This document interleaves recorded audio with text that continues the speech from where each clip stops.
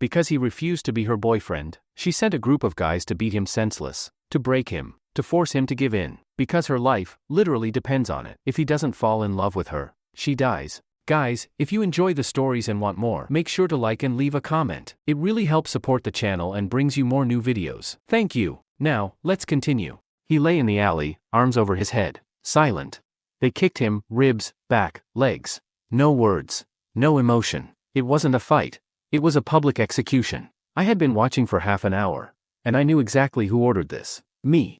Me. He said no to me. And I did the only thing I knew how to do. Sent people who always do what I say. Break him. Make him change his mind.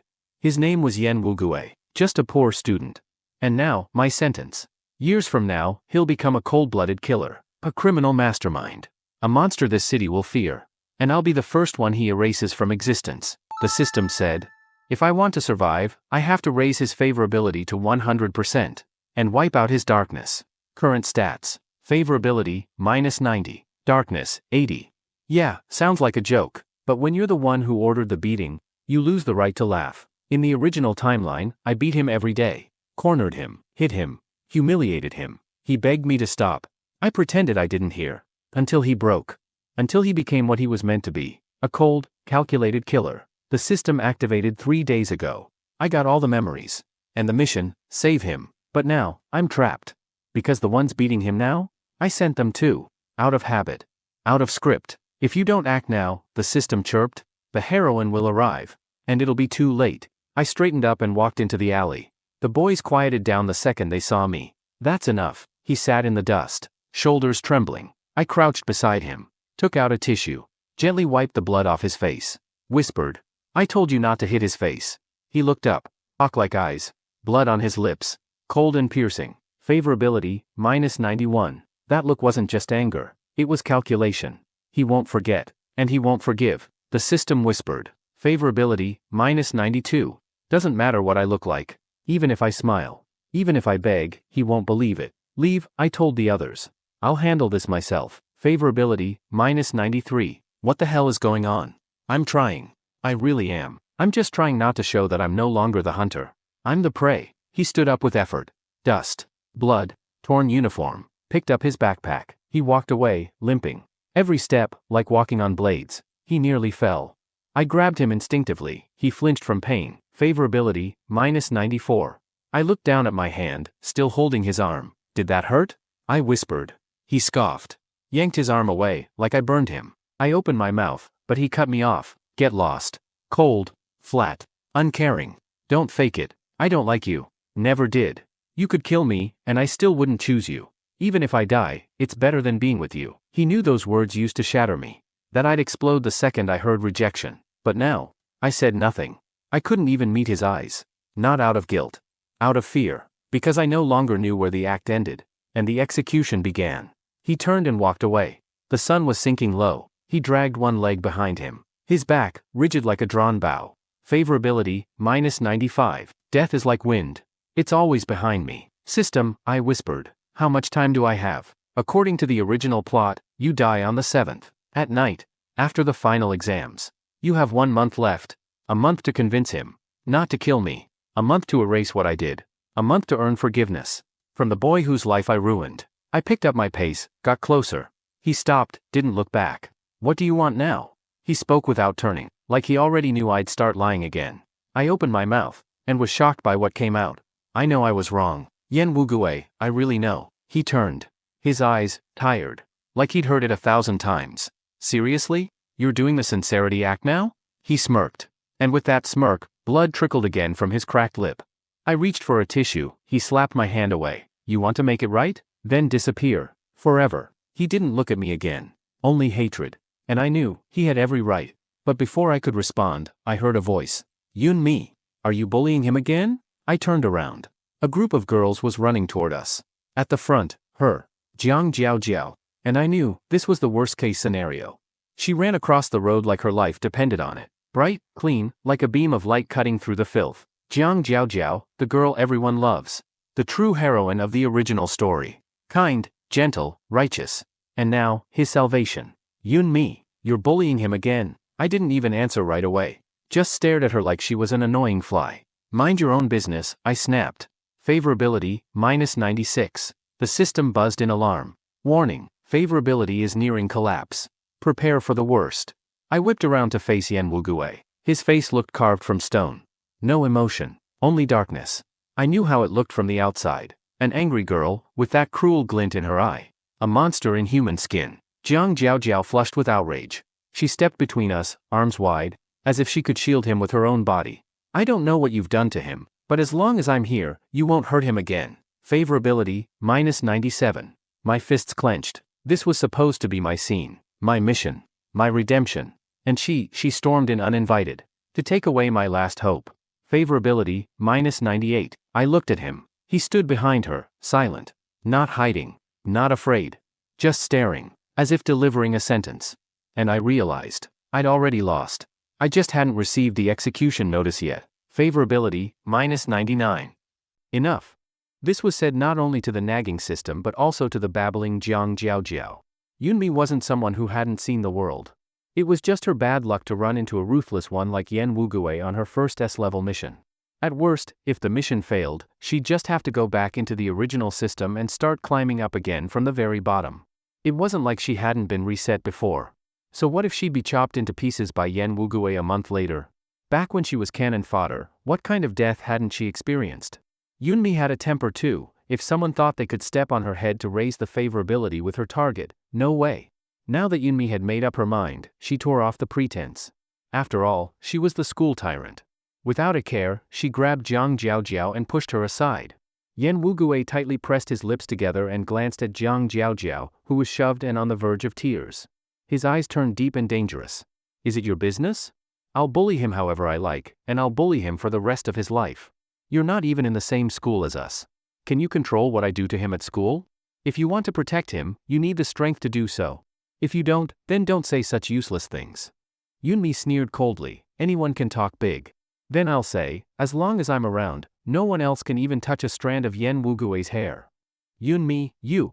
After saying that long string of words, the darkening value increased by 1% and the favorability had dropped to rock bottom. But seeing Jiang Jiaojiao's shocked and helpless look, so fragile yet unable to respond, made Yunmi very happy. Her original task was to save the villain. But now, she truly felt like a villain herself. Yunmi raised her head arrogantly, glanced at Yen Wugui, who now hated her to the bone, and regardless of what he thought, dragged him away. Yunmi, what are you doing? Jiang Jiaojiao blocked the way, worriedly looking at Yen Wugui, her chest heaving as she panted. Tell me, what will it take for you to let Yen Wugui go? Let him go? Yunmi felt like she'd heard a joke. She'd love to let him go, but would the system let her? Now she was just a catfish on the cutting board, waiting for Yen Wugui to plan her perfect execution. In your dreams, Yunmi said viciously. Even if I die, I'll take Yen Wugui with me. She'd completed dozens, if not hundreds, of male lead or male supporting character strategy missions before. But S-level was truly S-level. The male lead had a nasty temper, and he was a total psycho. Who could handle that? Yunmi pushed Jiang Jiaojiao away again. Her strength was too much, and Jiang Jiaojiao fell onto the edge of the road with a thump. Yen Wugui paused, trying to pull his arm from Yunmi's grip. But Yunmi wouldn't let go. She stared at him, giving a smile without any warmth. Yen Wugui was already over 180 centimeters tall. For Yunmi to whisper in his ear, she had to tiptoe high. She leaned close to his face, lowered her voice, and threatened recklessly, "Do you like her?" Yen Wugui's body stiffened. This reaction was understandable. After all, in the original setup, Yen Wugui was a supporting male character in Jiang Jiaojiao's life, madly in love with her. He was even willing to kill the male lead to be with her. My dad's company has business with her family.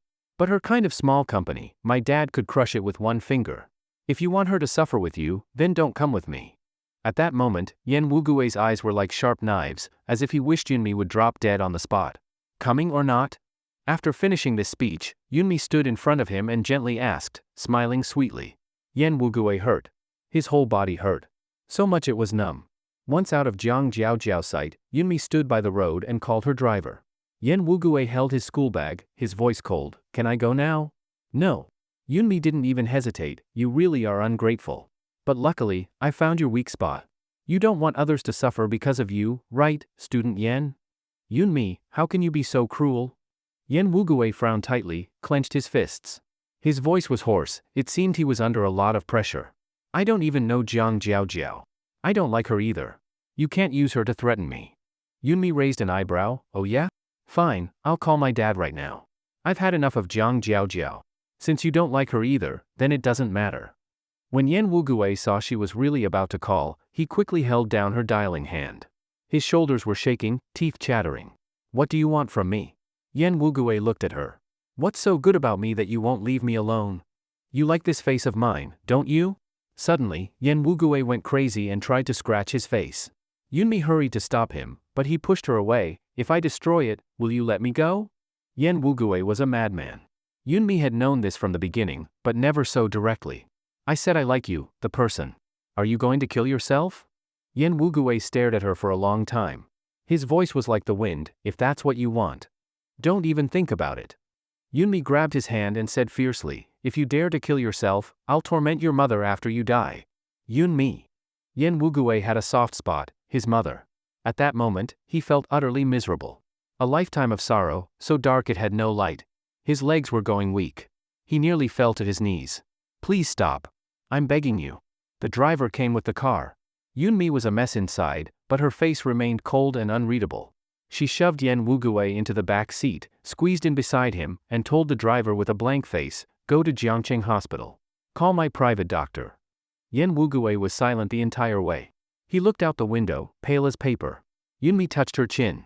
This situation wasn't what she had planned when preparing to win over Yan Wugui. Thinking back, what she said earlier had been really vicious. But she had no choice. If she failed the mission, she'd just be rebuilt. But if the target died, she'd be judged as failing to protect him, and her self-awareness would be erased. Without consciousness, she'd be nothing but a walking corpse. Yunmi shivered.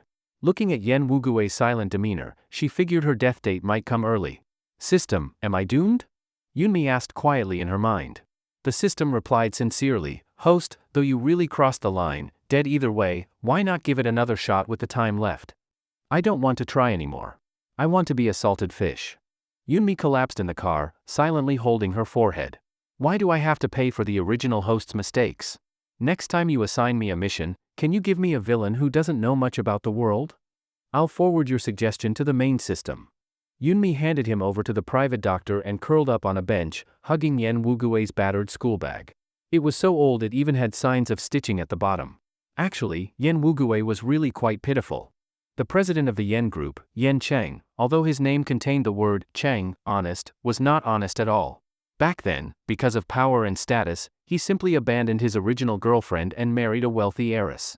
At that time, he had no idea that his girlfriend, Fu Jin, was already pregnant.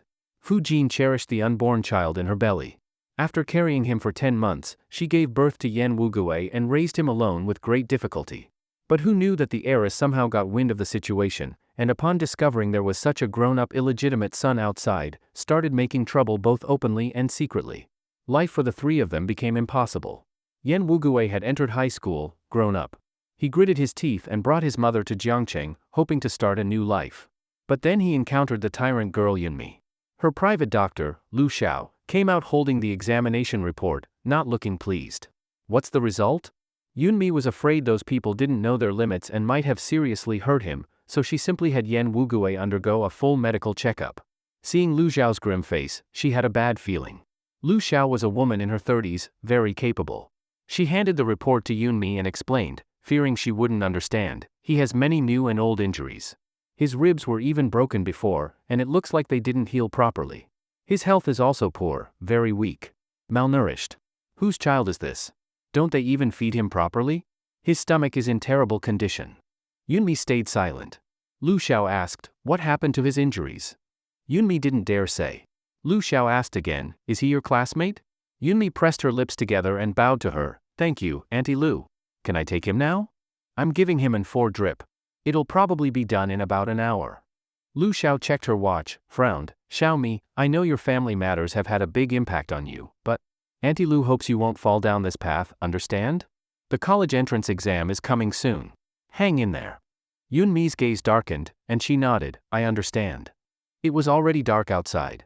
Yunmi quietly came in with a bowl of white porridge she bought outside. Yan Wugui was half sitting on the hospital bed, getting his 4 drip. The wounds on his face and body had been treated, and there were bandages on his forehead and the corners of his eyes. It looked rather ridiculous. Are you hungry? Yunmi carefully walked over, placed the porridge on the table, and obediently sat on the other hospital bed. I thought about it today. I was wrong. I really know I was wrong. I just wanted you to look at me more, but Yunmi couldn't excuse the disgusting things the original host had done and scratched her head in frustration. Forget it. She gave up explaining. Auntie Lu said your stomach isn't well. Drink some porridge, it's good for the stomach. Yen Wugui's eyes were very beautiful. The lights outside had already turned on, and his pupils seemed to be hiding the entire galaxy. But there was too much hostility in those eyes. Yunmi opened the porridge lid, placed a spoon beside it, and pushed it to his side. Yen Wugui laughed. He actually looked very handsome when he smiled, even with his face injured. But that smile was clearly sarcastic. A slap and then a sweet date? Yen Wugui's voice was cold. Do you think I'll be grateful to you? I didn't think that. Yunmi denied it outright, then gave up. Just pretend I suddenly grew a conscience. You hate me, as you should. Go ahead and keep hating. I give up anyway. Give up on what? Yen Wugui wasn't stirred at all by her words. I won't let anyone beat you again. Yunmi lowered her head, fully apologetic. I know you hate me. I know you want me to disappear forever. But, can we talk? Yunmi was naturally beautiful, but she always dressed flashily, wore makeup that didn't suit her age, with messy red curls symbolizing maturity piled on her head. Before, when she looked at Yen Wugui, it was either with mockery or hatred. A girl's hate is always hard to explain. She always thought she was heaven's chosen, and people like Yen Wugui, barely surviving, should kneel before her. But now, Yunmi's eyes shone with a strange clarity. She cautiously asked, just if, you really want to do something to me in the future, can you use gentler methods? I'm afraid of pain. In the original plot, Yunmi's death had no description, but judging by the ending, it must have been horrific. Yen Wugui would find sadistic pleasure from torturing her, and it would lead him down a path of no return. This mission was quite absurd.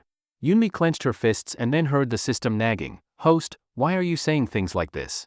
What if you're giving him ideas? Shut up. I'm gambling. Gambling that if she exposed Yen Wugui's thoughts, he'd have fewer of them. I don't understand what you're saying.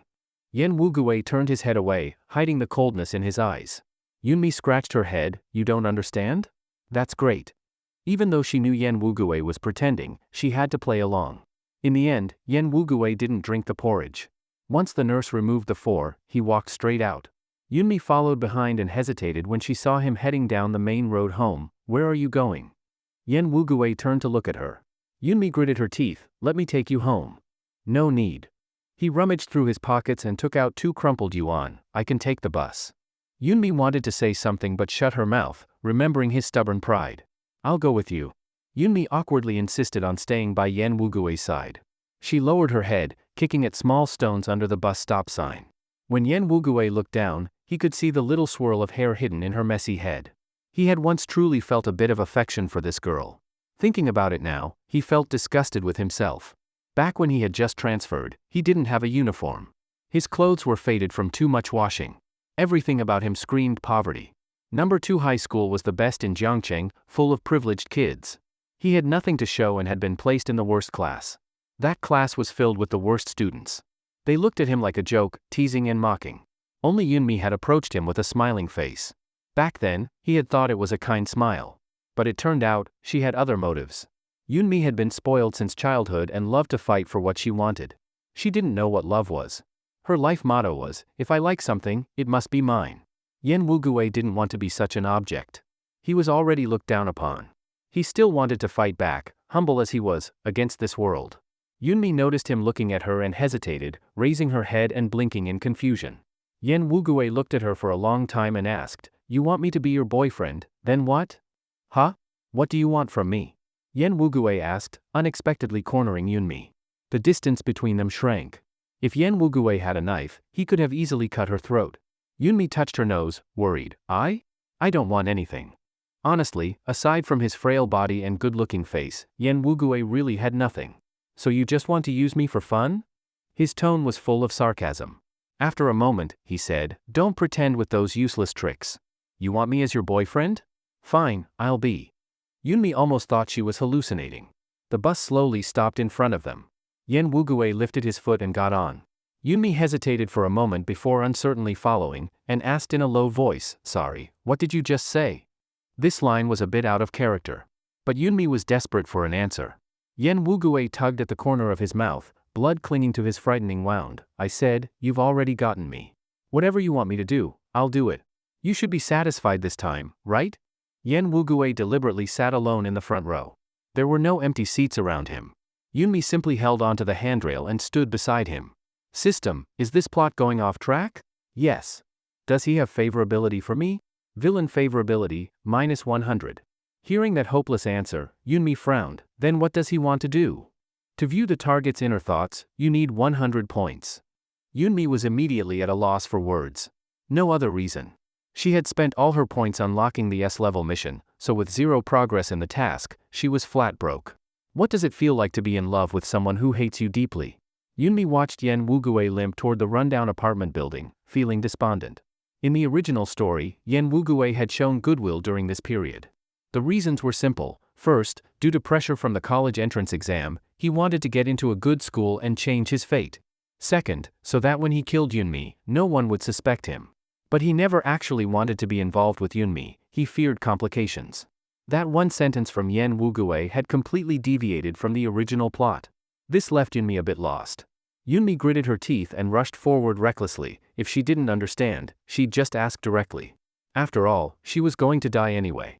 She had intended to tactfully probe Yen Wugui's thoughts, but the moment she opened her mouth, she wished she could strangle herself. Because she said, "Didn't you say you'd rather die than be with me? Why the change of heart?" Yen Wugui gave her a cold glance without saying a word and continued walking. Yunmi hurried to make up for it. What I meant was, what do you want, exactly? Yen Wugui's voice suddenly turned cold, full of hostility, as he grabbed the frail Yunmi and pinned her tightly against a street lamp.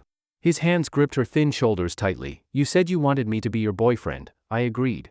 What more do you want? Yunmi, you really disgust me. Can't you just stop clinging to me, huh? His grip grew tighter. Yunmi frowned from the pain of his fingernails digging in. Yunmi was naturally delicate, and the pain made her eyes brim with tears as she looked up at him. Yen Wugui had never hidden his disgust for Yunmi, but suddenly, seeing that rare expression on her face, he looked momentarily dazed. Can you let go of me? Yunmi whispered, I told you, I'm afraid of pain. Yen Wugui abruptly let go and shoved his hands into his pockets. Only 1 month left, Yunmi suddenly said. I'll make it up to you. After saying this, she turned and walked away. That was terrifying. That look Yen Wugui had just now, he had nearly strangled her. Hey! In the original world plot you showed me before, did I miss some important detail? Yunmi hurriedly called out to the system in her mind. Why does he want to kill me so badly? Isn't it just? Yunmi's angry words stopped short. This wasn't just a few beatings. It was a whole year. Forget it. Yunmi gave up. She would just take it one step at a time. As soon as Yen Wugui got home, he tried to sneak into his room. He didn't want his overworked mother to worry about him again. But things never go as planned. As soon as he entered, he saw Fu Jin sitting under the dim light, holding her cross-stitch. She wore reading glasses, her fingers constantly weaving through the fabric. Yen Wugui stopped with his school bag in hand. Mom. Fu Jin looked up and, startled, accidentally pricked her finger. She gasped softly and quickly sucked the blood, standing up. You went fighting again? Yen Wugui pressed his lips together, eyes lowered. Yeah. Fu Jin immediately examined his injuries, heart aching. But she didn't dare promise anything, only said softly, then what should we do? I'll talk to your teacher tomorrow. The college exam is coming up, we can't go on like this. No need. I can handle it. Yen Wugui adjusted his school bag. It's late. You should go to sleep, Mom. Fu Jin paused. She looked down and asked with difficulty, Wugui, do you hate me? Yen Wugui had known since he was a child that he had no father and no support. So he was obedient and mature, working part-time during holidays and after school to support the household. Over the years, he had never given her trouble. Fu Jin always felt guilty. She could barely take care of herself, yet she brought him into a world full of suffering. Yen Wugui's chest rose and fell. He had hated her when he was very young. But now, his eyes softened slightly. No, you're overthinking. I'm going to do my assignments. Fu Jin sighed and rubbed her sore eyes. There's food in the kitchen if you're hungry. Heat it up yourself. I'm quite busy. Yen Wugui paused at the doorway, but didn't say anything. He didn't immediately take out his homework. Instead, he opened the desk drawer and took out a knife. This knife symbolized humiliation, and also the drive that pushed him forward. Back then, he was still young. His mother had taken him to Longcheng, trying to make a living with a tiny vegetable stall. Fujin was very beautiful when she was young, and some kids even envied him for having such a pretty mom. He used to be proud of that. Until he realized that a beautiful face wasn't always a blessing, it could be the source of disaster. He was only in elementary school then. When he came home, he saw a thug assaulting his mother. He screamed, cried, fought, and finally begged on his knees for the man to let her go. But the man easily tossed him aside. The thug, arrogant and smug, threw him the knife before closing the door, and said, "Kid, you're not qualified yet. Wanna kill me? Use this." Yen Wuguei looked down silently. The pain pulled him out of his memories. He expressionlessly wiped the blood from the cut on his hand with tissue and put the knife into his school bag. He'd had enough of this kind of life. Yunmi rolled twice on her soft princess-style double bed. Being born into a rich second-generation family had its perks. Her dad didn't care, her mom didn't love her, but so what? As long as there's money, it's all good. No matter the world, money is truth. Yunmi was basking in that thought when a warning suddenly sounded in her mind. She immediately sat up straight. What? The system has detected that the target's favorability has dropped below the lower limit. A key item has now been activated. The original plot is beginning to deviate. Host, please be alert. Host, please be alert. Deviation? What kind of deviation? What key item? As long as something doesn't follow the original world plot, the storyline will deviate. Yunmi wasn't a rookie, she was already very familiar with situations like this. She understood that what the system meant was that a new plot was about to happen, one that would strongly influence the preset life path of the strategy target. Just a moment ago, Yunmi had thought there was no turning point, and now what? Was the target starting to go off script? The system quickly pulled up an image, showing only the appearance of the key item. A sharpened spring-loaded knife. Labeled with, one of the main tools used to kill Yunmi. Choose to view the deviated plotline, only 100 points. Please choose, host. Yunmi's expression changed, half the color drained from her face. Now that this thing had been activated, it really looked like her death date had moved up. Damn it. It's over. Yunmi irritably scratched her head. She knew it, Yen Wuguei suddenly saying he'd be her boyfriend was super suspicious. Turns out he just couldn't hold back anymore. If it followed the original Yunmi's mindset, hearing Yen Wuguei's reply would have made her so happy she'd let down her guard. Just like in the original, when Yen Wuguei suddenly suggested they have a private talk. In the original plot, Yunmi disappeared after that talk and a cup of milk tea. Yunmi furrowed her brow all night. Thinking she might as well try pleasing the villain to struggle a bit longer, she bought breakfast for two on her way in. Senior year is busy. Morning self-study starts at 6:30. Yen Wuguei was a good student. He cared about his mom, had no money, and hadn't had breakfast in all 3 years of high school. Yunmi planned to try the gentle and caring route, but wasn't sure if it would work on someone who was dead set on killing her. Yunmi was a poor student, she'd never once shown up for morning study. When she walked in, the whole class was shocked. Yen Wuguei didn't even lift his head at the noise, still bent over his desk in the back, working on a worksheet. Mijia, did the sun rise in the west today? Faced with the teasing from her useless friends, Yunmi gave a forced smile. Don't talk nonsense. When she casually walked past Yen Wuguei, she slipped the breakfast she bought into his desk drawer. Then she sat 3 rows away from him. Yen Wuguei frowned. He looked down at the fragrant soy milk and 3 greasy meat buns, then peeled off a sticky note on the plastic bag. The girl's handwriting was worse than a spider's crawl, sprawled out messily, "Boyfriend, make sure to eat your breakfast properly." Yen Wuguei expressionlessly crumpled the note and threw it into the trash. He wasn't hungry at first. But the smell made his stomach growl nonstop. These past 2 years, he'd often gone hungry. His stomach ached and cramped. He looked up briefly at the girl laughing with a group of delinquent boys. She was fully engaged and didn't glance at him once. Yen Wuguei, feeling hopeless, lowered his head and cautiously took a sip of the soy milk. There were peanuts and sugar in it. Surprisingly tasty. But Yunmi wasn't ignoring him at all. She knew that if she stared at him, Yen Wuguei would rather starve than take a bite. So she busied herself joking with her usual gang, while inwardly she was a nervous wreck. How's it going, system? Did he eat? He did. The system cheered. Yunmi let out a sigh of relief. Check the favorability. Villain favorability, -100. Damn. You ate my food, and you're still this ruthless? Yunmi was stunned. Forget it, system. I don't want to check anymore. Just block that function. No point hearing things that'll only make me mad. Favorability, let fate decide. Understood, host. Yen Wuguei kept eating, unable to stop once he started. But he restrained himself and ate only one bun, leaving the other two. He carefully hid them at the back of the drawer. Yunmi had money, her food was naturally good. The buns were stuffed with a whole lump of meat, thin-skinned and juicy. Judging by the bag, they were from a well-known breakfast chain. He planned to bring the other two home for his mom to try. The girl seemed to say something to her friends, then picked up her bag and walked toward him. Yen Wugui froze as she pulled out the chair next to him and sat down. She laid out a clean worksheet and looked at him with hopeful eyes. "Boyfriend, can I copy your homework?" Her voice was very soft, tender and gentle. Yen Wugui was startled. "Didn't you never do homework before?" The girl smiled sweetly, tilting her head. "So you were paying attention to me, huh? You're imagining things." Yen Wugui's face was cold, his tone mocking. "Everyone knows your grades are so bad they're in the negatives. If it weren't for your dad, you'd have been kicked out already." Yunmi's mouth twitched, she almost laughed from anger. "Fine, don't let me copy. I'll just write it myself, okay?"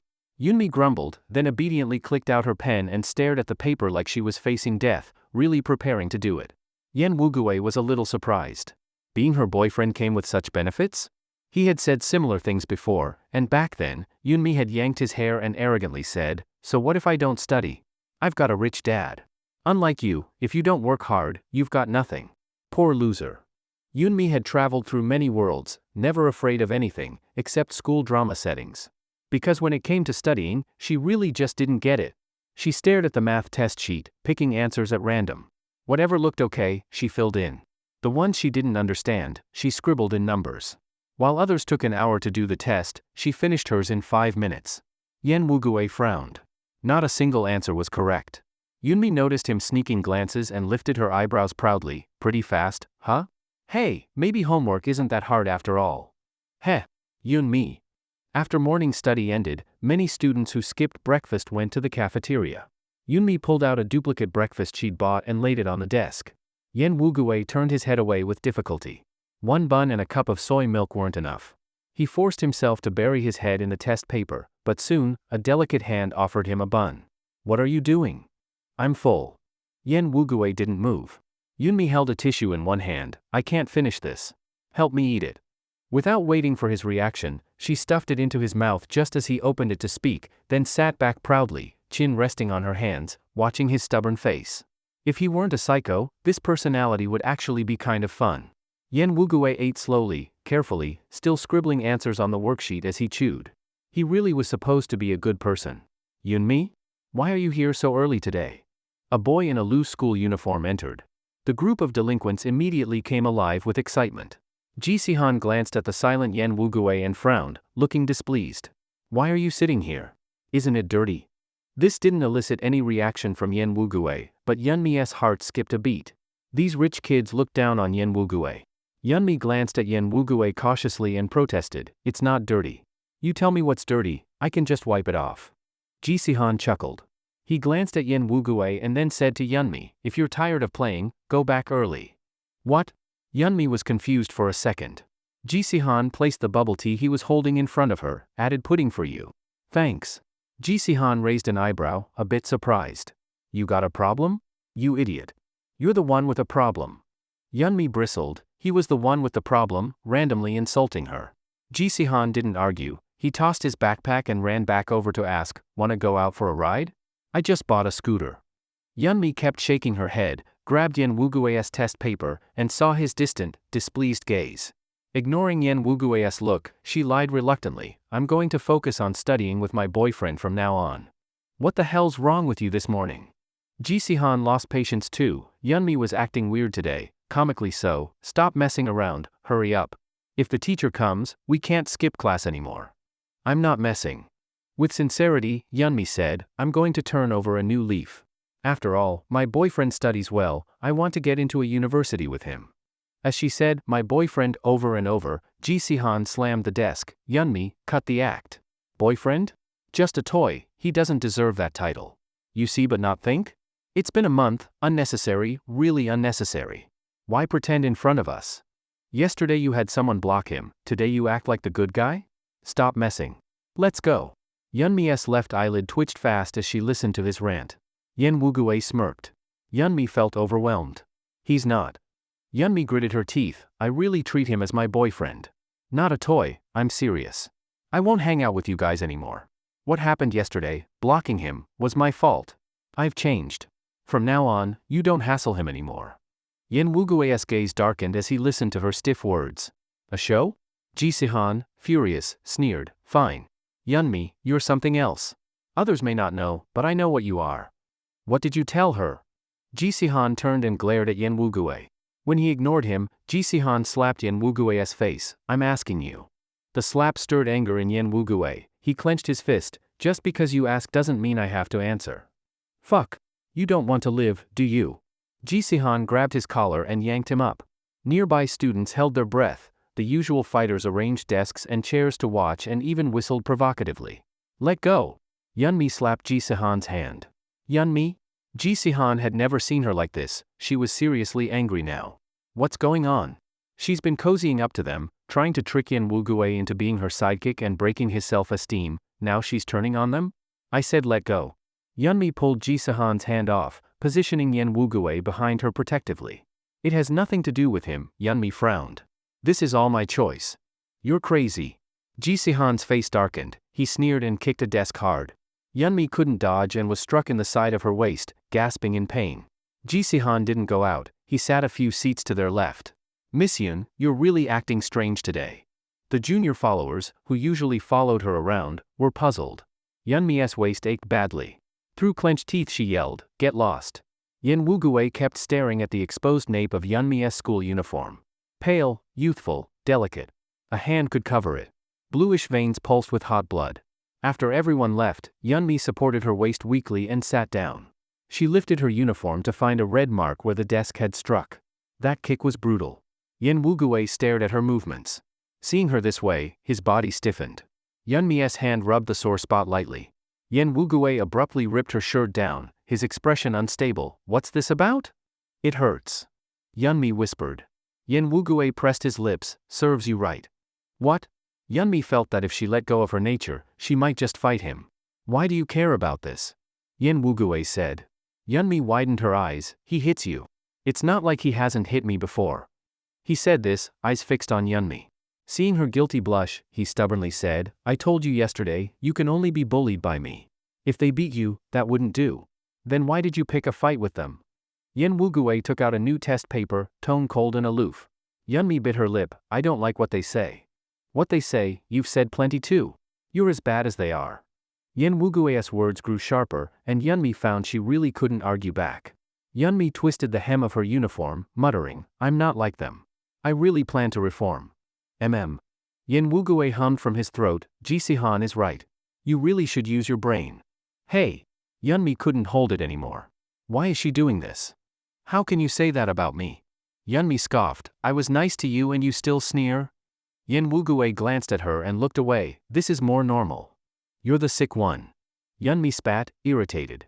She looked at the bubble tea and threw it into the trash with a lift. Why not drink it? I was being nice. Yen Wugue spun his pen. Yeonmi looked down in despair. I'm not drinking. I'm full. Also full of anger. After this incident, class was uneventful. The teacher didn't care where Yeonmi sat, she wouldn't study anywhere. Seeing she wasn't disturbing Yen Wugue, the teacher didn't pay more attention. Bored, she leaned on the desk and invoked the system desktop in her mind, looking again and again, nodding off. Suddenly the class stirred. Yeonmi looked up and rubbed her eyes. The school regularly searches students' bags, especially in this class, it's very strict. Contraband like pocket knives, phones, novels, etc., if found, parents are called. Yeonmi didn't care. She wouldn't dare bring her phone, she didn't have anything else. When the inspection team rushed in, she stood up with hands behind her, obediently waiting. She glanced at Yen Wugue, he didn't move, and said, Teacher is searching. Yen Wugue stayed still. Yeonmi was puzzled, seeing his expression wasn't good. The teacher reached the back row. Yeonmi passed her bag. The female teacher flipped through it and went on to grab Yen Wugue's bag. Yeonmi barely had time to settle when the teacher overhead sharply said, What is this? Yen Wugue's face was expressionless. Knife. The homeroom teacher heard the commotion and rushed over. Just as she was about to explain, she saw the item and didn't dare say anything. Why did you bring this to school? What's your name? The teacher fired off a series of questions, and Yeonmi immediately understood. So this was the plot deviation point. If it had been those idle rich kids found with contraband, it wouldn't be a big deal. But it was Yen Wugue who got caught, and this wasn't a novel or a phone. Getting caught with this meant expulsion. Yen Wugue refused to say why he brought it to school. The female teacher got angry. Just as Yen Wugue finished stating his identity and was about to leave with the teacher, Yunmi pushed herself up from the desk. Wait! The female teacher from the inspection team was stopped and frowned. What is it? Yes. Yunmi glanced at Yen Wugue, who looked like he had either given up struggling or been scared stiff, took a deep breath, and said, he didn't know the knife was in his bag. Yen Wugue abruptly looked up, his gaze complicated as he looked at Yunmi. Yunmi pursed her lips. I put the knife in there. Everyone gasped. Ji Sihan's eyes were full of curiosity. What do you mean? Yunmi swallowed hard. The fear imposed by teachers was deeply ingrained in her bones, but what could she do? If Yen Wugue got expelled here, his life wouldn't follow its original path. If that happened, the storyline challenge she'd face would be unknown. Yunmi didn't like unknown missions. Yunmi couldn't come up with a plan in time, and the female teacher snapped, You, come with me to the office too. Yunmi walked side by side with Yen Wugue. She lowered her voice and said, no matter what the teacher asks later, just say you didn't know anything. Got it. I put it in. Yen Wugue answered firmly. Yunmi nearly exploded. Don't talk nonsense. You'll get expelled. I did it. Yen Wugue wouldn't change his statement. She grabbed Yen Wugue's uniform, about to say something, but the teacher noticed their actions and got angry. No whispering. Remember what I said. Yunmi said this and walked into the office with her head held high. Tell me, what happened? Yunmi was afraid Yen Wugue would speak first, so she quickly answered. Just like I said in the classroom, the knife was put there by me. The female teacher didn't believe it and asked, why? I wanted to threaten him. She frowned. Yunmi's bad reputation had already spread, and some teachers were aware. She was a very righteous person and slammed the table. Yunmi, how dare you? Threatening a classmate? What did you want from him? Yunmi was momentarily speechless and a little ashamed, but at this point, she could only say, threaten him to be my boyfriend. Great. The female teacher was the grade director. Hearing this, she immediately decided to call Yunmi's parents. She didn't even bother confirming with Yen Wugue. This kid had good grades and was obedient, there's no way he'd do something like this. But Yunmi was highly suspicious. The female teacher let Yen Wugue go. Seeing he didn't move, Yunmi got anxious and pushed him out the door. The female teacher's name was Jin Yen. In front of all the other office teachers, she scolded Yunmi harshly. Trash of society, disgraceful. Yunmi took it all. Yunmi's father, Yun Changyuan, came in and quickly understood the situation. He raised his hand and slapped Yunmi hard, with full force, swelling half her face instantly. Her teeth bit her lip, and blood started pouring out. Look what you've done. I'm so disappointed in you, Yunmi. Bullying classmates and even pulling a knife? Today I'm pulling you out of school, will I be pulling you out of the police station tomorrow? Look at yourself, do you look like a proper girl? Have I spoiled you too much, letting you run wild? Yunmi swallowed blood in her mouth. Tears streamed down from the pain. She sniffled and said, You spoiled me? You don't even care about me. When did you ever spoil me? What are you talking about? Yun Changyuan was furious. Yunmi stubbornly held her ground. Am I wrong? Every day you're either with Xiao Liangyu, the mistress who got my mom killed, or taking care of that maybe your son. Do you even remember you have a daughter? Spoiled me?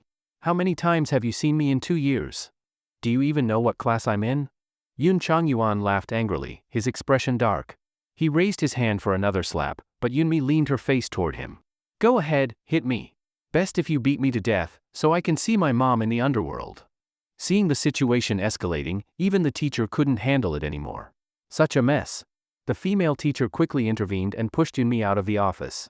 Yunmi lowered her head, tears falling, not from sadness, but because it hurt like hell. A shadow loomed over her. Yunmi looked up slightly and saw Yen Wugue had never left. She quickly wiped her tears with her sleeve, her face twitching in pain. Why haven't you left? Why did you say that to the teacher? Yen Wugue had been thinking about that ever since they left the office. Yunmi, having suffered under Yun Changyuan, didn't back down at all in front of Yen Wugue. You wanted the teacher to expel you with this? I won't allow it. Don't even think about escaping from me. Yen Wugue's Adam's apple bobbed, he wasn't sure how he felt. Then he sarcastically said, You look ugly when you cry. Yunmi cried even harder. And then she realized something big. Yun Changyuan had frozen her bank card. Compared to a slap, that threat hit harder. But Yunmi didn't feel she had done anything wrong.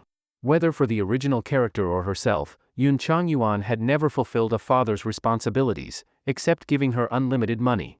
Now the money was gone. Yunmi sobbed, tears falling on her phone. It's over. She was broke. Yen Wugui got irritated by her crying. Who would have thought the little tyrant could cry like a frenzied wild cat? He dug out a crumpled tissue and handed it over. Stop crying.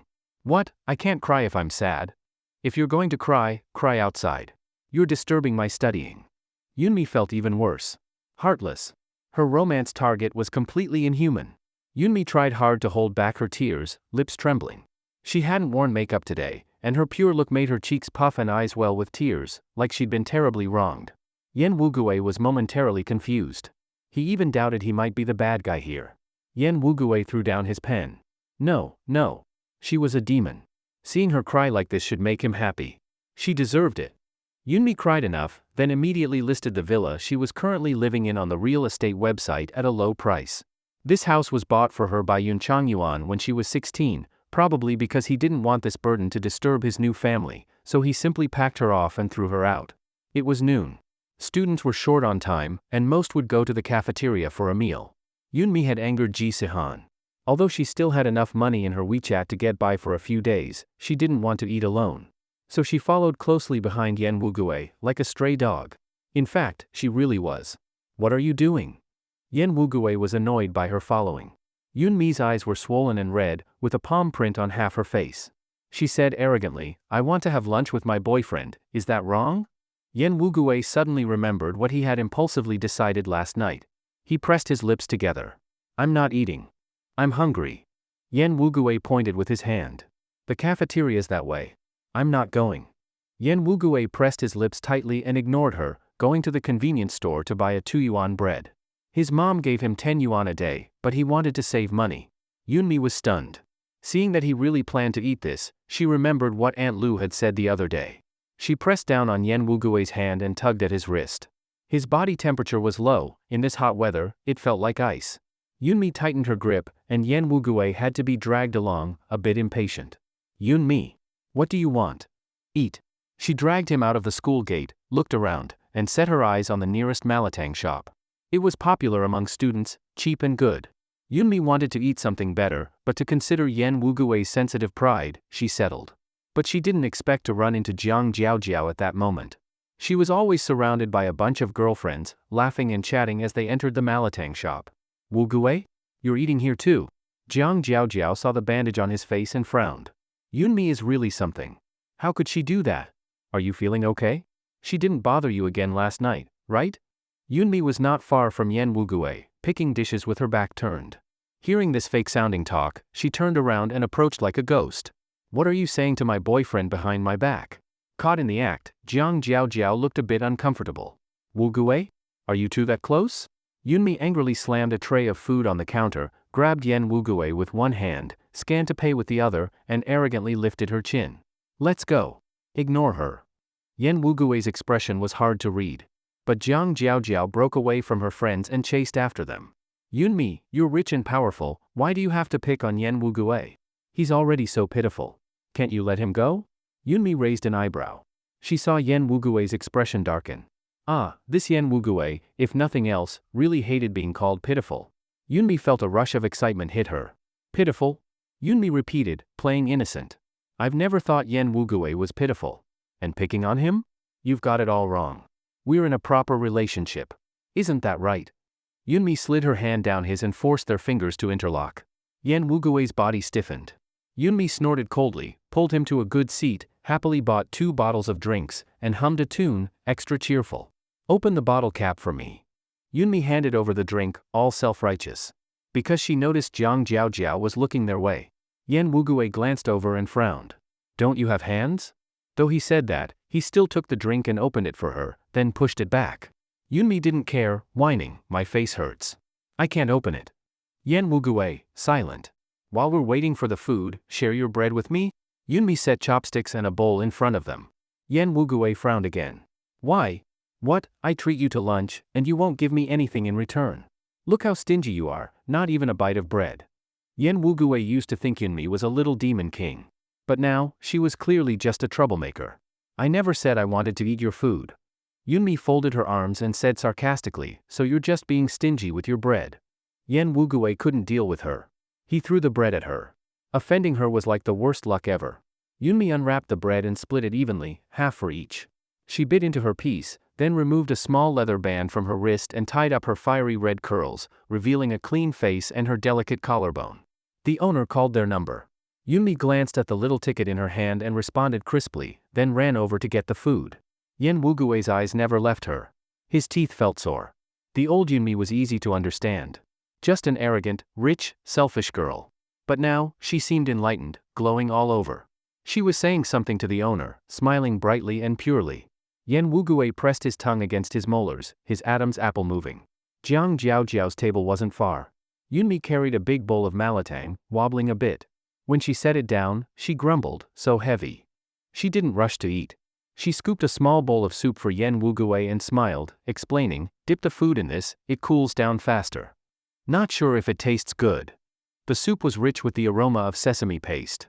Yunmi stirred the soup with her chopsticks, mixing up the floating sauce on top.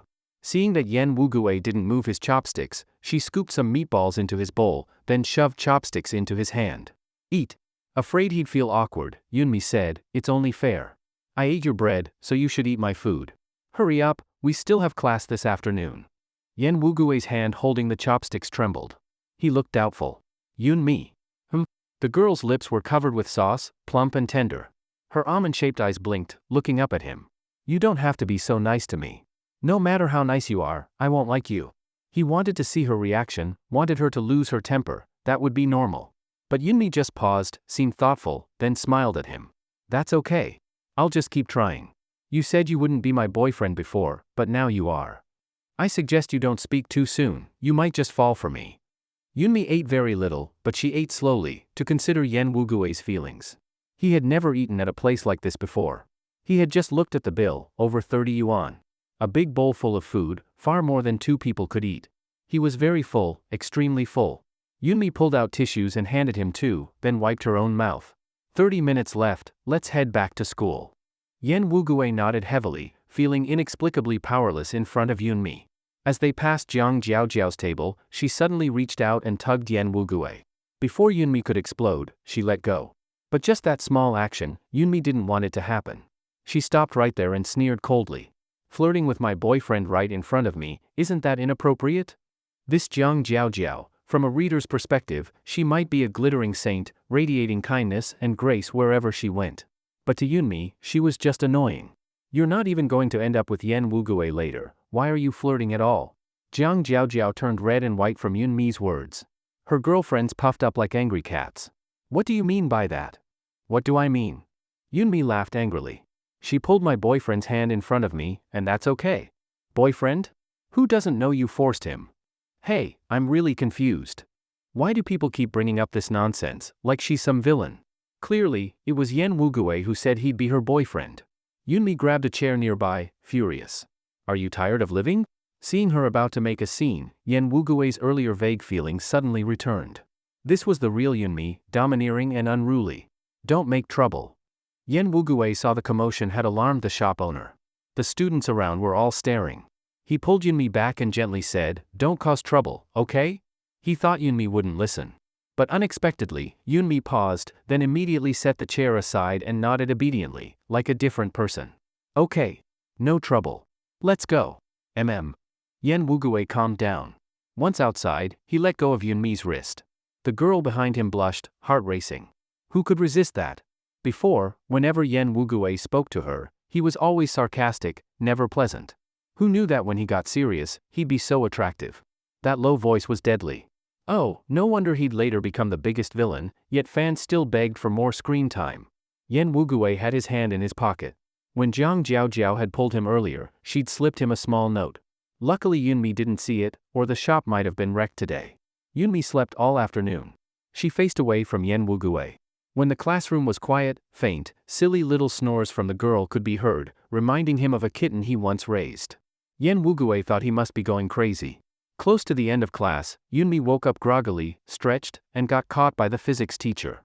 Yunmi, come explain this problem. Problem? What problem? What could she possibly explain? Yunmi stood up hesitantly, looking at her Chinese book that had been soaked with drool. Can't explain? The physics teacher looked like he expected that. Then stand. Yunmi scratched her head, shoulders slumping. Ji Sihan was quite skilled at kicking people when they're down. He turned and snickered. Yunmi used to sit with Ji Sihan. She moved to please Yen Wugue, which broke that relationship. Now she had no allies in class, and Yen Wugue still treated her coldly. Yunmi looked out the window. The sun was half set, the sky painted in red clouds. Layer upon layer, very beautiful. Yunmi looked at the scenery. Yen Wugue looked at her. The girl was surrounded by a soft glow, her skin blooming with a faint pink. Yen Wugue twirled the pen in his hand. He heard Yunmi sigh. She turned her head, eyes lowered. Boyfriend, what are we eating tonight? Yunmi was good looking. It hadn't been obvious before, but now she looked so pure. Curved brows, smiling lips. Endless gentleness. Yen Wugue thought of this and couldn't help but mock himself in his heart. Gentle? She was only being gentle while waiting for the day she could laugh at him. Don't want to eat. Oh. Yunmi expected that. She smiled, lips pressed. But I want to eat. You're my boyfriend, you have to go with me. Yunmi's bank card had been frozen, and her driver was dismissed. She had to take the bus herself. Her house was about to be sold too. After the agent saw it, many buyers contacted her. If the paperwork went quickly, today might be her last happy day in the big villa. Yunmi was reluctant. But she didn't want to bow to Yun Changyuan. The villa sold for 3 million. The buyer had some ties with the Yun family, an old rival. After learning this, Yunmi signed the contract without hesitation. Yun Changyuan would definitely buy the villa back. How could he let others say his daughter had no money and had to sell her house? This was her well-calculated plan. With the money, Yunmi rented an apartment near Yen Wugue, in the same building. But she didn't dare tell him, afraid he'd ruin her mission on the spot. Yunmi quietly brought Yen Wugue breakfast every day and made sure he ate 3 meals regularly. Yen Wugue passively accepted it, saying nothing. But his attitude did soften a little. What school are you planning to apply to? Yunmi asked while eating small side dishes with him. Yen Wugue was going to apply to Jiangqing University, because he didn't want to be far from his mother. Sure enough, he didn't break the plot. He honestly applied to Jiangda. Yunmi nodded. Then what major? Computer science, I guess. Yunmi shivered. No way. The male and female leads were also applying for computer science. They'd become classmates, and the male lead's background and grades would completely overshadow Yen Wugue. That would stir his competitiveness. This was one of the triggers for his dark turn. How about medicine? Yunmi said casually. Yen Wugue didn't want to be controlled. As expected, he frowned. Yunmi pretended not to see and said, medicine is good, high job prospects, high salary, strong skills. Needed everywhere. Most importantly, saving lives and helping the injured is a good thing. Maybe it could help Yen Wugue shed his villain role and become a good person? Not interested. Yen Wugue said blandly, I'm full. He had long seen through it. Bringing him to eat was just pity. He was grateful.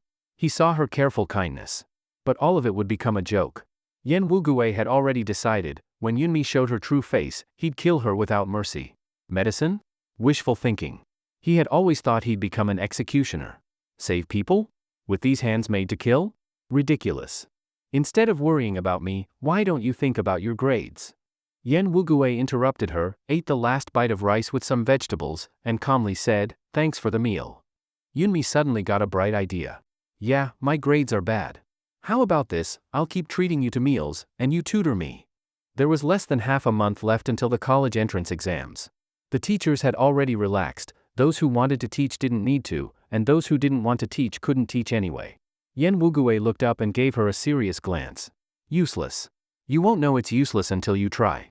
Just saying thank you without any real action? Yunmi pouted. I'm actually smart. Smart enough to come last every time? His words were truly savage. Yunmi wrinkled her brow and didn't speak. Yen Wugue did hesitate for a moment because of her expression, then heard Yunmi mutter under her breath, isn't there a saying, sharpening your spear just before the battle may not make it sharp, but at least it shines. You haven't even sharpened, how can you say I can't? Yen Wugue didn't like owing favors. Because of Yunmi feeding him lately, his life had been much better. He even brought leftover snacks to his mom. Hearing he had a friend at school made her happy too. Evening self-study, 2 hours. As soon as she heard him agree, Yunmi's eyes lit up. She shook her chopsticks, looking extremely happy. You agreed, no backing out. Yen Wugue felt an inexplicable emotion inside. He looked into Yunmi's eyes as if trying to see through her soul. You're not like you used to be, Yen Wugui suddenly said. Yunmi felt her scalp tingle, and then heard the system coolly comment in her ear. I already warned you not to break character, but you wouldn't listen. Yunmi really panicked for a moment, then arrogantly said, of course. Maybe we won't see each other again in the future. I'm just trying to make it up to you while there's still time. To ease your conscience? Yen Wugui asked. Yunmi didn't know how to act. Saying yes was wrong, saying no was also wrong. She lowered her head, looking aggrieved. If you think that way, I can't help it. Yen Wugui sneered. I'm leaving first. Yunmi had no idea which nerve she had touched. She shoved some food into her mouth, then ran out after him like a piece of clingy plaster. During this time, Yunmi hadn't reconciled with her group of bad friends. Ji Sihan got impatient. Seeing her all lovey-dovey with Yen Wugui again, and even studying, he said as he passed by. Seriously, Yunmi?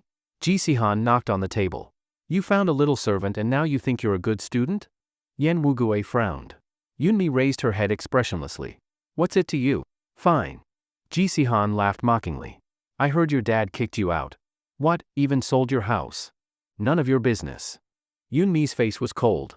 Ji Sihan pulled out a chair and sat opposite them, raising an eyebrow at Yen Wugui, then at Yunmi. You spend money like crazy. One house's worth is enough for you? Why not flatter me a bit? I can ask my dad to say something nice to your dad. Better than sticking with this penniless loser, right? Enough already? Yunmi slapped the table and stood up. This guy barely had a role in the original plot, why is he all over her now? Doesn't he see her main mission target is moody and about to get mad? Ji Sihan may want to die, but she doesn't. I've got something to do, I'm leaving. Yen Wugui folded his half-done worksheet and neatly placed it in his book, clearly unwilling to get involved. Ji Sihan had long legs and stretched them under the table to block Yen Wugui's path. He joked, what, our top students busy? Washing dishes or serving food? Yen Wugui held back his anger, coldly staring at Ji Sihan. Just as things were about to blow up, Yunmi stepped between them. Ji Sihan, do you have something to say to me? Let's talk outside. Ji Sihan didn't like her anxious expression. He sneered, sure. Let's go. As Yunmi passed by Yen Wugui in the narrow aisle, her body brushed close.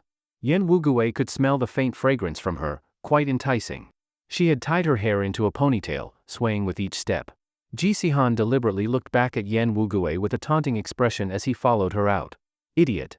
Yen Wugui muttered. Some strange impulse made him follow them shortly after. Under the streetlights on campus, the girl's face was red with anger. She snapped, are you crazy, Ji Sihan?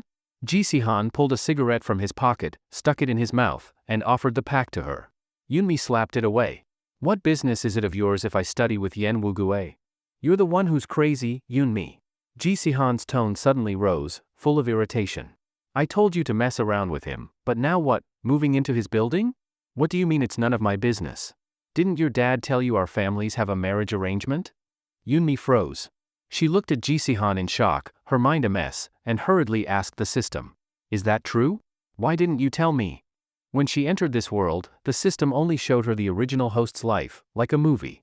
But the scenes always followed her target. As for her character, there really weren't many clips to watch. The system sounded helpless. I didn't know either. Yunmi was about to explain when Ji Sihan said, do you know what you look like now? A simp. A stalker. Yen Wugui doesn't know you live right under his apartment, right? I see you sneaking around like a thief behind him every day. It's pathetic. Yunmi was so angry, she couldn't even curse before her blood felt like it was running backward. Not far away, Yen Wugui was staring at her. With a complicated expression. Ji Sihan also noticed her reaction, turned his head, and smiled. Well, someone overheard. Let's lay it all out. Ji Sihan said, you can either back off yourself, or I'll make him leave, or tell your dad you found him such a great son-in-law. Your choice. A threat. Yunmi clenched her fists, jaw tight. Yen Wugui's lips curled into a strange, meaningful smile. Yunmi, you're really something. Yunmi spent the whole night thinking about what went wrong. She was clearly just a cannon fodder female side character in the original setup. Actually, side character wasn't even accurate, she was more like a background extra. Even background extras in an S-level mission have to go through emotional carnage? Yunmi thought hard, sighing as she lay in bed. When she heard movement outside the door, she was startled and sat up. She looked out through the peephole and immediately thought, this is bad. In the middle of the night, Yen Wugui came to her door? He had no expression on his face. Yunmi nervously looked around. If he attacked now, at least she had a mop to defend herself. Yunmi gripped the mop tightly and opened the door. Yen Wugue wore a white t-shirt and loose black shorts, with slippers on his feet.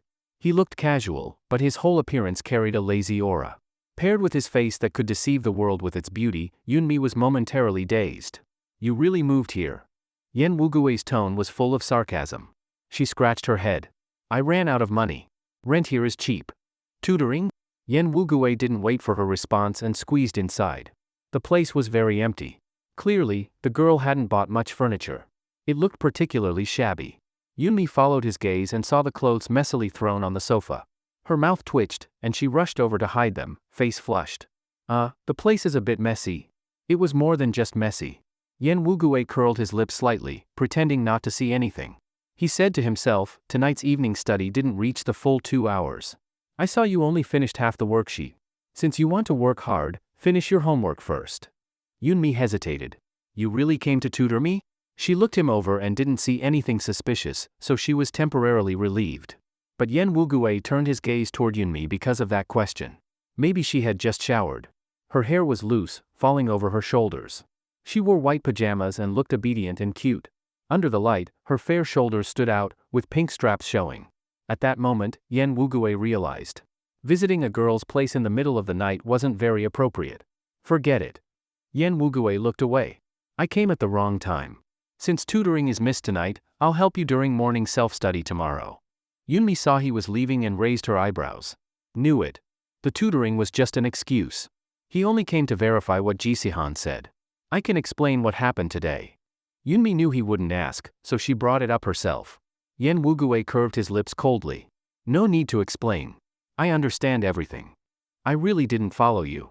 I just rented the place below yours, not. The more Yunmi explained, the more confusing it became. She gave up. I just wanted to be closer to you. Nothing more.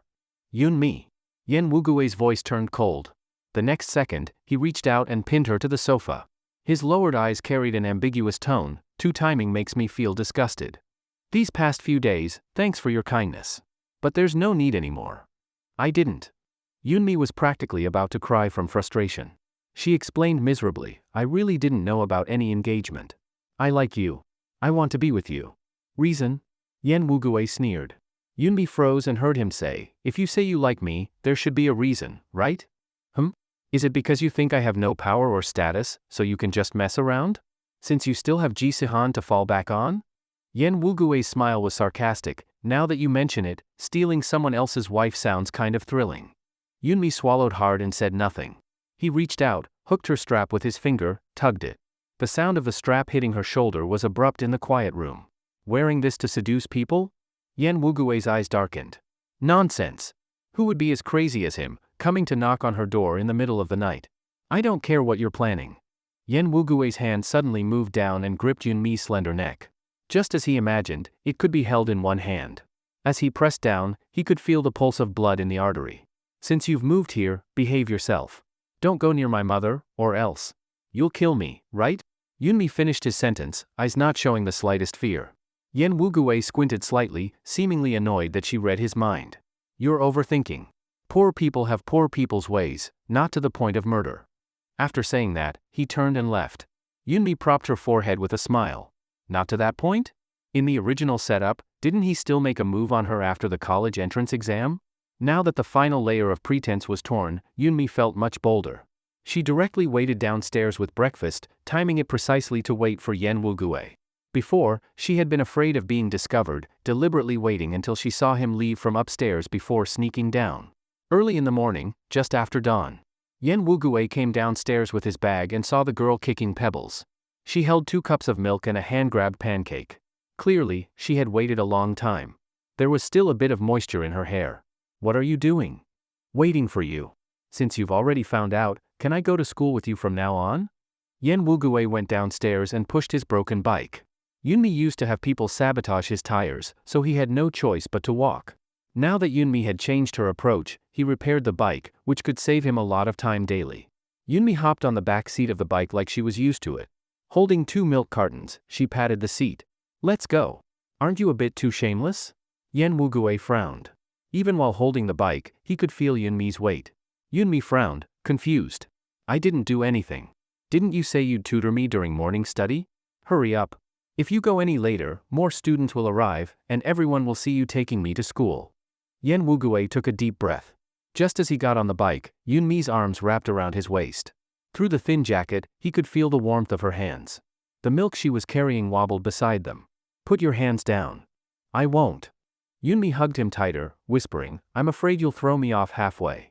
Yen Wugui's Adam's apple bobbed. He forcibly held back his anger. He seemed to have a cleanliness obsession, ridiculous for a poor kid to have such a habit. He especially hated being touched, especially by Yunmi. The girl's hand, to be honest, wasn't very honest. Her somewhat cool hand transmitted warmth through the thin clothes. Sometimes, due to the speed he was biking, it would suddenly tighten, then loosen again, creating a tickling sensation around his waist. Yen Wugui's face felt a little hot. Even though he didn't quite understand why he felt this way. He rode the bicycle swiftly and, in a place where no one could see, put Yunmi down. I'm going to park the bike, you go wait for me in the classroom. Yunmi pouted. Isn't this just because he didn't want others to see the two of them together? She didn't even know what there was to hide. Who in school didn't know what kind of relationship Yen Wugui had with her? Okay. Yunmi nodded, handed over the food she was holding, remember to eat it. I'm off. The girl's red ponytail swayed, her fair arms in the short-sleeved uniform hugging her backpack, smiling brightly. She looked very pure when she wasn't wearing makeup, with shallow dimples at the corners of her mouth. Yen Wugui was briefly dazed, then tightly pursed his lips and nodded stiffly. Yunmi sighed. The date to determine if she would pass was getting closer, making her more anxious. She couldn't tell whether Yen Wugui was genuinely good to her, or if he was just, as described in the original setting, slowly boiling a frog in warm water to lower her guard. System, help me check Yen Wugui's favorability rating. Yunmi had been wanting to check these past few days, but didn't dare to. She was afraid if it showed -100, her mental state would collapse. Okay, host. Querying now, please wait. Villain favorability, -70. Yunmi paused in her steps, both surprised and disappointed. She was surprised that being nice to Yen Wugui actually had some effect. Disappointed that the effect didn't seem that great. Host still has a chance, keep it up. Yunmi felt a little regret and turned off the favorability reminder. She had no idea where Yen Wugui's score had dropped from anyway, so might as well not panic. Turn this feature back on, and don't turn it off again. Okay, host. Yunmi paused at the school gate, ready to test something. Sure enough, within 5 minutes, Yen Wugui came to the gate pushing his bike, the breakfast in his hand mostly eaten. When he saw Yunmi, his eyes narrowed. You. Before Yunmi could show her self-proclaimed charming smile, she heard the system prompt, villain favorability, -71. Yunmi's smile immediately turned into a grimace. What kind of sensitive freak is this? She hadn't done anything, just showed up in front of him and didn't follow instructions, and the favorability dropped? I want to go in with you. Yunmi forced herself to hold up her weakened body. Yen Wugui set aside his half-finished soy milk. You look pale. Are you not feeling well? Of course she was angry, because of you. No. Yunmi took a deep breath and raised her head, looking delicate and weak. I was just thinking, if I leave, I'll be away from you for 10 minutes. We probably won't be spending much time together anymore. I don't want to be apart from you that long. Villain favorability, -72. Yunmi, MMP. Now it's clear, Yen Wugui doesn't like clingy, disobedient people. Forget it, I'm leaving. Yunmi turned to leave, but heard Yen Wugui say, since you want to stay with me, then come along. Villain favorability, -70. What the hell? Yunmi regretted turning the system notifications back on, it was like a roller coaster. She had no idea what Yen Wugui had been thinking during those few minutes for the score to fluctuate so much. Yunmi obediently followed behind Yen Wugui. The sound of the bicycle rolling over fallen leaves on the ground was especially clear. He parked the bike, slung the old backpack over his shoulder. Let's go. It was the first time classmates saw Yunmi come in with Yen Wugui. Everyone was buzzing about it. Yunmi had indeed changed a lot recently. A boy in the front row boldly asked, Yo, what's going on here? Has brother Yen finally given in? Stop talking nonsense. Yunmi blushed, not out of shyness, but from anger. She was really afraid that comment would give Yen Wugui the wrong idea, so she quickly stopped it. After a while, with no system notification and no reaction from Yen Wugui, she cautiously stayed in character and said, What brother Yen? You should call him brother-in-law me. Many in the class called her sister me, some respectfully, others mockingly. All right, brother-in-law me. The boy smirked mischievously.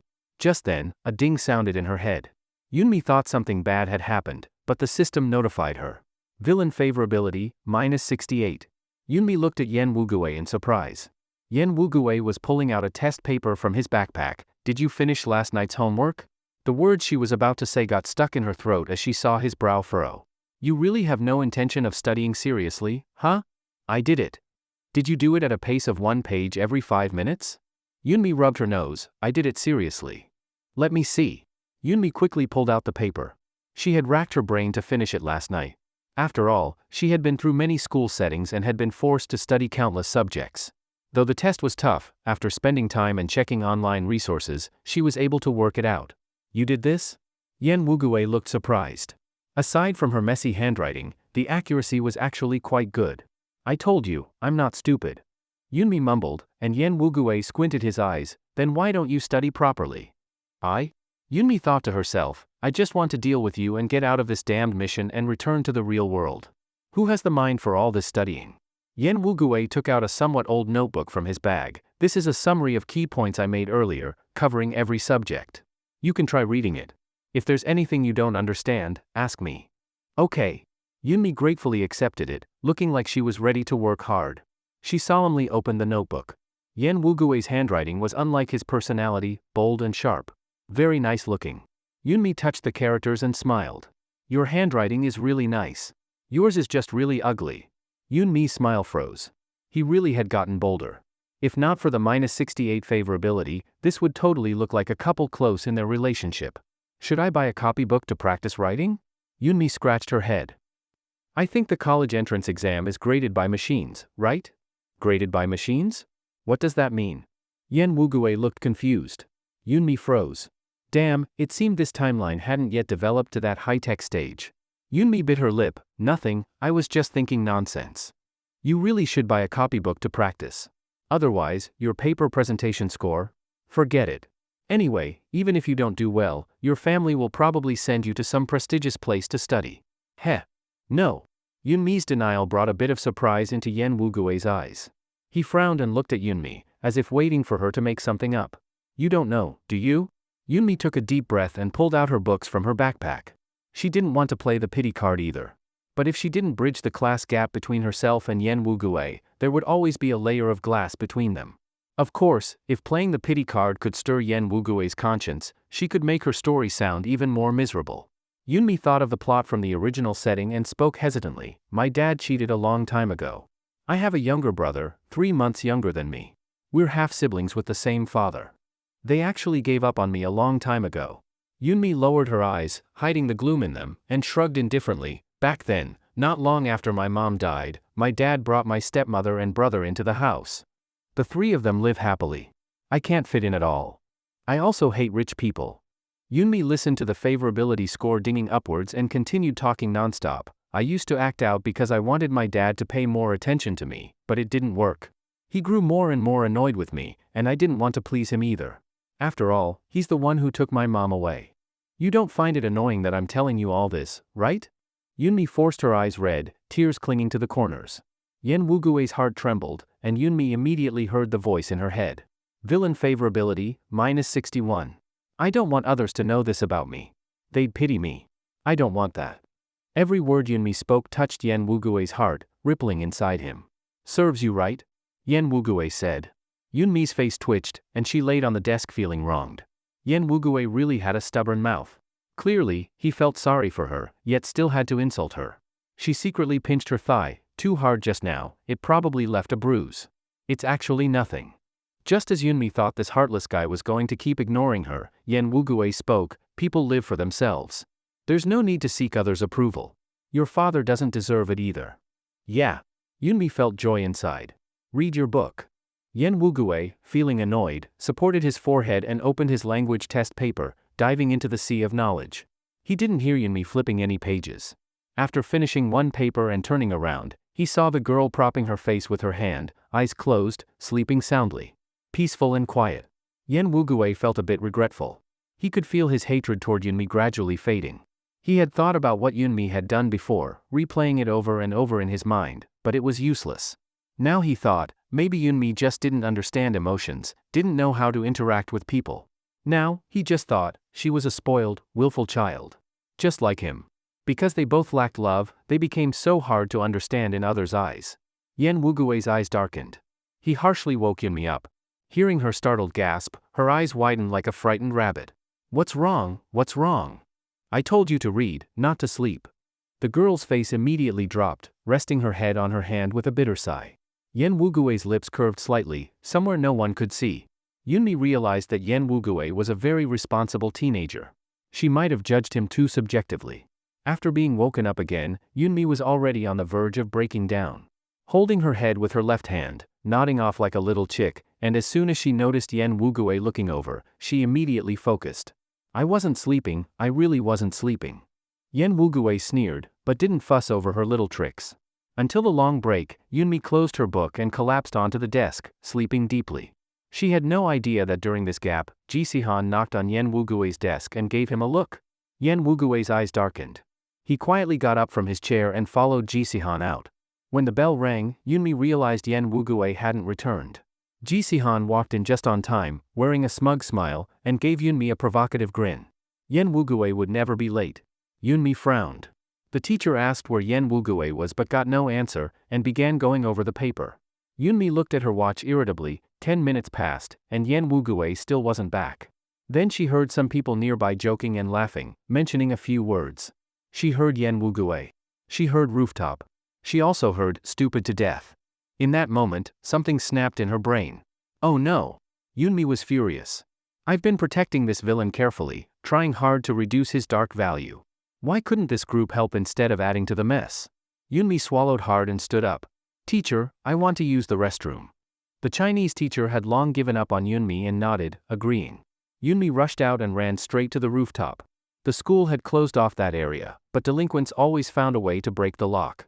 The new lock was now thrown on the ground, and a wooden stick jammed the door. Yunmi took a deep breath and pulled the stick out, both hands trembling. She opened the door and saw Yen Wugui sitting on a shabby bench by the edge of the rooftop. His uniform was torn, covered in dirt, his face scratched. When he heard the door, he turned his head with some confusion. Yen Wugui tugged on his tattered uniform. His back had many whip marks, shocking and painful to look at.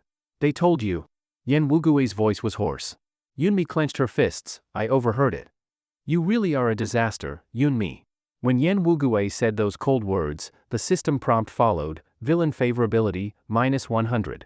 All for nothing. Yunmi truly felt wronged. Her tears fell one after another, making Yen Wugui panic. I'm sorry. No need. Yen Wugui stood up and walked over to Yunmi, standing in front of her. Stay away from me, Yunmi. If you really like me, then please, let my life be peaceful, okay? Yen Wugui left. He didn't go back to class. When Yunmi returned, she didn't see him. Ji-si-han, seeing her expression, curled his lips into a smile. At that moment, Yunmi could no longer hold back her boiling rage. She rushed forward and slapped Ji-si-han hard in front of the whole class. He clearly didn't expect Yunmi to do that. The Chinese teacher was stunned. Yunmi, what are you doing? Ji-si-han, you really opened my eyes. If you've got a problem, come at me. Why go after Yen Wugui? I'm the one clinging to him, don't you know that? Yunmi shouted angrily. The teacher, seeing her grabbing Ji-si-han's collar, yelled, Yunmi, if you don't want to study, get out and go home.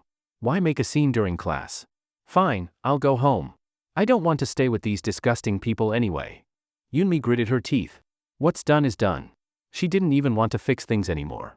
With Yen Wugui's personality, he probably hated her to death now. He still had to attend class, still had to follow the plot. She was just cannon fodder. Future? For someone destined to die, what future is there? Yunmi left without hesitation, shocking everyone. She carried her bag and walked along the street, feeling lost. Host, you were too impulsive. The system said resentfully in her ear, if you really drop out of school, then there won't be even a tiny bit of chance to turn things around. Chance? Yunmi sneered at that word. I never had any chance to begin with. You know how that favorability meter with Yen Wugui goes, up and down, no humanity at all. I don't want to do the strategy anymore. The sooner I die, the sooner I can move on to other tasks. Just seeing him is annoying. Before, Yen Wugui even gave her an illusion. Sure, the favorability was negative, but at least it seemed to be moving in a good direction. There was still hope. Who knew, one incident and it all went back to square one. Good thing she didn't have heart disease. Otherwise, with all this back and forth, if she didn't drop dead on the spot, her lifespan would have been cut in half. The system, without a shred of empathy, kept persuading, "There's still half a month left, host, hang in there. As long as he gives up his intention to kill you, there will be a turning point." Are you stupid? Yunmi snorted. In the original plot, he was destined to be the murderer.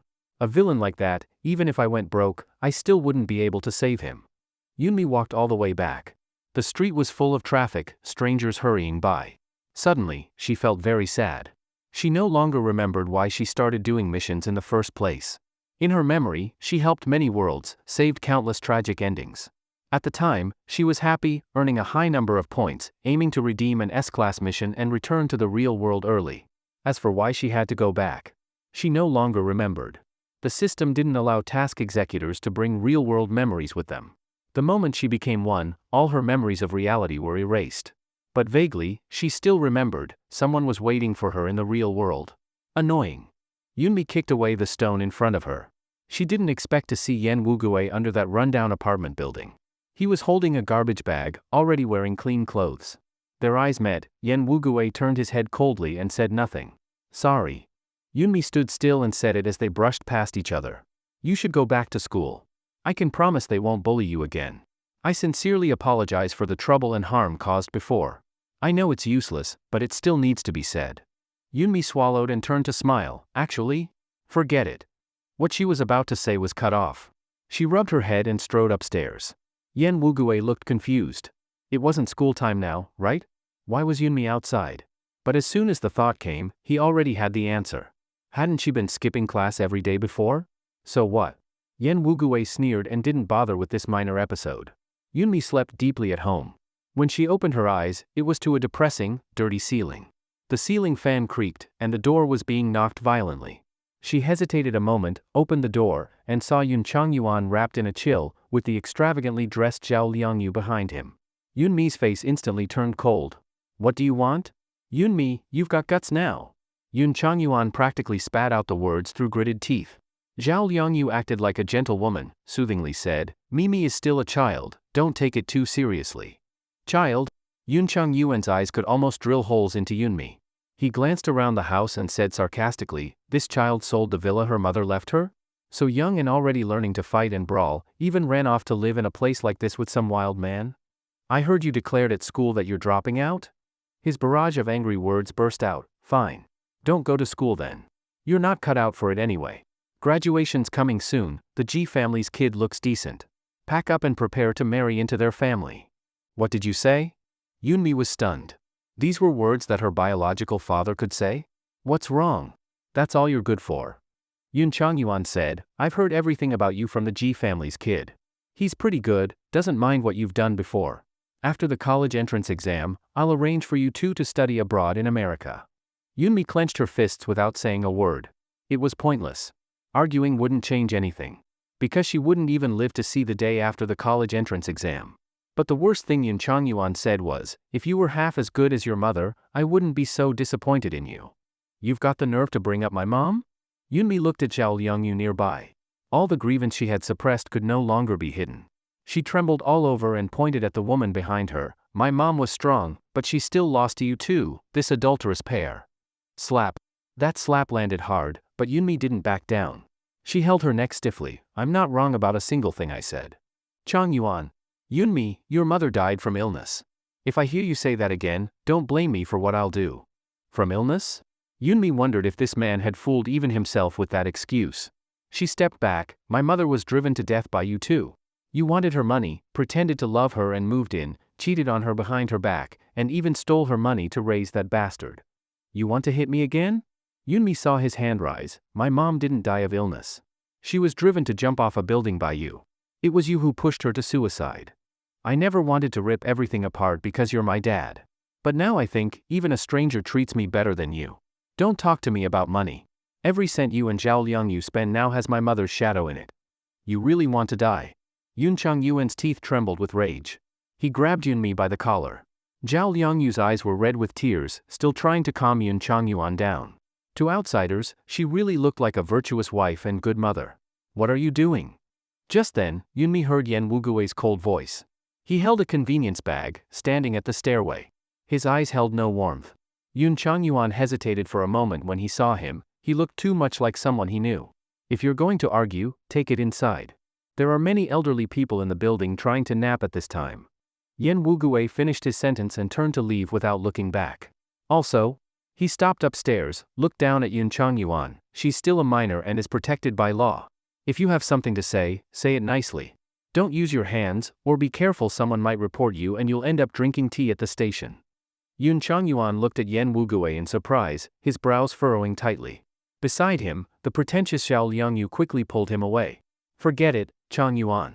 Mimi is still a child. Don't argue with her. She's still young. Yoon Changyuan clenched his fists and gave Yunmi a cold smile. I don't care what you think. If you still want to acknowledge me as your father, then behave yourself. Don't make me angry again. After saying that, Yoon Changyuan left with Xiao Liangyu pulling him away. Yunmi stood at the door, took a deep breath, and tugged at the corner of her mouth helplessly. If it weren't for having to follow the original plot to avoid unnecessary fluctuations, she wouldn't even bother with this strange couple. Yunmi touched her face. Yeah, it really hurt. Yoon Changyuan truly didn't show any affection toward his biological daughter. If she could be sold, he would sell her. Yunmi gave a bitter smile and was just about to close the door when she saw Yen Wugui coming back downstairs. You're not going to school? Yen Wugui stood 3 steps away from her, feet planted steadily, his eyes deep, as if trying to figure out what Yunmi was thinking. Yunmi nodded. So go to school with peace of mind. You should be happy not seeing me at school. Just because of this? I don't want to see Ji Sihan. Yunmi said, it's nothing, I'm going back to rest. As she spoke, she was about to close the door when Yen Wugui held it open with one hand. He frowned tightly, his Adam's apple moved, like he was about to say something. After a while, his voice softened. Does your dad often force you like this? Huh? Yunmi hesitated, and Yen Wugui took a deep breath. Does it hurt? Yunmi touched her face, bit her lip, and shook her head. I'm not going either. Huh? This sentence truly shocked Yunmi. What was going on? We're in the review phase anyway. The teachers have finished what they need to teach. Studying at home is fine too. Yen Wugui pursed his lips, his gaze complicated as he looked at her. And I'll help you with your studies. If your dad doesn't want you, with your grades alone, it'll be hard to get into college. Yunmi's eyes widened in disbelief. You mean? Don't overthink it, Yen Wugui cut her off. I can see you're trying to change. If I just leave you alone, who knows how far you'll fall. Yunmi was still shocked. This plot development really caught her off guard. Are you serious? A flash of insight crossed Yunmi's mind. The system didn't give a favorability increase, but Yen Wugui's attitude was clearly softening. But because of her question, Yen Wugui's expression turned cold. Forget it, pretend I didn't say anything. How can that be? Yunmi pulled him back, her eyes filled with hope. Yen Wugui thought, if she had a little tail behind her, it'd be wagging like crazy right now. His gaze sank as he heard Yunmi say tightly, since you promised, you have to follow through. Tutoring is great. Let's start right now. Yen Wugui felt his eyelid twitch and brushed her hand off. I'll go get the textbooks. Yunmi watched Yen Wugui go upstairs, leaned against the doorframe, and asked the system. How do you guys define favorability? The villain's internal dislike level. Yunmi sneered and flicked her hair. I think your system might be buggy. Look at Yen Wugui. Does he look like someone who dislikes me? Did you forget, host? The system reminded calmly. In the original plot, Yen Wugui also showed kindness to the original host. And the reason was. Yunmi's scalp tingled. Yen Wugui had already come downstairs with his worn-out backpack. Seeing Yunmi still standing there, he was a bit surprised. Why are you still standing here? Yunmi felt awkward and rubbed her hands. Waiting for you. Yen Wugui tugged at the corner of his mouth, as if smiling reluctantly. He seemed more at ease than her, as if he had been to her house 100 times. Yunmi's home had only one desk, wobbly and broken. Clearly, it hadn't been used much. Not a single book on top. Yen Wugui gave it a little shake, then turned and put his backpack on the coffee table. Honestly, there were moments when Yunmi could really forget that she was supposed to die at Yen Wugui's hands. Like now, when he sat beside her, occasionally guiding her through questions. Serious, meticulous, like he was truly planning for her future. You're obviously very smart. Yen Wugui looked at the new test paper she completed. Most of the mistakes were due to carelessness in the final results. If it were before, one might suspect she copied from somewhere, but this time it was done under his nose, no faking it. I never said I was dumb. Yunmi mumbled a retort, and then heard the system mock her, then stop asking me for answers. Try solving the math problems yourself. So annoying, shut up. Yunmi snapped angrily. Yen Wugui closed the book. I've got a part-time job. Read the book yourself. I'm leaving. Yunmi didn't try to stop him. After he left, she threw her pen aside, propped her chin, and asked the system. I really don't think he wants to kill me. In the original plot, is there some dramatic twist during this period? This time, the system actually came in handy. It checked and summarized. There is. In the original host's brother once looked for Yen Wugui. Also, he will meet the female lead 3 times. One of those meetings will increase the favorability between the target and the female lead. What? When did this happen? Yunmi jumped up. There were only a few days left in this half-month. Even if she couldn't raise her favorability score, she couldn't let Yen Wugui go further and further down the dark path of loving the female lead. A male supporting role who loves the female lead will never have a good ending. Just in the past few days. The system replied vaguely. How can that be okay? Yunmi rolled over and got up, hurriedly pulling her bag. I have to keep a close eye on Yen Wugui. I can't let anyone take advantage of this gap and steal him away. Yunmi didn't expect that just a few days after Ji Sihan called her a stalking maniac, she would actually become one. Yen Wugui's workplace had become more upscale. It was now a cafe. Yunmi wasn't dumb enough to go into the shop, so she specifically staked out a milk tea shop across the street. Every day she ordered a milk tea and sat there until Yen Wugui got off work, then secretly followed him home. After a few days, she got familiar with the milk tea shop staff. Some even teased Yunmi. What, you like that younger guy? Be bold and chase him. You're so pretty, he'll definitely be moved. Yunmi thought. What do you know, idiot? Yunmi looked left and right. It was time for Yen Wugui to get off work again. She immediately packed up and picked up her half-finished milk tea, tightly clutching it as she rushed out. She always kept a 10-step distance from Yen Wugui and had already planned that if she got discovered, she'd just say she came to drink milk tea and had nothing to do with him. Yen Wugui walked leisurely, with a faint smile on his lips. He spotted an alley and slipped into it while no one was paying attention. Just a moment ago, Yunmi was following with her head down. When she looked up, the person had disappeared. She panicked and hurried a few steps forward, looking around everywhere. No way? She had only looked down for a few minutes. Where did he go? Hey! Yunmi's body stiffened as she heard a cold voice behind her. Did you finish the paper I told you to write? Huh? She turned around and saw Yen Wugui leaning against the alley wall, lazily, with a casual air. The youth's figure was tall, over 1.8 meters, carrying an intimidating presence. One hand in his pocket, still wearing his cafe uniform, the white shirt made him appear both youthful and mature, exuding a different kind of sexiness. Why do you follow me every day? This sentence from Yen Wugui caught Yunmi off guard. She fumbled with her milk tea, the lie she had prepared stuck in her throat. Yunmi drooped her head in defeat and admitted, How did you find out? Who stalks someone by sticking right to their back every day, with their head down, not even trying to hide? Do you think I'm blind or stupid? I didn't. Yunmi retorted, relying on her own bratty and willful nature. She spoke forcefully. I was just worried. Worried about what? Yen Wugui looked a bit surprised. Yunmi tugged at the hem of her shirt, hesitatingly raised her head, and said, You're good looking. What if some other woman set her sights on you? And also, this uniform of yours, how is it even a uniform? It's clearly seductive. Come here. Yen Wugui listened to her words with a blank expression. Yunmi walked a couple of steps toward him and was suddenly yanked over, spun around, and pinned against the wall. Yunmi was pressed against his chest, the scent of mint laundry detergent lingering there. Look up.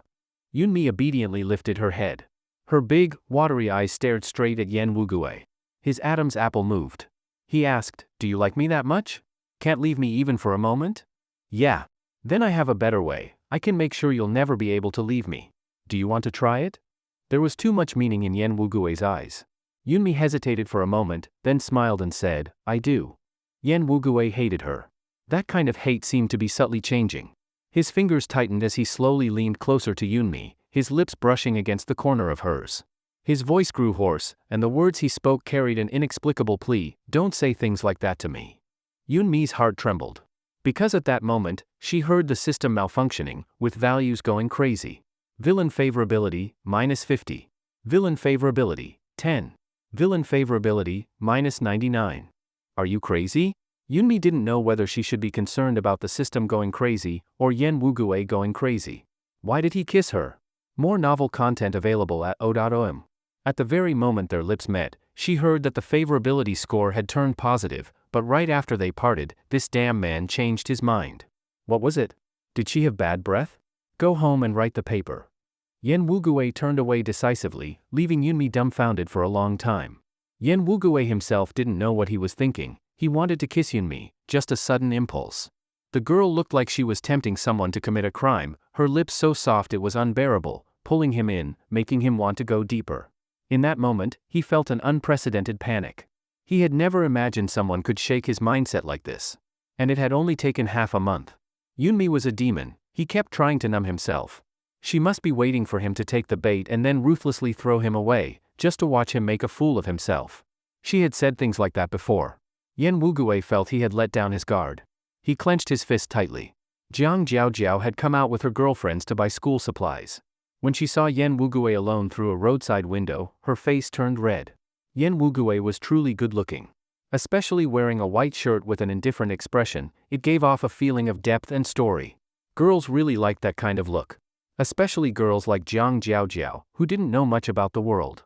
She remembered that Yen Woogue hadn't even added her contact info, frowned, and put down her pen to chase after him. Woogue. Jiang Jiaojiao called from behind. Yen Woogue paused and turned to see Jiang Jiaojiao's delighted face. She always seemed confident and radiant, making Yen Woogue a little envious. Did you just come back from your part-time job? The college entrance exam is coming soon, and you're still working this hard. It's all right. Yen Woogue replied coolly. Seeing that he didn't seem interested in talking, Jiang Jiaojiao pressed on nervously, has Yunmi still been bothering you lately? Hearing a name he didn't want to hear, Yen Woogue frowned. Is there something you need? Last time I gave you my contact info, but I noticed you haven't added me. Yen Woogue pressed his lips together, frowning. Though some words were unpleasant to say, they were the truth. I don't have a phone, so I don't have those apps either. Sorry. Jiang Jiaojiao's expression froze. She had forgotten that Yen Woogue's family background wasn't great. Otherwise, he wouldn't still be working at this age and at this time. Right, I'm sorry, I didn't consider that. She immediately changed the topic and asked, have you decided which university you want to apply to? Jiangda. Yen Woogue and Jiang Jiaojiao actually had some connection. She was a girl with a strong sense of justice. Many times, when Yunmi was messing with him, she would show up just in time like an angel descending to the human world, just that kind of person who felt out of reach. Really? I'm also planning to apply to Jiangda, for computer science. Yen Woogue looked up at her, the coincidence was surprising. Before he could respond, he suddenly saw a girl standing behind Jiang Jiaojiao. She was staring at him, full of disbelief. For a moment, Yen Woogue felt guilty. If we go to Jiangda together, we could become good friends, right? I think we get along really well. Jiang Jiaojiao said happily. Get along? Yunmi's voice was full of gritted teeth. Then damn, you must be real versatile. You get along with anyone? I told you last time, stay away from my boyfriend. Why don't you listen? Yunmi had a smile on her lips. She was truly fed up with this preset world. Not even 10 minutes had passed, and everything that was supposed to happen still happened. And she even had to hear such disgusting words. A lingering ghost. That's how Jiang Jiaojiao described Yunmi, and it couldn't be more accurate. Her face showed a flash of embarrassment, then shame, and she said angrily, what does this have to do with you? Have some dignity, will you? Yunmi sneered, Yen Woogue is my boyfriend. Do you think he has nothing to do with me? Boyfriend? That's just what you think. That sentence from Jiang Jiaojiao hit Yunmi's sore spot. She immediately bristled. Jiang Jiaojiao had suffered countless losses at Yunmi's hands, so seeing her lose face now made her feel great. But just as she was about to step on Yunmi a few more times, she heard Yen Woogue speak. It's not just her imagination. I am her boyfriend. Jiang Jiaojiao's words were stuck in her throat, and even Yunmi's expression turned stunned and disbelieving. Did he really just say that? She wasn't hallucinating? Let's go. Home. Yen Woogue waved to Yunmi and left on his own. As Yunmi passed by Jiang Jiaojiao, she lifted her chin proudly, full of smugness. What did I say? Heh, green tea bitch. Hurry up. Yen Woogue wasn't far away and clearly heard Yunmi's provocative words. She chirped out a crisp, coming, and bounced over to his side like a rabbit, her face full of joy. She had already forgotten she'd drunk half her milk tea and offered it to him. Wanna try? It's super sweet. Yen Woogue paused, staring at the flattened straw that had been bitten, and then glanced at her lips with discomfort. I'm not drinking that. I'll drink it then. Yunmi didn't feel awkward at all, humming and hugging her milk tea, drinking it happily. Sometimes Yen Woogue really wondered, was he overthinking? She really looked stupid, simple, and very easy to please. As long as he showed a little kindness, her eyes would be filled with broken starlight, shining as she looked at him. It was strangely heart-moving. As soon as Yen Wugui thought of this, his footsteps quickened, trying to leave Yunmi far behind. On the way, Yunmi told Yen Wugui a lot of things, like how she saw a naughty kid in the milk tea shop today, or how she saw a couple. Just trivial everyday things, but she remembered them so clearly. If you put this much thought into studying, getting into a good university would be easy. As soon as she heard the word study, Yunmi let out a long sigh. What if I can't go to school? Yen Wugui looked at her, a little puzzled. What do you mean? I mean, what if my life turns out to be very short? Have you heard this saying? Yen Wugui interrupted her. The wicked live 1,000 years. You're more wicked than the wicked. There's no way you're dying young. Yunmi's heart skipped, her face lit up with joy. At this moment, Yen Wugui didn't seem like someone who wanted to kill her. That made her very happy. She moved closer and smiled. Then you have to live to be 100 too. Boring. Yen Wugui left her behind, the tips of his ears blushing red. He suddenly thought about, what if they really lived a long life together, that kind of extremely boring question. Yen Wugui didn't expect that while entangled with Yunmi, he would be seen by his mother. She looked like she had just come back from grocery shopping, standing under a tree watching him. She looked surprised for a moment, then silently turned her head away. Annoyed, Yen Wugui pulled away from Yunmi's hand. She didn't notice the small change and clung to him again, asking, "What's wrong?" "I'm serious, I want to study hard and go to Jiangda with you. Let's study medicine together, okay? Why are you so insistent on having me study medicine?" This was the second time Yen Wugui heard Yunmi bring it up. He had felt quite resistant before, but now he was a little more curious. Yunmi mumbled for a while, then made up an excuse. "I think studying medicine suits you. In the future, you can wear that kind of white uniform, it would make you look especially handsome." Yunmi's eyes sparkled, like she was eager to prove she was right, and she blinked. "I'm serious." Superficial. "I'm going now." Yen Wugui glanced at his mother still standing under the tree. Pretending he had just casually chatted a bit with Yunmi, he went over to help his mother carry the groceries. "Got off work early today," Yen Wugui said. Fujin looked at Yunmi a few more times and asked, "That little girl, who is she?" "A classmate." Only when Yunmi saw Fujin did she realize why Yen Wugui had suddenly chatted with her for a bit. It was to avoid disturbing the mother and son. She quietly followed from far behind. "She lives here too? Why haven't you mentioned her before?" Fujin looked at the girl. She didn't seem to be from a poor background. She was pretty and carried herself well. If not a dance student, then definitely a rich girl from some family. She just moved in. Fujin's eyes dimmed, as if she realized something. Suddenly, she asked, "Do you like her?" "We're just classmates." There was a firm tone in Yen Wugui's voice that allowed no argument. Fujin was self-aware enough to nod and didn't pursue the topic. She was curious about the girl, and unexpectedly saw her again the next day. Fujin went out early and saw the girl awkwardly holding 2 cups of soy milk, walking upstairs. When Yunmi saw Fujin, her body stiffened for no reason. "You're Wugui's classmate?" Yunmi swallowed hard, nervous and uneasy, her head lowered. "Yes." "Why aren't you at school?" Fujin knew that Yen Wugui had dropped out to study at home. Although he said school wasn't necessary now, she understood clearly, he just wanted to reduce the burden on the family and earn a bit more money. She felt useless and often felt sorry toward her own child. "I made a mistake at school." Yunmi was a little afraid of saying the wrong thing. "Auntie, may I ask, is Yen Wugui home?" "He's home."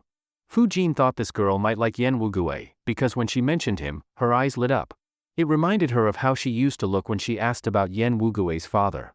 "Can I ask him to help tutor me?" Yunmi asked sweetly, then quickly added, "I won't make him help for free. I'm bad at studying, and Yen Wugui is good at it, so I just..." "Go ahead." Fujin interrupted her, stammering. How could she not see through it? "Between classmates, don't talk about who helps who. Our Wugui has never had many friends. I'm already very happy that someone's willing to spend time with him. I'm heading to work, go find him quickly." After saying this, Fujin paused, then added, "Actually, our Wugui is a very good child." "I know." Yunmi could understand a mother. She had raised a son before in another world she traveled through. Yen Wugui had always been lonely, Fujin understood that. She lifted her head and smiled at Fujin. "Yen Wugui isn't just good, he's excellent." "Thank you, Auntie. I'll go find him now. Take care." Yunmi hopped away happily. Fujin watched her walk to their door and knock carefully, then sighed. When Yen Wugui heard the doorbell ring, his first reaction was that his mother had forgotten something. When he opened the door and saw Yunmi, he was a little dazed. His hair was freshly washed, water dripping down from the ends, a white towel hanging around his neck. He was wearing a loose white tank top, and his collarbone was strikingly beautiful. "Why are you here?" Yunmi's face inexplicably turned a bit red. She turned away and handed him the soy milk in her hand. "I came to bring you something to eat." Yen Wugue glanced at it, frowned slightly, but still reached out and took it. Actually, he had already eaten. There were still dishes on the table that hadn't been cleared. He instinctively blocked Yunmi's view. Seeing her peeking in curiously with a silly smile, he said, "I just saw your mom." Yen Wugue's body stiffened, and his expression darkened. "Did you say anything to her?" "I didn't." Yunmi shook her head and pretended to be clueless. She hadn't forgotten what she had said back then in anger, using his mother to vent. This Yen Wugue really held grudges. "I told Auntie I came to ask you for tutoring. She seemed quite happy and told me to come see you more often." Yen Wugue stared at her face as if trying to find something suspicious. In the end, he turned his head away. "If there's nothing else. It's just, when I was going over the test papers yesterday, there were a lot of questions I didn't understand. I thought." Before she could finish, Yen Wugue cut her off. "I'll look at it later. I've got something going on right now. It's not convenient for you to come in." As soon as he finished speaking, the door slammed shut, leaving Yunmi locked outside. Yunmi rubbed her nose. Fortunately, she had been standing far enough away, otherwise, the door would have hit her forehead. She pouted and snorted. "So tsundere. Such a damned tsundere." Yen Wugue looked at the breakfast in his hand. Later, he found out that the breakfast shop was located near the park, quite far from here. Whether she had gone there on purpose or just brought something on the way, the feeling of being cared for was something he wasn't used to. Even his own mother had never cared for him like that. Yunmi was twirling her pen nonstop.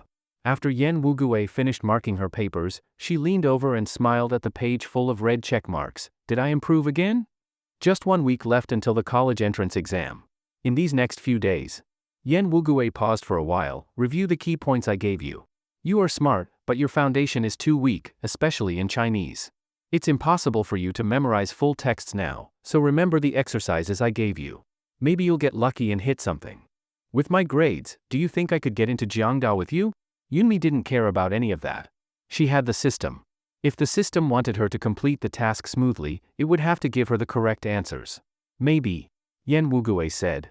Suddenly, he felt fate was messing with him. Someone like Yunmi, who had been lazy and undisciplined for years, could now outperform others who had studied hard for 2 or 3 years. Where was the fairness in that? And on top of that, she was beautiful and rich. Girls like her never lacked suitors wherever they went. But why did she have to cling to him?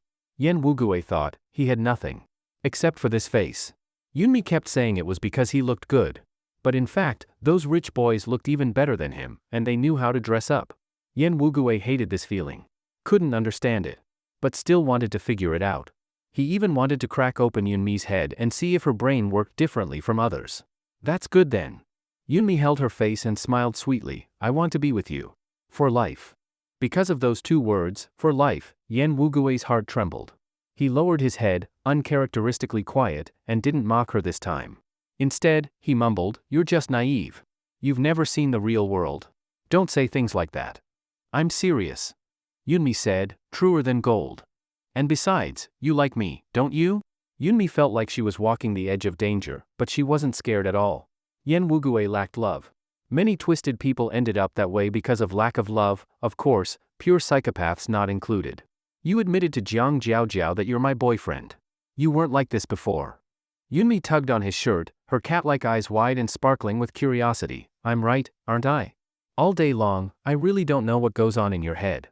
Yen Wugue frowned. "I said, I won't like you. I'm just repaying kindness. You're nice to me, so I'm nice to you. Then if I like you, won't you like me even more?" Yunmi smirked. "Isn't that true gratitude? I still have work. I'm leaving." Yen Wugue left in a hurry, so much so that he forgot to take his workbook with him, fleeing with his backpack. Yunmi clutched her stomach and laughed on the couch, laughing until tears came out of her eyes.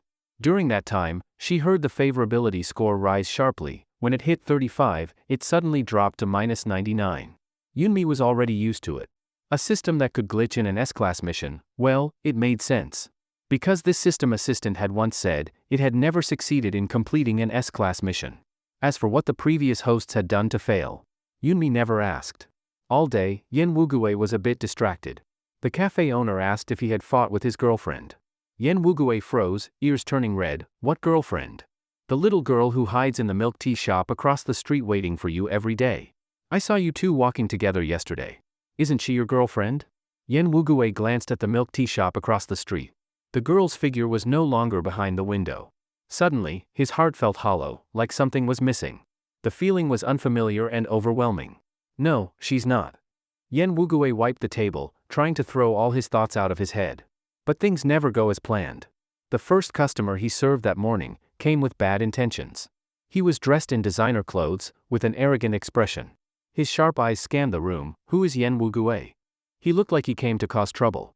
Some customers turned to look.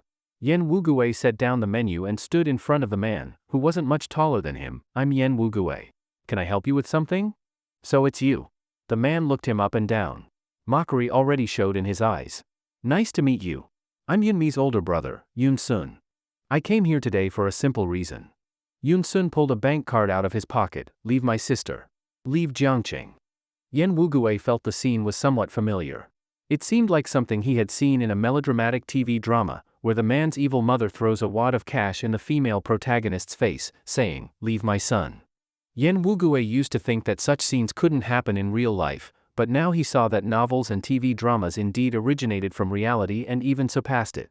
Yen Wugui curled his lips slightly, smiling. So you're the person Yunmi mentioned, the one who took away her father, visited her home along with the mistress, and became her brother by chance? I've heard a lot about you. Yun-sun's expression suddenly darkened. He had just spoken loudly, attracting many curious gazes. People thought they'd witness a typical drama of a poor man falling for a rich woman, forced apart or fighting for love, never expecting the story to be this explosive. You're quite daring. Yun-sun's lips curled up slightly. Do you know what consequences your words can bring? I don't know, nor have I thought about it. Yen Wugui made a gesture. If you're not dining, please leave. Don't disturb other customers. Dine? Yun-sun changed his tone and looked at him lightly. I want a hand-ground iced coffee. No milk, no sugar. He took out a 100 yuan bill from his pocket. Here.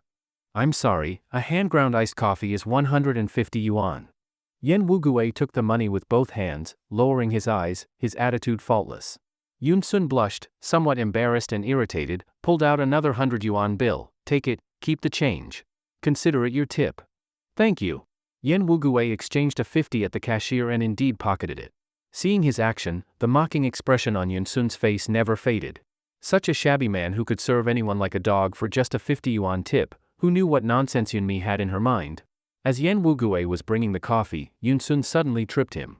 Unprepared for Yun-sun's treachery, Yen Wugui's hand shook, the coffee flew out, spilling all over Yun-sun. What? Taking personal revenge? Yun-sun appeared composed as the coffee cup shattered. The shop owner quickly ran over. Not knowing what had happened earlier, the owner hurriedly apologized when he saw the coffee-soaked clothes.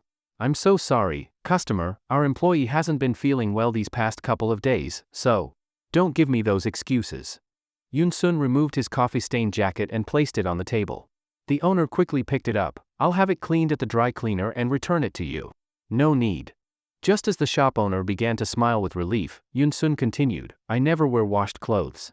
Compensate me instead. This jacket is from Italy, I'll give you a discount, 8,000 yuan. Are you extorting me?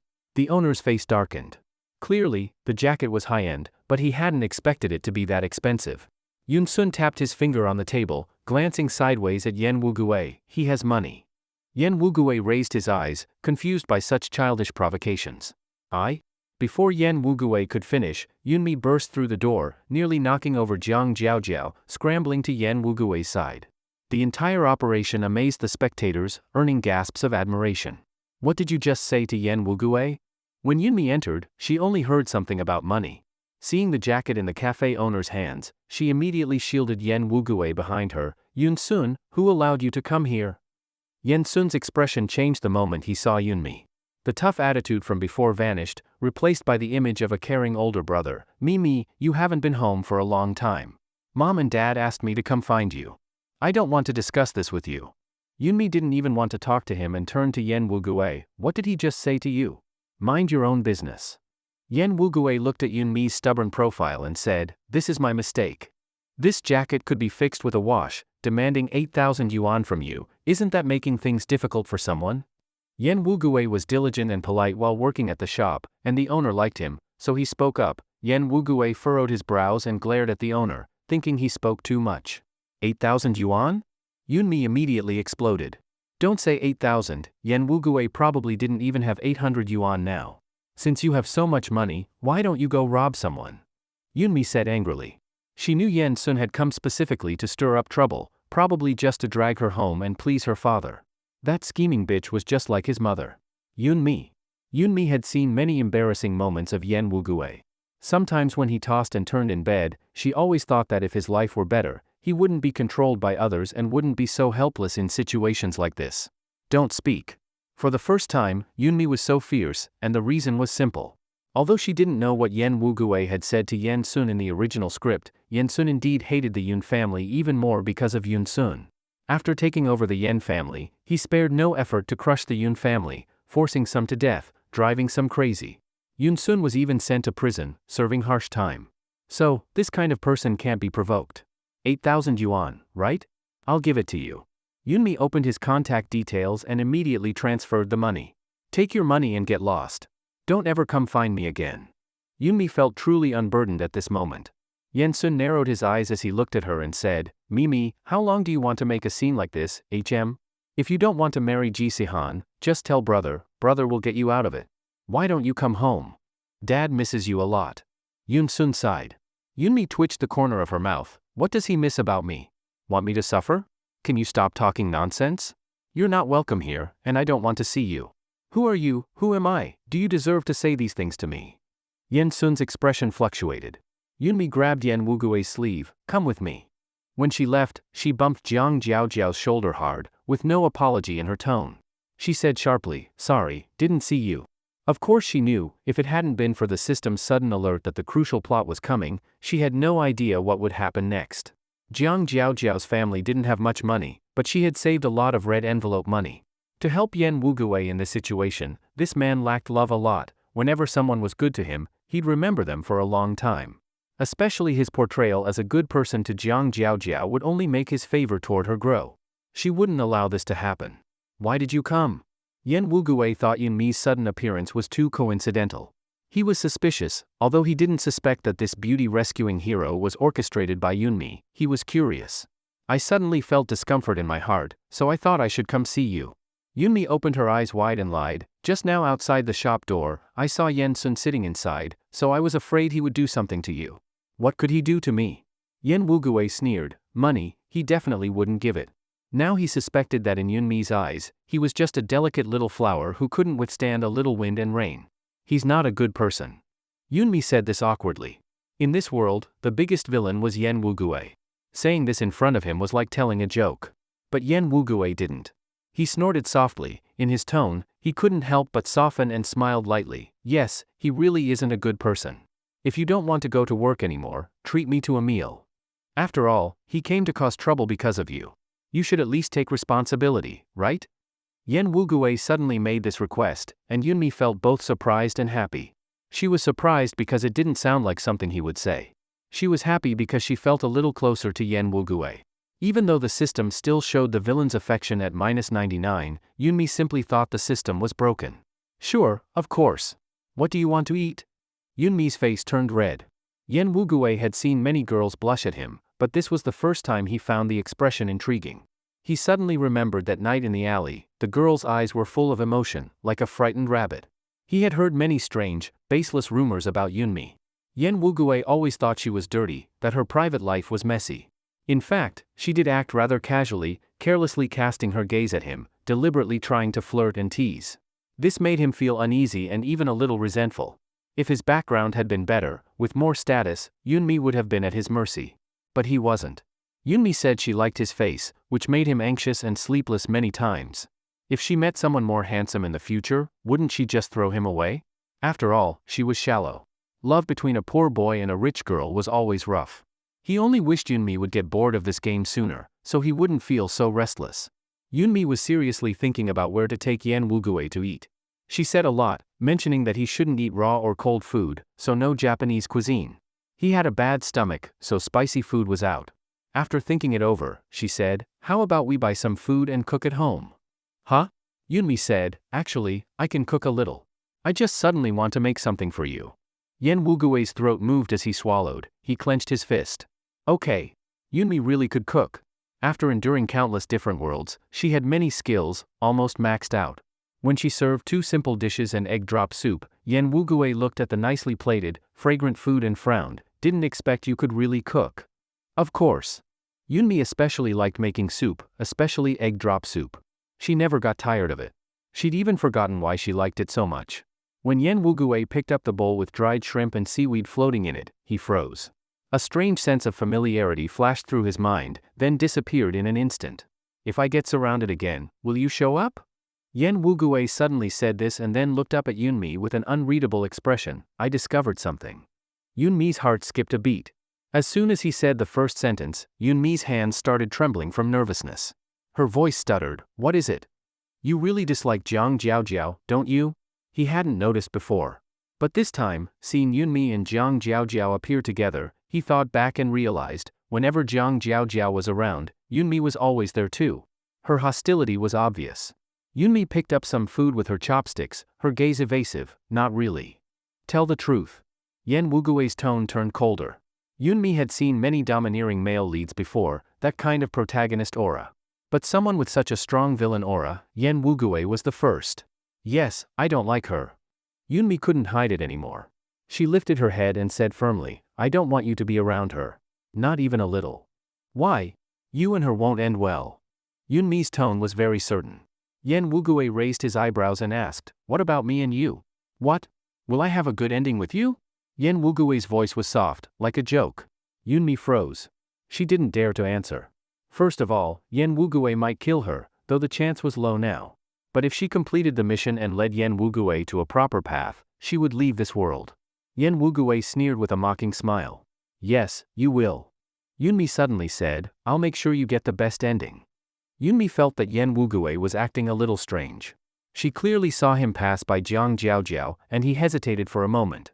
The college entrance exam was getting closer and closer. Yen Wugui went to school specifically to bring back some news to tell Yunmi, and they went together to buy study supplies. What are you standing there for? Yen Wugui had finished paying, turned around, and looked at Yunmi who was still standing in place, frowning. Did we forget something? Yunmi glanced at Jiang Jiaojiao, whose eyes were red. Her friend was angrily saying something, but they were too far away, so Yunmi couldn't hear clearly. No. Yunmi quickly followed after him. As they exited, Yen Wugui noticed the milk tea shop across the street. Do you want some? I noticed you really like milk tea. Just now. Yunmi pointed toward Jiang Jiaojiao inside the store, looking a bit shocked. Yen Wugui's face didn't show any emotion. Yunmi pursed her lips and smiled at him. I want some. When Yen Wugui went to buy milk tea, Yunmi's soul finally seemed to return to her body. Just moments earlier, Jiang Jiaojiao had run into Yen Wugui again and, with her signature sweet smile, greeted him. What a coincidence, we meet again. Yunmi hadn't even walked up yet when she heard Yen Wugui say coldly, I don't think it's something to be happy about meeting you. We're not close. Jiang Jiaojiao's eyes instantly welled up with tears.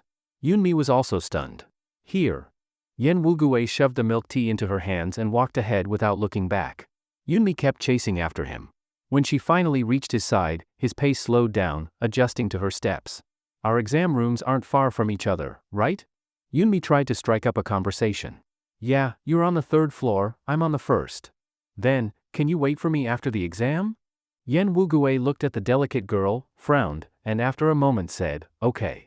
The day before the college entrance exam, Yunmi was pacing nervously in the hallway. Only 24 hours remained before her death. If she could survive, Yen Wugui's mission would be halfway complete. He could completely break away from the original storyline and become a new Yen Wugui. Why are you wandering around in the middle of the night instead of sleeping? Yen Wugui, wearing a white tank top, looked like he was going downstairs to buy something. Yunmi froze. She turned around and saw his long, soft hair resting quietly around his eyebrows, but those eyes were so sharp that even with a relaxed posture, he still gave off a sense of pressure. I'm nervous. Yen Wugui looked down at her for a long time. Want to go for a walk downstairs? Okay. Yen Wugui walked beside Yunmi. It was obvious she had a lot on her mind. He was never good at comforting people, and when he tried to speak, he looked down and met her sparkling eyes. You. They spoke at the same time, a bit awkward. Yunmi scratched her head. You go first. Yen Wugue didn't mind. One hand in his pocket, he said, "Don't be nervous. You'll definitely get into some school."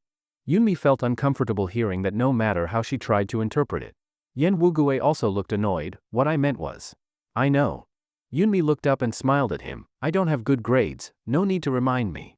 But I'll work hard to get into Jiang University. I want to be with you." Yen Wugue's throat moved as he swallowed. "Actually, Jiang University isn't that great.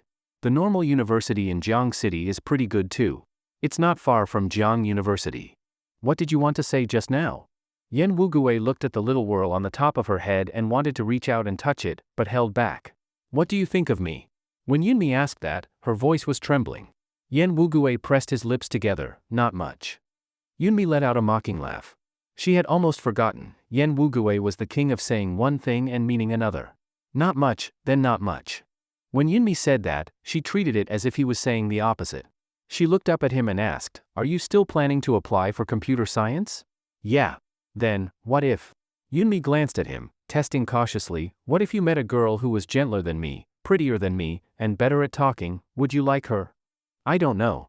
Yunmi's eyelids drooped immediately, and she mumbled, "I want to go back." She stopped and turned to leave. What did "I don't know" mean? It meant he didn't like her. That was normal. Yen Wugue was petty and held grudges. How could a little bit of kindness make him develop feelings? Yen Wugue felt her departing figure looked very pitiful, small, walking slowly, as if waiting for him to catch up. But he didn't. Lying to yourself is no good.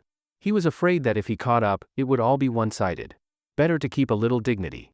At home, Yunmi angrily threw her pillow around, venting her frustration. What the hell kind of person is that? She furiously squeezed her pillow, truly worthy of being an S-rank capture target. Sigh. Tired after tossing around, Yunmi lay in bed feeling melancholic. If I fail, I'll have to go back and do 10 more level missions. That's so annoying.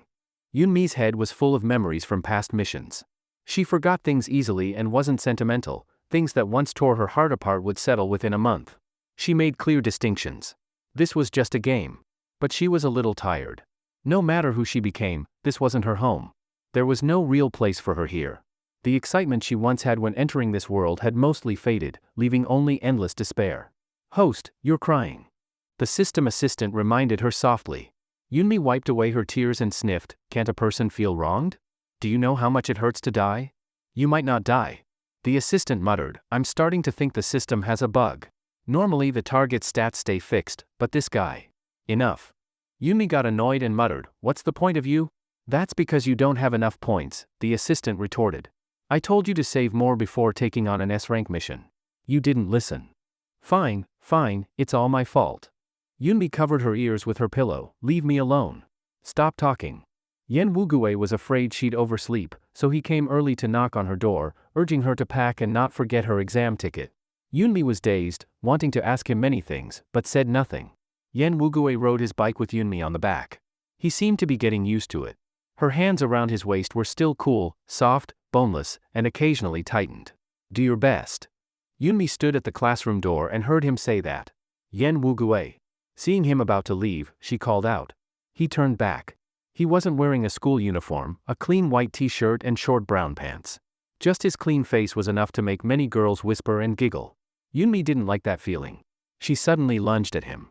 The sudden hug made Yen Wugue freeze. She simply hugged him. Yen Wugue endured for a long time before reaching out to pat her head. She was trembling. He thought she was nervous and spoke softly, "Don't be nervous. Skip the hard questions and come back to them later." He paused, then added, "Don't fall asleep." Yunmi hummed and looked up at him, saying something strange. "I hope you'll be okay. Whatever you do, I'll be happy. You'll remember me, right?" "What are you talking about?" Yen Wugue frowned. "Good luck." Yunmi stepped back and slipped into the classroom. Yen Wugue couldn't figure out what she meant. When he entered his exam room, he immediately saw the girl by the window, Jiang Jiaojiao. She looked like she wanted to speak, but her gaze dimmed in an instant. The exam went smoothly. But Yen Wugue frowned after finishing, worried Yunmi wouldn't be able to answer such a hard paper. So, he left the last big question blank. As for Yunmi, things went smoothly too. With the system's help, she intentionally left out a few harder questions, not too many, just enough. She knew Jiang University's scoreline and kept herself right on target. If Yen Wugue still insisted on computer science, she would take the risk and apply too. Yunmi handed in her paper first, dashed to the third floor. Yen Wugui was still in the classroom tidying up. She frowned at Jiang Jiaojiao nearby. Main character aura really was strong. How the hell did she still run into him? Hearing murmurs, Yen Wugui looked toward the back door. Yunmi had just jumped onto his back. Her scent lingered, body soft and close. Yen Wugui felt dry-mouthed and shook his body. Get down. No. Get down. Yen Wugui grew stubborn, his voice turned cold. Yunmi clung tightly, refusing to let go. I'm tired from the exam. I need to recharge. Yen Wugui froze. Yunmi noticed Jiang Jiaojiao looking their way, smirked, leaned over his head, inhaled deeply, and raised her eyebrows. Jiang Jiaojiao felt short of breath. Yen Wugui was a cold-hearted bastard, and Yunmi wasn't any better. Truly a perfect match. Jiang Jiaojiao lifted her chin arrogantly and walked away.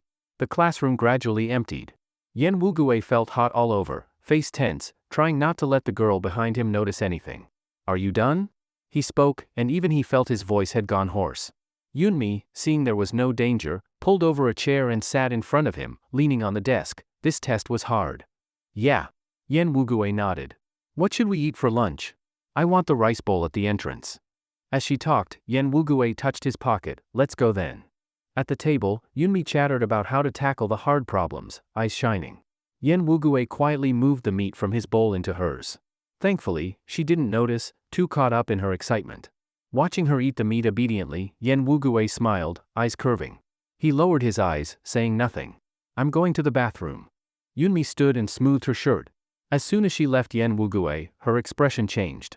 Their interaction was like a chess match, one wrong move, and everything could be lost. Is this your wallet? Hearing someone beside her speak, Yunmi snapped back. She turned and saw a boy's clean face. Unlike Yen Wugui, his aura was pure and gentle, so polite it made her heart skip a beat. Yunmi stiffened, looked at the wallet in his hand, and nodded, thanks. The boy smiled, you're welcome. Yunmi looked at him again, this man? He was the male lead. Li Yen. Is he good looking? Suddenly, someone asked her. Yunmi instinctively replied, good looking. Right after, she stiffly turned her head and met Yen Wugui's deep gaze. Game over. Yen Wugui licked his molars, his words sharp. Am I interrupting your little moment with him? Sorry. As he said this, Yen Wugui raised an eyebrow and turned to leave. Yunmi panicked and quickly chased after him. I didn't mean that, I mean. Move. Yen Wugui shoved her aside. Yunmi saw he had already walked out the door. In a fluster, she pulled out her wallet to pay, but the shop owner told her the bill had already been settled. She froze, then rushed out after him. He always knew Yunmi was shallow. Yen Wugui stomped hard on a stone on the ground, kicking it into a sewer drain. Just moments ago, he thought Yunmi was taking too long and worried something might have happened. When he went over, he saw Yunmi staring dreamily at a guy who had just left. He didn't see the man's face clearly, only that he stood tall, dressed in name brands, and spoke gently to others with a seemingly good temper. Even the girls nearby were sneaking glances at him. All in all, Yen Wugui figured the guy must look pretty good. At that moment, something boiled in his chest. Yunmi followed behind him, looking pitiful and silent. Yen Wugui didn't speak either. When he was about to head into the exam room, Yunmi tugged on his sleeve to explain, that guy, he looks a lot like, a celebrity I know, so I. No need to explain. Yen Wugui brushed off her hand coldly, expressionless, I'm not interested. Oh. Of course. Yunmi had thought, from his expression earlier, that he was jealous. Forget it. That kind of emotion, Yen Wugui probably didn't have it. Thinking of that -99 affection level, Yunmi laughed at herself. Wishful thinking. 5 hours left until her death. Yunmi slumped over her desk, feeling low. These 5 hours felt like forever. She thought and thought, there shouldn't be any reason for Yen Wugui to kill her now. She had done a lot for him lately, feeding him, raising affection points, and more. It didn't make sense. She finished her last subject and waited anxiously for Yen Wugui at the door. When he arrived, he noticed her mood wasn't right. He thought maybe he'd been too harsh at noon and scared her. He had thought it through. He had no reason to be angry. Yunmi was like a kite in the sky, the string in her own hands. She could leave at any time, never to return. Yen Wugui clenched his teeth. It felt incredibly unfair. Like a fish on a chopping board, waiting to be sliced. Let's go. Yen Wugui wheeled out his bike. Yunmi didn't get on, just shook her head. Can I walk back with you? Okay. Yen Wugui didn't hesitate, just went along with her. He had a feeling she had a lot to say, but she kept holding back. Today Yen Wugui. The plot had already strayed. Originally, Yen Wugui wasn't supposed to take her out, but being with him was like sitting on a time bomb. Let me ask you something. Yunmi looked at him and asked, what exactly is our relationship? Yen Wugui frowned, what do you think? I don't know. Yen Wugui's heart sank. Hadn't she said before that he was her boyfriend? Now she didn't know? Whatever. He snapped, clearly irritated. Oh. Yunmi didn't know what else to say. Yen Wugui saw her silence, held it in for a while, then asked, are you done playing around? What? Are you about to say that all the nice things you did before were just to dump me? That kind of talk? I didn't. Yunmi panicked. Her mind was a mess. Emotions all tangled up. Yen Wugui's aggressive words only made her thinking even more chaotic. Whatever. Yen Wugui said it and felt a sharp pain in his chest. Yunmi's mind was filled with system messages about fluctuating affection points, making her head feel like it might explode. She stood frozen, unmoving. Yen Wugui, without even glancing back, got on his bike and left. He'd long since gotten used to leaving Yunmi behind. And she'd long since gotten used to watching his back. But this time, things happened so fast she couldn't understand why everything suddenly became so complicated. When the affection value hit 0, she stood there, stunned. What does this mean? Yunmi asked. The system assistant was also confused. Suddenly 0? What was the capture target thinking? Only Yen Wugui knew. He was thinking, from now on, he and Yunmi would be strangers. Everything before would be wiped clean. As if she had never appeared. Yunmi didn't understand and didn't want to go home. Yen Wugui didn't know why he was still standing by the window, looking down, but he never saw Yunmi's figure. She must have gone home. She was done playing, done fooling around. Time to return to her place. Yen Wugui felt like even swallowing saliva was difficult. He hated himself for knowingly walking into a trap. 8 p.m. Yunmi stood 10 steps from the place where she was originally supposed to die. Yen Wugui wasn't there. Did she survive? She felt a bit dazed. Right on time. Still half an hour left. She blinked, unsure whether to cry or laugh. If she survived, it meant the mission wasn't over yet. She'd still need to stay close to Yen Wugui, stopping him from going dark. Maybe that was a good outcome? Yunmi turned to leave, then heard a startled cry from the alley. She paused and instinctively walked toward it. There she saw the sweet, innocent Jiang Jiaojiao huddled in a corner, shaking and surrounded by a bunch of rough-looking thugs. Don't come any closer. I've called someone. Yunmi scratched her head. What kind of plot was this? Yunmi. Jiang Jiaojiao lit up when she saw someone at the alley entrance and quickly called out. The thugs turned to look. One of them shouted, surprised, Mi Jie. Jiang Jiaojiao's face turned dark instantly. She trembled. Did you bring them here, Yunmi? Yunmi stared at the thug, trying to figure out who he was. What are you doing? She frowned. The thug rubbed his hands. Our boss likes her, but she keeps saying no. So we figured we'd persuade her. Who knew she'd refuse a toast only to take a punishment? He pulled out a cigarette and offered it to Yunmi. I heard Mi Jie doesn't like this chick either. How about we let you teach her a lesson first?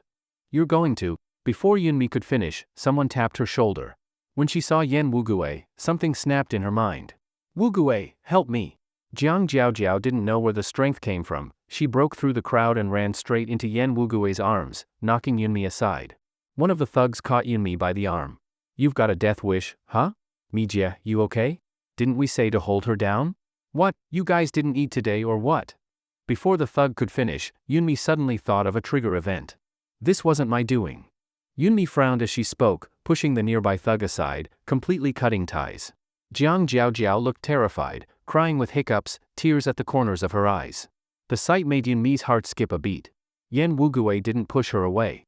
He patted Jiang Jiaojiao in a comforting way and gently said, I'll take you home. Jiang Jiaojiao could barely stand, leaning her whole body against Yen Wugui. One of the thugs tried to stop them, but Yunmi slapped him across the face with such force the air around her dropped in pressure. Mi Jie? The thug looked at her in disbelief. Yunmi gritted her teeth, the sound harsh. If you can't keep your mouth shut, then don't speak. And don't ever let me see you again. Mi Jie, what are you? Shut up. Yunmi held her exam bag, her head hanging low in frustration. Jiang Jiaojiao kept crying along the way. Her sobs were giving Yen Wugui a headache. He suddenly recalled the look Yunmi gave him earlier, full of tangled emotions. It made him feel terrible. What exactly happened just now?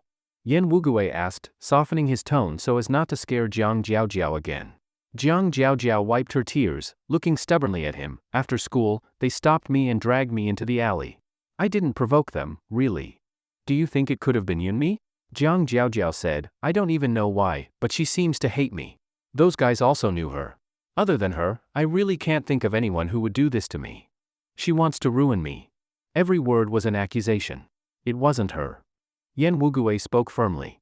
Jiang Jiaojiao froze, her voice rising. Did you forget what she's done to you before? She's used tricks like this on so many people. Back in middle school, I heard she even drove a girl into a mental hospital. Yan Wugui listened in silence, feeling dazed. He instinctively didn't believe Jiang Jiaojiao, but Yunmi had indeed done those things. I'll call you a cab. Yan Wugui flagged one down. Jiang Jiaojiao stood there. You're not taking me home? I have something to do. I'm scared. They probably won't come after you again. Yan Wugui thought, handing 10 yuan to the driver and leaving Jiang Jiaojiao behind. Yunmi hadn't gone far. She was sitting quietly at the mouth of the alley. The thugs had already left. When she saw Yan Wugui, her eyes lit up, then quickly dimmed. Yan Wugui still came. It was 8:25. She took a deep breath, stood up, and brushed the dust off her clothes. Yan Wugui, I didn't do it. She insisted on repeating it, even though she knew once Yan Wugui made up his mind, it was hard to change. He didn't speak, just stared at her. I know I used to be really bad. I admit that. But I've really changed. Her eyes were red. I have no reason to go after Jiang Jiaojiao, really. Yan Wugui took a step forward, and Yunmi stepped back. You're here to avenge her, aren't you? Yunmi lowered her head, tears falling one after another. I'm scared of pain, Yan Wugui. Can you let me choose a less painful way to die? Are you out of your mind, Yunmi? Yan Wugui laughed angrily. Yunmi looked up, startled, tears still in her eyes. Same tears, but when Yunmi cried, Yan Wugui thought she looked beautiful. Chin up, unwilling to back down, her grievance practically written on her face. He reached out, pulled her over, took tissues from his pocket and shoved them into her hand. You look awful. Stop crying. Yunmi wasn't sure what she was thinking. She reached into his pocket. Not enough? Yan Wugui pulled out his wallet from the other pocket. This is all I've got. Want me to buy more? You're not? Yunmi wanted to ask, aren't you here to kill me? But the words stopped short. She suddenly understood, she wasn't the same as the original version. So she changed her tone. Didn't you say you didn't want me anymore? Who said that? Yunmi grinned and wiped her face randomly. You hugged her just now, and left me behind. And earlier today, you rode off on your bike without me. Yan Wugui thought Yunmi's mood swings were insane. One moment she was crying like the world was ending, and the next she was clinging to his arm, soft-voiced, her complaints sounding more like flirting. His heart was pounding. He grabbed her, leaned in, and looked into her eyes. They were very close. Her breath was uneven, brushing across his face. You're the one who said you were done playing. You're full of shit. Yunmi's forehead twitched, she swore on the spot. That was slander. She wished Yan Wugui only liked her, so she wouldn't have to deal with Jiang Jiaojiao or fight with the male lead. Wouldn't that be great? Say one more curse word? Yan Wugui pinched her face. Her skin was so soft she grimaced in pain. I won't. Yunmi gave in. She was just happy. Even if Yan Wugui beat her up right now, she'd still be happy. Compared to being chopped into pieces, this was nothing. Yan Wugui pressed down on her head and said, Yunmi, I'm not a toy. I never said you were. You flirted with me, and I took it seriously. You better have. Yan Wugui's eyes deepened. I have severe paranoia. Huh? I'm sick. Word by word, he said, a serious mental illness. I'm sensitive, suspicious, emotionally unstable, and have no sense of security. I'm not a good person. When you said you wanted to stay with me forever, I believed it. Yan Wugui said, from now on, all our past feelings reset. We start over. If you don't like me, we'll be strangers, maybe just classmates who once met. But if you flirt with me again, I'll fall for you. And being liked by me isn't a good thing. In the original setting, being liked by Yan Wugui was definitely not a good thing. But Yunmi wasn't afraid of him. After all, it was for the mission. I like you, Yunmi said. Yan Wugui stared at her, trying to see if she meant it, but he saw nothing false. Her eyes told him she meant every word. At least for this moment, she truly did. Close your eyes. Yan Wugui touched her forehead, and Yunmi obediently closed her eyes. The next second, she was pulled into his arms, and Yan Wugui's lips pressed against hers. He lowered his gaze and deepened the kiss. Yunmi almost held her breath. It felt like even the wind had softened, the moonlight turned gentle. Let's go home. Yan Wugui took her hand. When Yunmi heard the affection level stop at 10, she was surprised.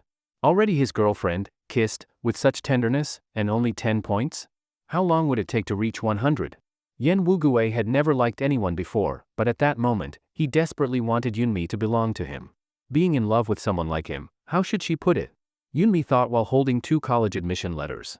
Yen Wugui's affection level was rising slowly, sometimes just 0.1 at a time. The system was confused. But once Yen Wugui warmed up, he really was the textbook example of a good boyfriend. He planned to work during summer break to save up for living expenses, but each time he returned from a part-time job, he brought something, milk tea Yunmi liked, or her favorite chicken drumsticks. Are you dating the girl downstairs? Yen Wugui had the day off and got ready early when Yunmi said she wanted to go out. When Fujin asked that, his body stiffened. Of course his mother would notice. He gave a soft mm. Fujin continued, that girl's family isn't ordinary, is it? Go ahead, she said with a sigh. Yen Wugui didn't reply, just closed the door. Yunmi had been waiting in the stairwell for a long time. When he came down, her face lit up. But Yen Wugui was silent. Yunmi tilted her head, did you fight with your mom? No. But you're unhappy. Yen Wugui glanced at her. Yunmi seemed to know everything he was thinking, always piercing through his act. You're overthinking. He reached out and patted her head. She dyed her hair black during summer break, looking especially well-behaved and clever. Have you been in touch with your family lately? Yen Wugui suddenly asked. Yunmi tightened her grip on his hand and answered, nope. Lies. Yen Wugui squeezed her knuckles but didn't call her out. Of course she had. Yunmi was annoyed. After she got into Jiang University, her dad suddenly had a change of heart, bought back her old villa, and kept urging her to come home. She had no intention of going back. Yen Wugui was gloomy the whole day. No matter how much Yunmi tried, he didn't cheer up. Their affection level had reached 30 now. His darkness level had dropped to 60. Yunmi was happy every time she saw Yen Wugui. She wasn't sure if it was truly from the heart, but it didn't matter anymore. She swung her legs on a park bench, her skirt fluttering. Yen Wugui stared silently at her round toes. I've been curious about something. He spoke quietly. Yunmi, sipping lemon juice, scrunched up her face from the sourness. What is it? Why did you think I'd kill you? The smile disappeared from Yunmi's face. She panicked. That idea had been hers, reminding him often to prevent any dark thoughts. Who knew it would come back to bite her? Why was he asking now? She instinctively scooted away. Was he thinking about killing her again? I read some news back then, she lied with a straight face. Then I had a nightmare. I dreamed you killed me, chopped me to pieces. It was so real, I got scared it might actually happen. Yen Wugui's throat moved, but he said nothing. Yunmi pushed her drink in front of him. Try it, it's super sweet.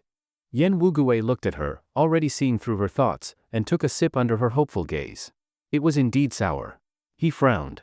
She grinned mischievously and asked, sweet, right?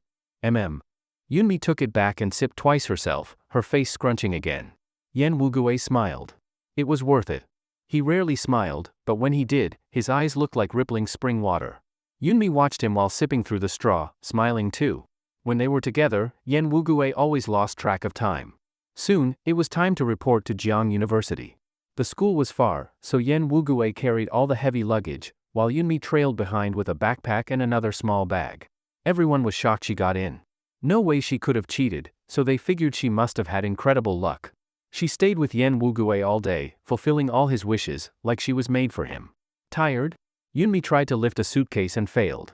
There wasn't even that much inside. Several upperclassmen offered help, and Yunmi couldn't help but say, maybe, let them help? You want them to carry your luggage? Yen Wugui froze in his tracks. Yunmi saw his frown, I just don't want you to be tired. He knew what those guys were thinking. Yunmi was beautiful. They were looking at her like wolves, probably wanting to carry luggage, then exchange contact info. I'm not tired. He carried everything up to the 4th floor. In the dorm, girls were already chatting. When they saw him, they went quiet. He picked a spot by the window, set the luggage down. Yunmi slowly stepped in. Sleep here. Okay. She nodded obediently.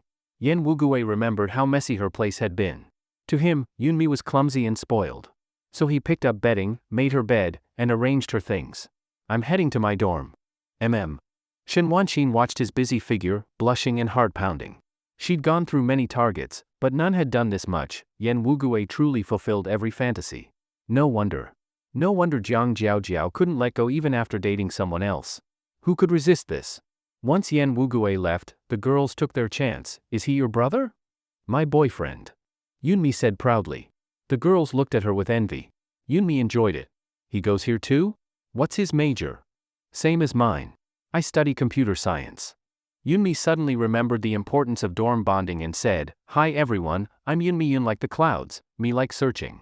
But the joy didn't last long. The dorm door opened again. Yunmi and Jiang Jiaojiao locked eyes. Sparks flew.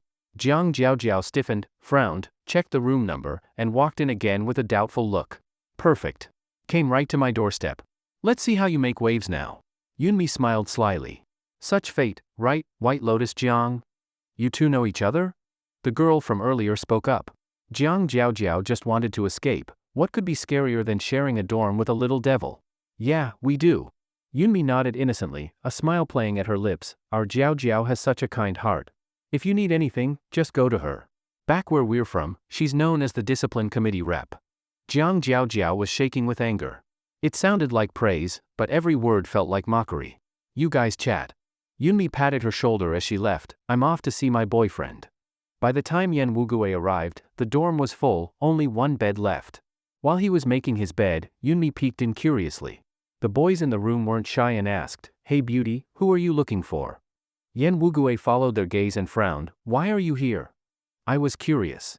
He immediately stopped making his bed and jumped down to grab her hand.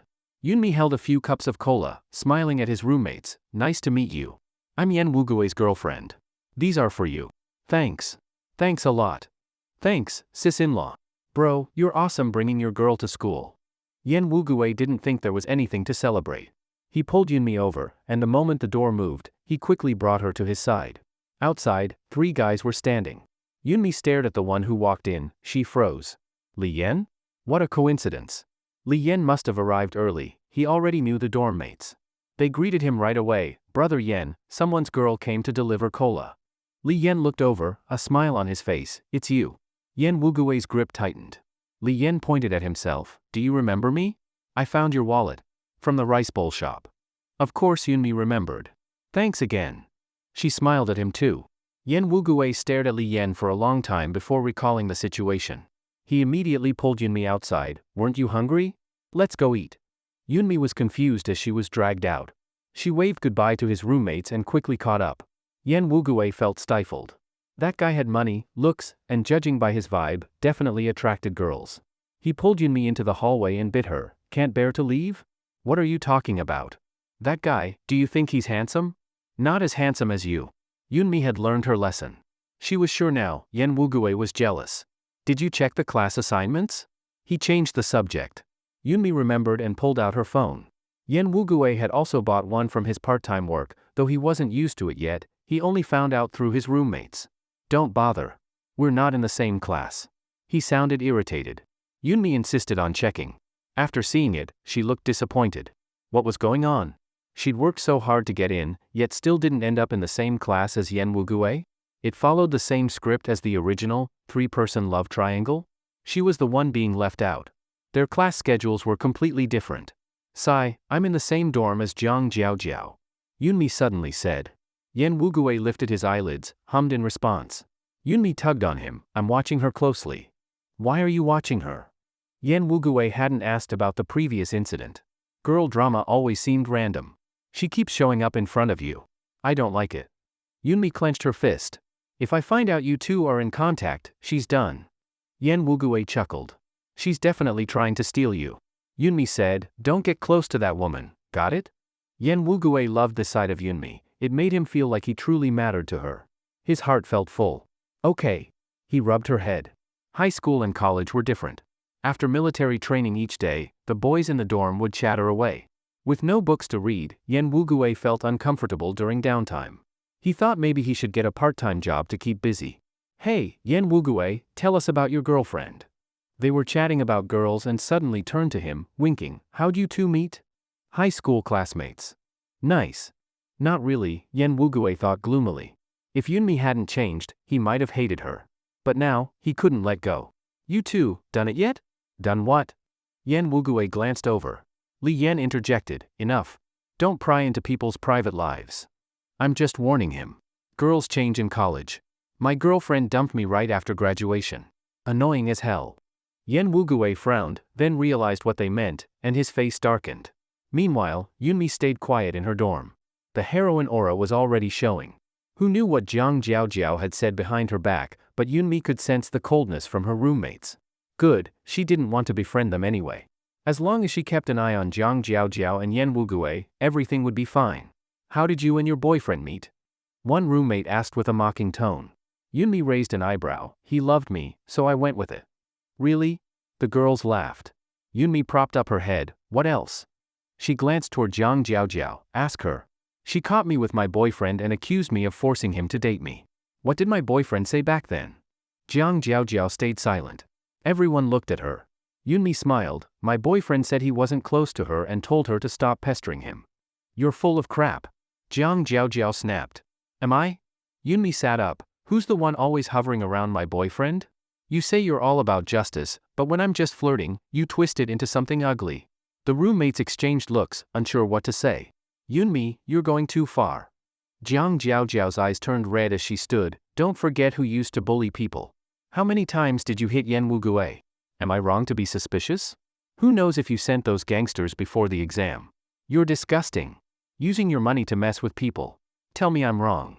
Yunmi's gaze turned cold. She let out a soft laugh. So what if I hit him? He still likes me.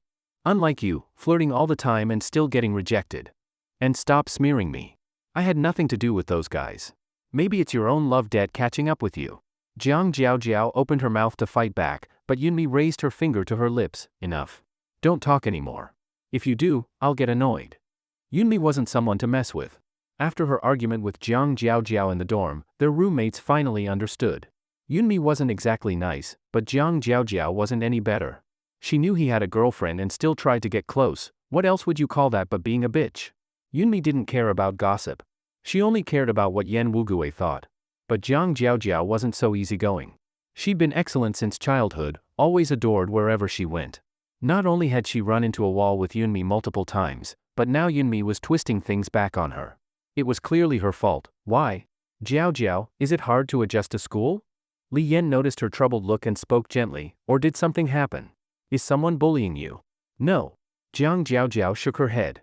I'm just not in a good mood. Tell me about it. Li Yan and Jiang Jiaojiao had grown up together, childhood friends. Because of his background, he was more mature and always looked after her. In high school, he went to an elite private school in Jiang City, while she attended the #1 high school. They finally reunited in college. In his eyes, Jiang Jiaojiao was always a kind-hearted girl. If she had a flaw, it was being too kind.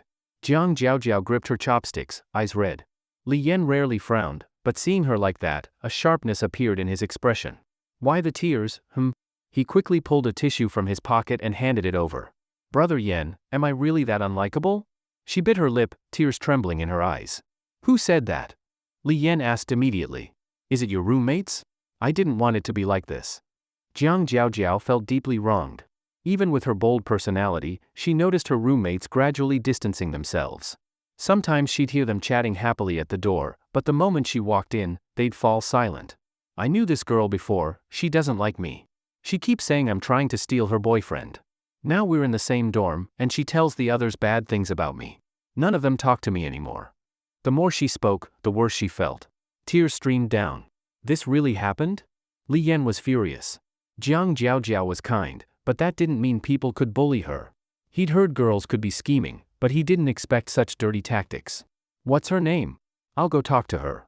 He stood up, pulling Jiang Jiaojiao along. She sniffled and tugged his arm. Don't. I don't want trouble. Let them say what they want. I'm okay. Okay? Do you even realize how harmful rumors can be? Li Yan sneered, so young, yet already twisting facts. Let's see how she dares to speak in front of me. Yunmi strolled through the cafeteria while Yan Wugue watched her closely. Yunmi always wore her feelings on her face. He rubbed her head. Can't find anything you want to eat? Should we try another cafeteria? Yan Wugue's hands-on skills were improving, though the gesture felt more like petting. Yunmi pouted. This cafeteria was the closest to their dorm. After half a day of military training, she was exhausted. Fine. She didn't want to settle, so she turned and said, I heard there's a really good double skim milk nearby. I want to. Before she finished, she spotted the golden couple, Jiang Jiaojiao and Li Yan standing together. In the original plot, they hadn't even reached the ambiguous stage yet.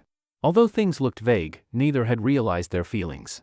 It was Yen Wugui's appearance and affection toward the heroine that triggered Li Yan's possessiveness and revealed his true nature. Yen Wugui noticed her standing still and asked suspiciously, "Didn't you say you wanted dessert?" "There." Yunmi pointed with her chin. Yen Wugui followed her gaze, confused. "What? Our dear Jiao Jiao and the boy next to her really look good together." Yunmi crossed her arms, commenting casually. When Yen Wugui saw Li Yan, he instinctively grabbed Yunmi's hand. "What's so great about them?" "Hey, Wugui." Li Yan suddenly met his gaze and strode toward them. "Something you need?" Yen Wugui stayed calm. Yunmi shot a provocative glance at Jiang Jiao and subtly interlaced her fingers with Yen Wugui's, full of possessiveness. Yen Wugui smirked. She only got this clingy when Jiang Jiao was around. "Which dorm is your girlfriend in?" Yen Wugui pursed his lips. "Same as your girlfriend."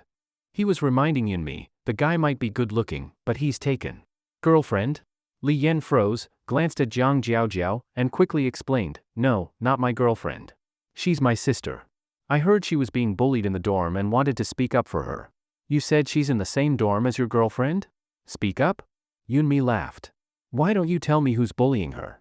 I'm an expert at defending people." Jiang Jiao visibly flinched. Li Yan looked surprised at the seemingly sweet and obedient girl. That didn't sound like something a good girl would say. "Don't mess around." Yen Wugui warned under his breath. Everyone knew what Yunmi had been like in high school, reckless and wild. It was rare to see her so restrained now. "Come on, Jiao. With our friendship, I won't let anyone bully you." Yunmi smiled mischievously. "Brother Yen, let's go."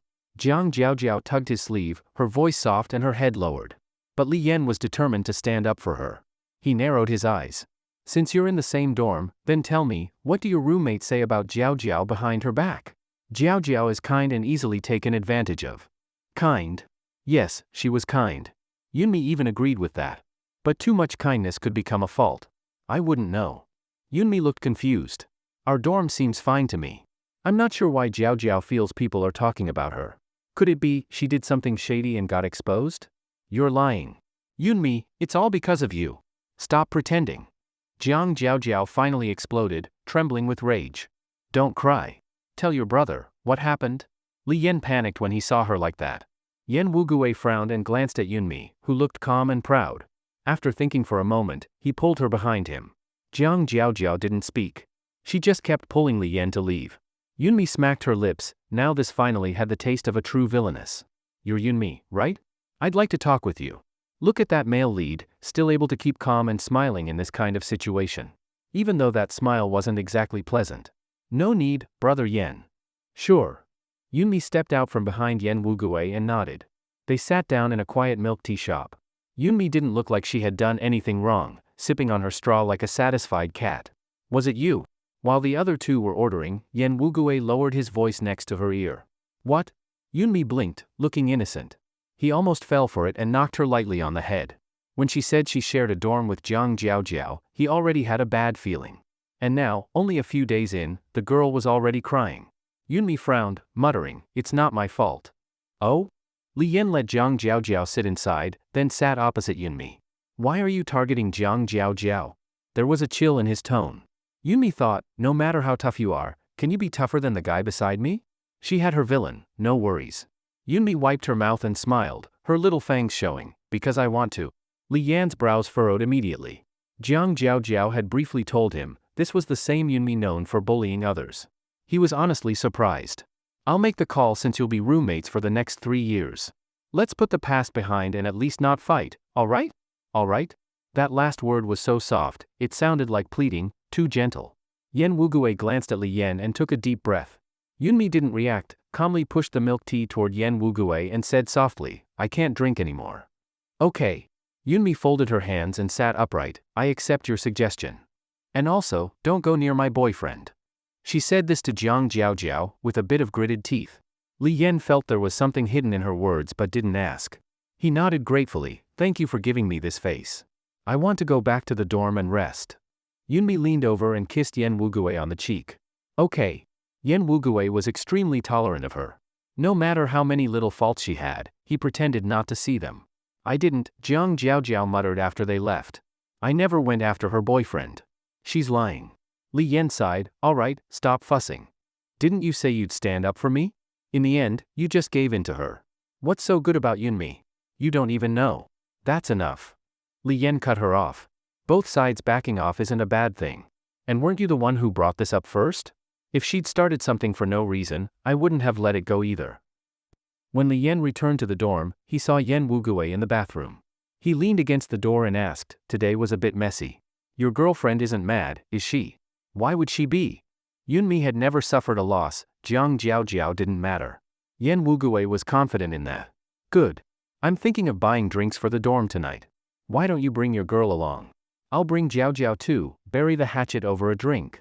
Yan Wugui frowned, no. Why not? She doesn't drink. Then he added, she also doesn't like being around Jiang Jiaojiao. Oh? What's the deal? Li Yan got curious. He had asked Jiao Jiao and couldn't find any real grudge. Yan Wugui shook his head, I'm not sure either. She seems very against her. I think today might have been her fault. Apologize to Jiang Jiaojiao for me. We won't go tonight.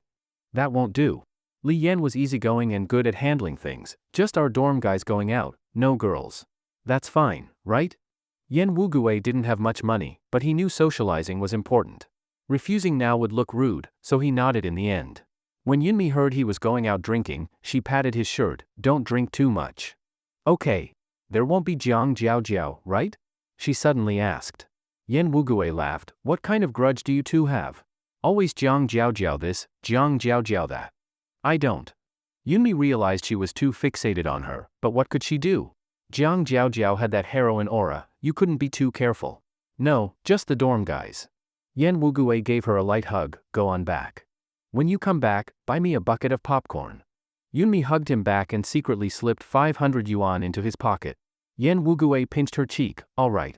He'd said no girls, but when he arrived at the restaurant and saw Jiang Jiaojiao, his face immediately turned sour.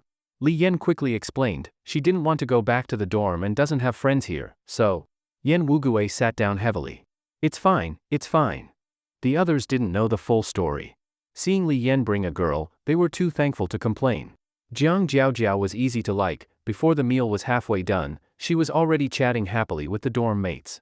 Yan Wugui sat silently in the corner, detached from the lively group. At the end, they got bored and suggested truth or dare. Yan Wugui couldn't just leave, so he stayed. He got picked in the first round and chose dare. The task? Call your girlfriend and break up with her, see how she reacts. Yan Wugui stared at the person who asked. The mood turned cold until Li Yan quickly said, don't. They just got together. No need for drama. Yan Wugui grabbed a bottle of baijiu, poured a full glass, and downed it in one go. Next round. He didn't dare risk it. Even if Yunmi had been very tolerant. Before love, he'd heard that love could be passionate or calm. But to Yan Wugui, love was walking on thin ice. He was lost in the calm, but deep down, he knew, beneath the still surface, the current was raging. Yan Wugui drank anxiously. By the time the drinking party ended, everyone was already groggy. The others were also totally drunk. Jiang Jiaojiao stood beside him for a long time, then reached out and held Yan Wugui. When the drinking ended like this, the dormitory curfew had already passed. Li Yan directly booked 4 rooms, and the group headed toward the hotel in a mighty procession. Li Yan couldn't take care of all 7 by himself. Seeing Jiang Jiaojiao helping him into the car, he reminded her, keep an eye on Yan Wugui. Go to the hotel first and give them my name. Okay. Jiang Jiaojiao sat in the back seat with Yan Wugui. The boy seemed quite drunk and very uncomfortable. His raised neck, sharp Adam's apple moving up and down, looked especially sexy. The heat from their touching arms transferred between them. Yan Wugui was strikingly handsome. He casually pushed his hair back, revealing a fair forehead, and looked at the woman beside him with drunken, sleepy eyes. He hesitated for a moment and uncertainly called out, Jiang Jiaojiao? I'm here. His voice was low and magnetic. Jiang Jiaojiao's heart skipped a beat and she quickly responded. Suddenly, Yan Wugui's eyes turned sharp, his hostility surged. Driver, stop the car. The driver quickly pulled over, afraid he might vomit in the car. What's wrong? Are you feeling that bad? Yan Wugui said nothing and got out of the car to leave. Where are you going? Jiang Jiaojiao grabbed his arm, but he shook her off. Yan Wugui. Jiang Jiaojiao stomped her foot angrily and said, you're drunk. Li Yan booked a hotel. I'll take you there to rest. No need. Yan Wugui's head hurt terribly, and he staggered along the road. The driver shouted after them. Jiang Jiaojiao looked back, pulled out money for the fare and told the driver to leave, then chased after him. Yan Wugui pulled out his phone. It was 10 o'clock. The dorm curfew was over. He probably couldn't deliver popcorn to Yunmi anymore. Do you just not want to be with me? After everything he'd done, Jiang Jiaojiao finally came to her senses. She was a bit shocked. Yen Wuguei stopped walking, turned around, and looked at her deeply, then nodded heavily. Why? I've saved you many times before. Yen Wuguei was stunned. After a long time, he pressed his forehead and said, Sorry, I'm Yunmi's boyfriend. She doesn't like you. Jiang Jiaojiao was speechless, her eyes widened. Just because of that? Yes. Just because of that. People all said Yen Wuguei was cold, unapproachable, stubborn. Jiang Jiaojiao had never envied anyone before, but at this moment, she really envied Yunmi. Why? What had she done to make Yen Wuguei care so much? Jiang Jiaojiao muttered behind him, Are you sick, Yen Wuguei? She treats you like that, and you still like her. Yen Wuguei's body stiffened. Jiang Jiaojiao continued without thinking, Maybe you don't even really like Yunmi, forget it. I knew her before. She flirts with everyone. You won't have a good ending with her. There will be. Yen Wuguei spoke with conviction, there will be a good ending. Yunmi had said that too. You don't know, do you? She's engaged to Ji Sihan. Jiang Jiaojiao didn't want to say it, but she couldn't bear to see Yen Wuguei deceived. She took a deep breath, knowing badmouthing others behind their back wasn't right, and added, I'm telling you this for your own good. She and Ji Sihan were engaged since middle school. Everyone in our business circle knows. She's just playing with you, really. The hostility in Yen Wuguei's eyes surged again. He stepped closer to Jiang Jiaojiao, eyes deep, Shut up. I'm not lying to you. Jiang Jiaojiao braced herself and said, Their families already agreed. Once Ji Sihan returns from abroad, they'll get married. My aunt is Ji Sihan's mother's best friend, so I know. Yen Wuguei's Adam's apple moved, and his clenched fists creaked. Jiang Jiaojiao saw that Yen Wuguei hadn't moved for a long time and wanted to reach out and pull him. Yen Wuguei narrowed his eyes without any expression and took a step back. Some things don't need you to remind me. Yen Wuguei's voice was hoarse, and he curled his lips slightly. Maybe it was because he was drunk, or maybe he was just unwilling to fall behind. He heard his own voice say, If she wants to be mine, then she can only be mine. Whether it's Ji Sihan or Li Yen, it doesn't matter. It was Yunmi who provoked him first. Yen Wuguei looked around, but didn't see Yunmi's figure. He shook his head and walked down the road, not knowing where to go. Not knowing who he was waiting for. Jiang Jiaojiao called his name from behind, but Yen Wuguei didn't look back. That person followed behind like a tail, which strangely reminded Yen Wuguei of Yunmi. He sighed, thinking he must be going crazy. Because in the next second, he saw Yunmi, dressed in pajamas and looking incredulous, getting out of a taxi, staring straight at him. At that moment, Yen Wuguei felt his heart was full. You're late. But she still came. Yunmi had just fallen asleep in bed when she heard the system alarm go off, saying the plotline had changed, and the female lead had met the target character. When she heard this news, Yunmi was dumbfounded. That brat Yen Wuguei actually learned to lie? When did the two of them get involved? This won't do. Yunmi climbed down from the second-floor bathroom counter, didn't even change her clothes, and took a taxi to the place the system indicated. Seeing this scene in front of her, she felt both bitter and exhausted. Along the way, she imagined all sorts of things the female lead might do, how the two would fall for each other, and Yen Wuguei would turn back to love the female lead and follow the original plot. But now it seems, the one clinging was still Jiang Jiaojiao. That green tea bitch. Yunmi rolled up her sleeves and was about to charge over. Today she had to teach Jiang Jiaojiao a lesson. As she passed by Yen Wuguei, she was suddenly hugged around the waist. Yen Wuguei seemed very happy, even his voice sounded joyful. What are you doing? Is she clinging to you? What did she say to you? Yunmi asked angrily. Jiang Jiaojiao was startled to see her like that and quickly stepped back 2 steps. Nothing. Yen Wuguei rested his head on her shoulder and said softly, You came just in time. I'm so sleepy. Take me back, okay? Yunmi glared at Jiang Jiaojiao, blinking. Yen Wuguei held her tighter, lowered his head and smelled the scent of her hair, noticed her half-exposed shoulder, and pulled up her clothes, frowning in displeasure. Yunmi saw Yen Wuguei's drunken and misty eyes, which looked beautiful. She swallowed and her heart started to race. Let's go. Yen Wuguei reached out and interlocked his fingers with hers, gripping tightly, wrapping her small hand completely. Yunmi couldn't swallow this anger. She stopped, turned around, and said to Jiang Jiaojiao coldly, I warned you before to stay away from Yen Wuguei. You didn't listen, so don't blame me for being ruthless. Jiang Jiaojiao was actually amused by her words. She and Yunmi were like water and fire, totally incompatible. Why? Yen Wuguei didn't know what's good for him. Even someone like Yunmi could trample on her? Jiang Jiaojiao was no longer the timid girl Yunmi used to bully. She immediately said, "Are you afraid I'll steal Yan Wugui?" Bullshit. Yunmi turned her head instantly, looking ready to argue 300 rounds. Then why won't you let me get close to him? Jiang Jiaojiao sneered, "You know what kind of person you are. You think you're not good enough for him, right?" Is this something the female lead would say? Openly trying to steal her boyfriend? What, she doesn't want Li Yan anymore. Oh right, when Yunmi first read the original plot of this story, she already thought this female lead was fake and manipulative, eating from one bowl while eyeing the pot. Yunmi was just about to argue with her, when she heard her say, "If you think you're not good enough, then work hard to become better, not like you are now. Yan Wugui is not your possession." Yunmi felt like she was listening to a joke. Do you even know how to date? Yunmi glanced sideways at her, crossed her arms, and broke free from Yan Wugui. Don't twist words and facts here. I never said Yan Wugui was my possession, but he is my boyfriend. I have the right to decide whether he can have female friends. Do you like Yan Wugui? Yunmi moved a little closer to her, her voice teasing. You don't like him. You've always been praised since you were little, got good grades, spoke sweetly, and had a kind heart. You've never hit a wall before. Now you see Yan Wugui ignoring you but liking me instead. Jealous? Why would I be jealous of you? Because you think I'm not as good as you, but he likes me anyway. Yunmi spoke lightly. Yan Wugui, standing behind her, was unmoved. There was no expression on his face.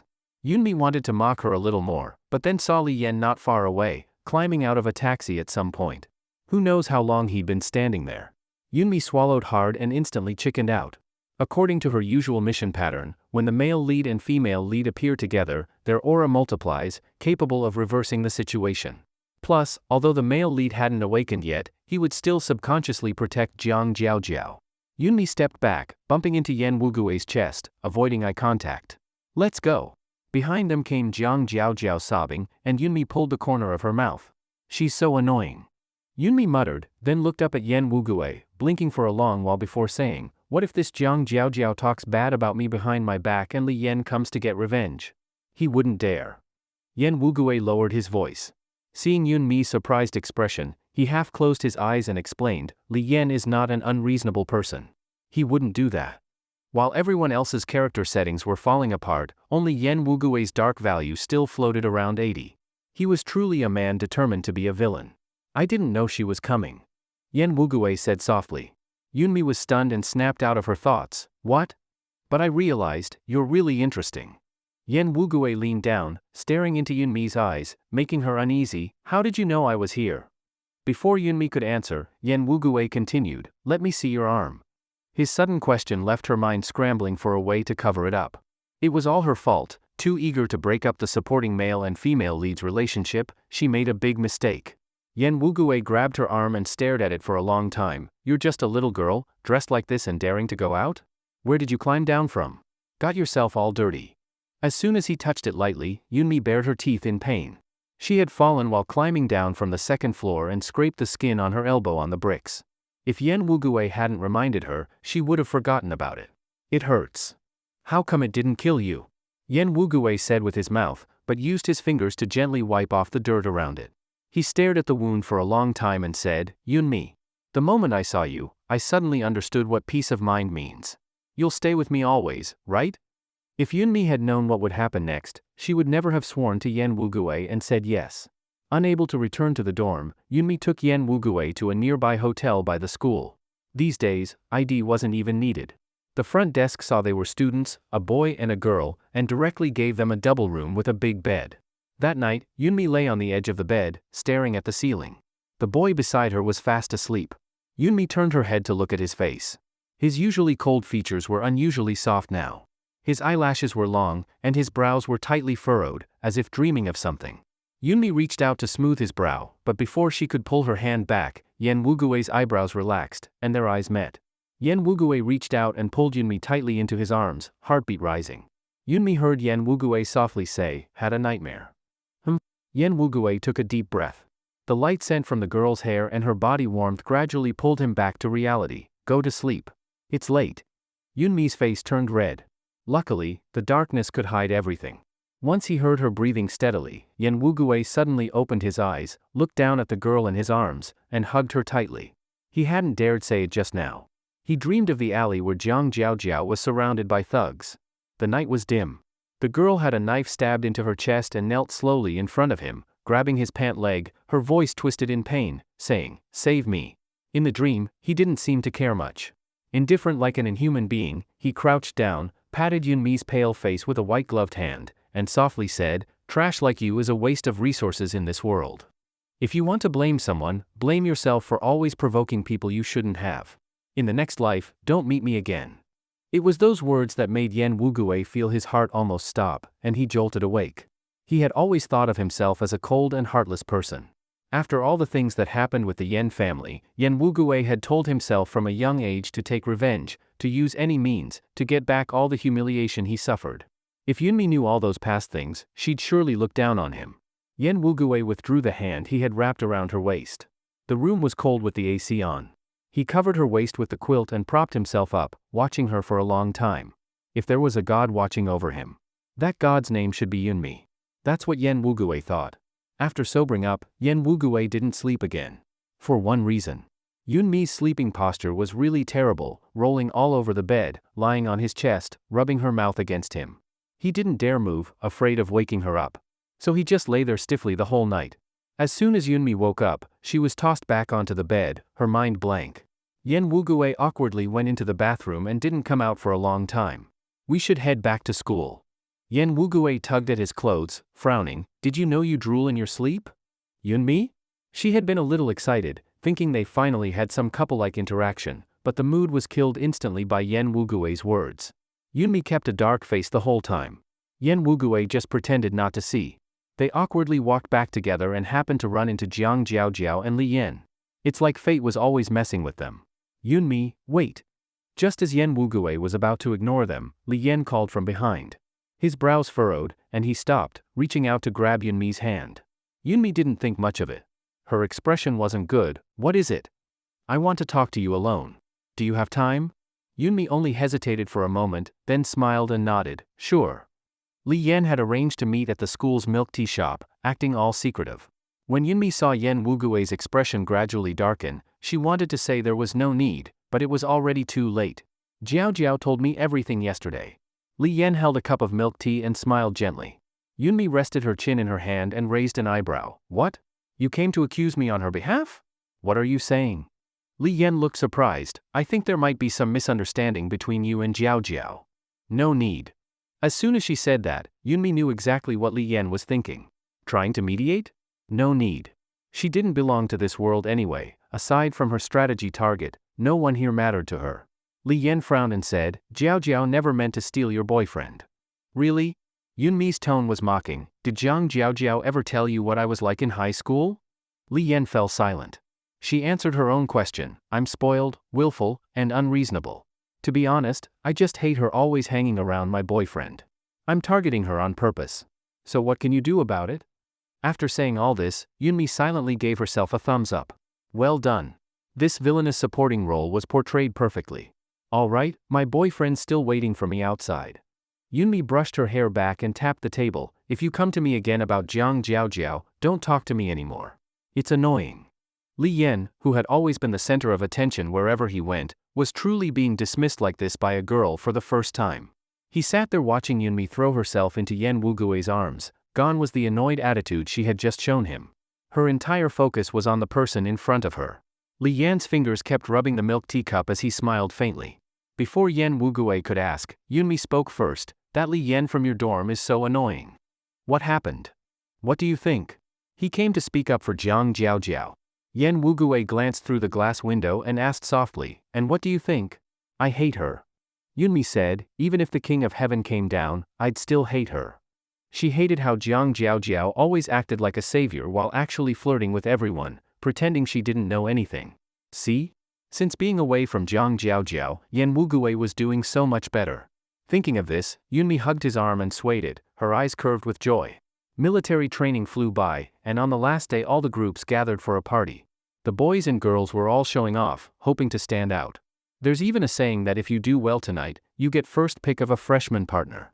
Yunmi found a chance and secretly sat beside Yan Wugui, slipped her hand into his, and looked up at him with a smile.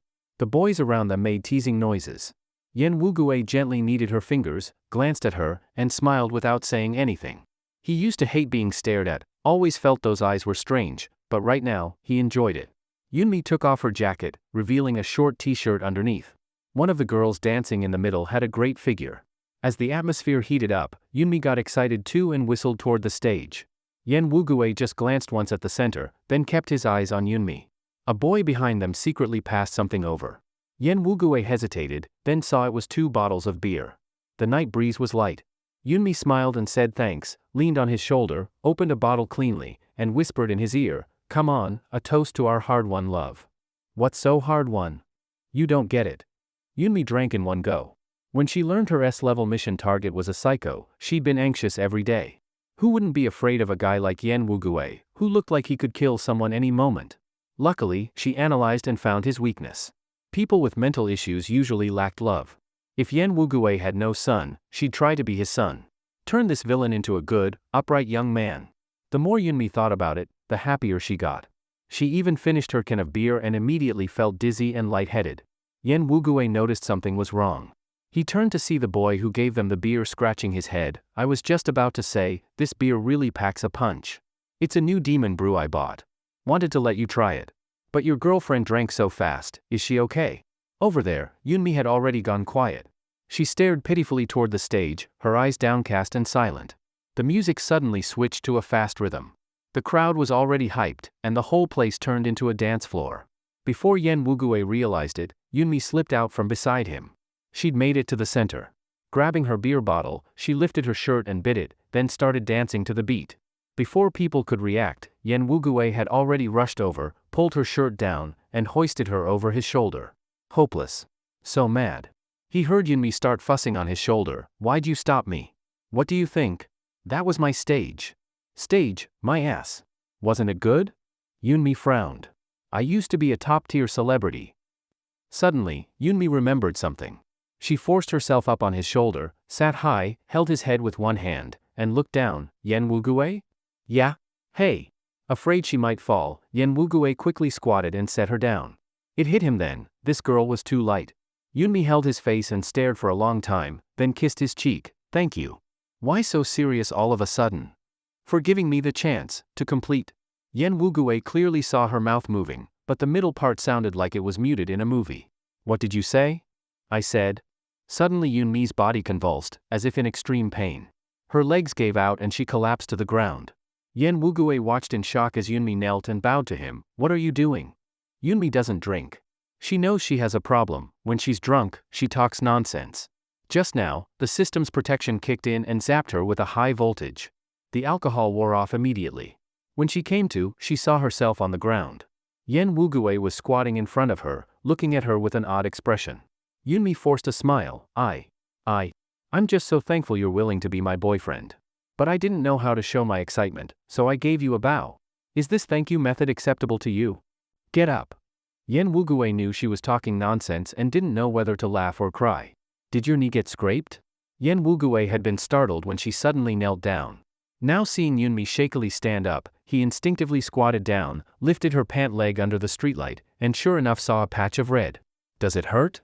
At first, Yunmi didn't feel anything. The pain from resisting the system before was much worse than this. But no one had ever asked her if it hurt. Her eyes instantly filled with tears, and she bit her lip. Seeing her like this, Yen Wugue panicked. In his impression, Yunmi had always been fearless. Later he realized it was just because they weren't familiar. Now, Yunmi seemed made of water, so delicate, like she could cry at the slightest touch. "Be good, don't cry." Yen Wugue wiped away the tears at the corner of her eyes with his fingers and frowned. "I checked just now. It didn't break the skin. It's not that bad." Yunmi snorted. "I don't want to walk anymore." "I'll carry you." Yen Wugue sighed and squatted down, patting his shoulder. Yunmi lay on his back, her arms around his neck. She used to think Yen Wugue was thin and weak, but now his shoulders were getting broader. She thought of how, in the original setting, she had seen him in a suit. He looked like a walking clothes rack, cold and decisive, fierce and arrogant. At that time, she just reminded herself not to let her values be led by his looks. But now, Yunmi ran her hand over his chest and buried her face in his neck. Yen Wugue's gaze darkened. He turned his head and asked hoarsely, "What are you grabbing at?" "I'm touching my boyfriend." "You got a problem with that?" Yunmi tilted her head and asked. Yen Wugui let out a snort and didn't respond. For a moment, Yunmi really felt it wouldn't be a bad thing to stay with him for the rest of her life. This S-rank strategy target was the one closest to reality. That day, she had asked the system, what mistake did most hosts make when they failed an S-rank mission? The system assistant replied, they fell in love with their target. Yunmi rested her head on his shoulder, swaying slightly, until they reached the girls' dormitory. Wait a minute. Yen Wugui patted his pockets. Yunmi paused and watched as he ran to a self-service vending machine and bought a bottle of cold cola. He seemed awkward doing it and handed her the drink stiffly. If your knee gets swollen, you can use this to apply a cold compress. It promotes blood circulation and reduces bruising. Yunmi was reminded of Yen Wugui's life story in the system space. His existence was a huge obstacle. As a child, he had longed for a father and a home. But what he got instead was beating after beating. When he was small and weak, he could only protect his mother. Covered in wounds and swelling, his mother would get some ice and cry while helping him reduce the swelling. Sleep early. Yunmi waved her hand. Good night. Dream of me. Yunmi gave him a hug and bounced away. Yen Wugui shoved his hands in his pockets and watched from downstairs for a long time. Yunmi felt that after living like this for a while, it was easy to get lost in the illusion. If the system hadn't reminded her that a new chapter was about to begin, she would have stayed in this daily banter with Yen Wugui. Late at night, Yunmi received the message and immediately sat up in bed. She counted on her fingers and her face changed. The phone suddenly rang. Yunmi quickly picked it up and heard Yen Wugui's deep voice say, Yunmi, I have to go home tomorrow. I don't know when I'll be back. At school, be good, okay? Can you tell me what happened? Counting the days, it was about time. In the original story, after Yen Wugui killed her, his darkening value reached 100%. So, when he met Jiang Jiaojiao again, he tried desperately to set up a scene. Even if he couldn't be a good person, he could still be worthy of Jiang Jiaojiao. And the turning point was? Yen Wugui seemed to be walking downstairs, his breathing unsteady. Don't worry. I'll be back soon. It's not a big problem. I want to hear it. Yunmi rolled out of bed and pulled on her clothes. You're downstairs, right? Wait for me just a little while, okay? Just a little while. Yen Wugui was silent for a long time. Yunmi took a deep breath and said, I want to see you right now. Okay. Yunmi had already climbed out a window once before, so now she was used to it. Yen Wugui seemed to know she would appear this way and was waiting downstairs early on. Seeing her trembling as she reached for the water pipe, he quickly said, Don't come down. Didn't you say you wanted to see me? Then look at me for a little while longer and go back to sleep. It was hard for Yen Wugui to say these words. He had just received a call from a neighbor saying his mother had fainted in the hallway. When he got home in the middle of the night, he found she had already been taken to the hospital. The test results showed there was a tumor in Fu Jin's brain. Whether it was benign or malignant would have to wait until the professor came back the next day to know. At that moment, his heart twisted in pain, and he wished he could fly to his mother's side. He forced himself to calm down quickly, pushed the useless tears back, and called Yunmi, so she wouldn't make a fuss when she didn't see him at breakfast tomorrow. Yunmi didn't listen. She dangled her legs outside the window, bit her lip, you better catch me. If you don't and I get hurt, I'll make you pay for it. Yunmi closed her eyes, her mind blank, and jumped. The second floor wasn't high, but if she landed the way she jumped, face first, she would definitely get hurt. Yen Wugui had already had enough shocks today. Seeing her jump like that, he rushed forward with open arms. The girl's full weight hit him. Both of them groaned. Her forehead hit his shoulder hard. Hiss. Yunmi's forehead throbbed painfully, tears welling up. Are you crazy? Yen Wugui held her steady, full of anger. What if I didn't catch you? What's in your head, water? Do you know how dangerous that was? I was worried about you, okay? Stop scolding me. Yunmi grabbed his hand. Didn't you say you were going home? This late, something must have happened, right? I'll go with you. Yen Wugui looked at the teary-eyed girl and suddenly felt calm. Don't worry. Yen Wugui's chest felt tight. He glanced up at the second-floor window. Once she jumped down, there was no going back. My mom's in the hospital. If you really want to come, then come. Yen Wugui's Adam's apple moved. I'll bring you back tomorrow morning. Auntie's in the hospital? What's wrong? Is it serious? Yunmi already knew, but she pretended she just found out. Yen Wugui rubbed her head. If it had been in the past, and someone told him Yunmi would care this much, he'd say she was crazy. But now, he thought, it was becoming normal. Don't know yet. I need to go see. Then let's go quickly. Yen Wugui felt useless. He had always thought so since he was young. Don't worry, Auntie will be fine. Heaven helps good people. Yunmi saw he was upset, cupped his face and pressed it to her shoulder. Your eyes are red. Why don't you rest for a bit? I already slept at the dorm, I'm not tired. When we get to the hospital, I'll wake you. Yunmi's voice trembled. She never realized that knowing the future could be so painful. There was no hope. No miracles, only cruel fate. She choked up. Yen Wugui helplessly hugged her waist, his forehead resting on her shoulder, his body trembling. Yunmi thought, when she encouraged Yen Wugui to study medicine, it was partly selfish, hoping he'd have a better life. If there's no hope, then create some. He was a genius, maybe, just maybe. But life and death don't spare anyone.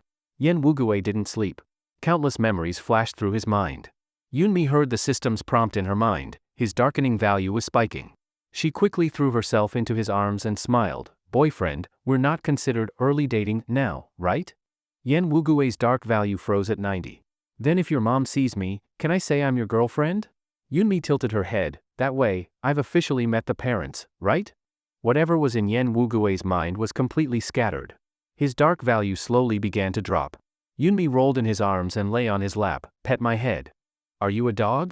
That's what Yen Wugui said, but his fingers still ran through her hair.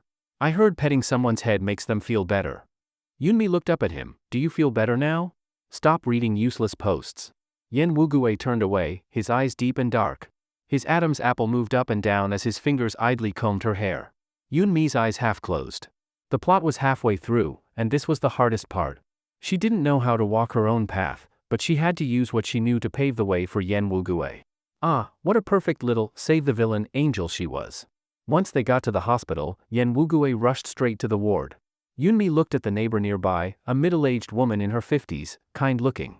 Auntie, hi. I just asked the doctor, was it you who paid the hospital fees? Yunmi took out her wallet. How much? I'll pay you back on behalf of Yen Wugui. 600. The woman didn't hesitate and asked curiously, You're the girl from downstairs? A relative of his? Ah, yes. Yunmi nodded, then shook her head. Not really. I live downstairs, but I'm Yen Wugui's girlfriend. That should count as a relative, right? She said it smoothly and handed over the 600 yuan. If Yen Wugui asks about the bill, please don't tell him I paid. Just say you didn't want the money, okay? Otherwise, I'm afraid he'll feel bad. The neighbor thought for a moment, then smiled. You're a good girl. That boy Wugui has had a tough life. With you, maybe he's found a bit of happiness. Yunmi paid Fujin's recent medical and hospitalization fees by herself. She stood in front of the hospital room door, reaching out several times to open it, but each time she extended her hand, she silently pulled it back. She felt the timing wasn't right. She was afraid Fujin's condition was too bad, and Yen Wugui would feel terrible seeing it. She was extremely conflicted. By the 10th round of pacing, Yunmi furrowed her brows and pulled out her phone to call Lu Xiao. She was the Yen family's private doctor and a good friend of her original body's birth mother. She had connections in major hospitals. Even though Yunmi knew the outcome in the original plot, she still wanted to try doing something, maybe useless, but she wanted to struggle a bit. So she wouldn't regret it. Yunmi wasn't sure whether it was to please Yen Wugui, or just to comfort this pitiful villain. The phone rang for a long time. Yunmi bit her finger, knowing it wasn't good to disturb someone so late, but there was a reason for it. Lu Xiao, though woken up, didn't show any anger, and patiently asked, Mimi, what's going on? Auntie Lu. Yunmi thought for a while and said, Do you know any skilled brain doctors at Jiangqing Traditional Chinese Medicine Hospital? Lu Xiao's sleepiness disappeared instantly and she quickly asked, Brain? Did you get into a fight and damage your head? Or did you break someone else's? Yunmi. No, I didn't. I'm wronged. Are you at the hospital now? Wait for me, I'll be right there. No, Auntie Lu, I didn't fight. It's just... Enough. Wait for me. Yunmi stared at the ended call and twitched her mouth. This Auntie Lu was good in many ways, but always rushed in everything, didn't seem like a meticulous doctor at all. Yunmi sat on the hospital's outdoor bench. At night, the place was quiet and the air conditioning was strong. She didn't believe in ghosts, but it still gave her the chills. The door creaked. She turned and saw Yen Wugui, looking worn out. How's Auntie? Yunmi stood up immediately, trying to peek inside. Yen Wugui pursed his lips and said nothing. He fumbled in his pockets and pulled out some change. Yunmi scratched her head and said softly, I need to tell you something, don't be mad. Yen Wugui slowly looked up, his gaze cold. He always lacked a sense of security. Seeing Yunmi like this, he instinctively said, It's okay. Whatever decision you make, I won't blame you. I just saw the scans and the diagnosis. The odds aren't good. I'm the kind of person who's already down in the dirt. If something happens to my mom too, to be honest, I don't think I can take it anymore. He didn't continue. If you want to leave, go. Yunmi was stunned for a moment, then quickly threw herself into his arms. Yen Wugue was clearly exhausted. The man who could easily catch her jumping from the second floor was now unsteady, leaning against the wall. He didn't hug her. Just stood still, his eyes blank, staring off. I'm not leaving. I just wanted to tell you, I took the liberty of paying the medical bills. I was afraid you'd be mad, so I didn't dare say anything. Yen Wugue's body stiffened. Yunmi rubbed against his chest. I never thought of leaving you. Don't worry, this isn't something we can't handle. Life has its rough patches, right? The more people we have, the stronger we are. We'll get through it. Yen Wugue wanted to cry. When he was beaten to near death, he didn't cry. But now, his hands trembled as he hugged Yunmi's shoulders. I'm so tired, Yunmi. Tell me, was I a murderer or arsonist in my past life?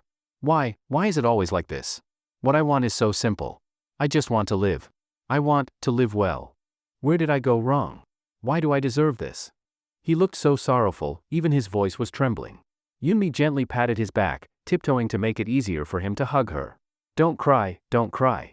I'm not good at comforting people. She felt his shoulders shaking, tears soaking her clothes. His crying was silent and suppressed.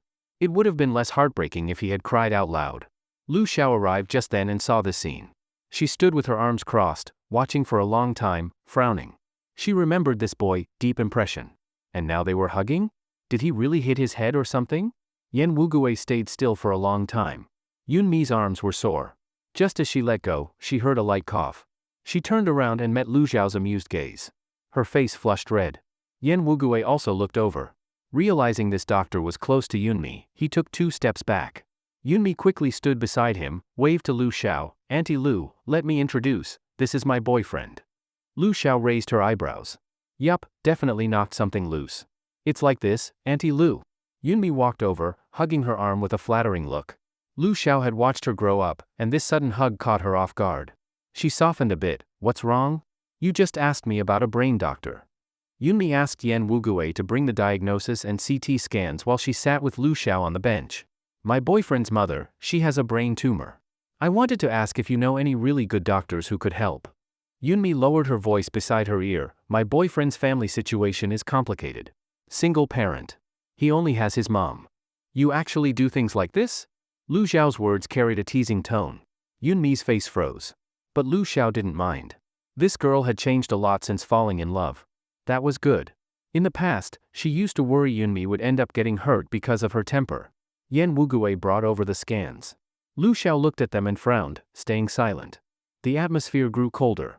Yen Wugue clenched his fists. Yunmi swallowed hard. In the original story, Yen Wugue's mother did die.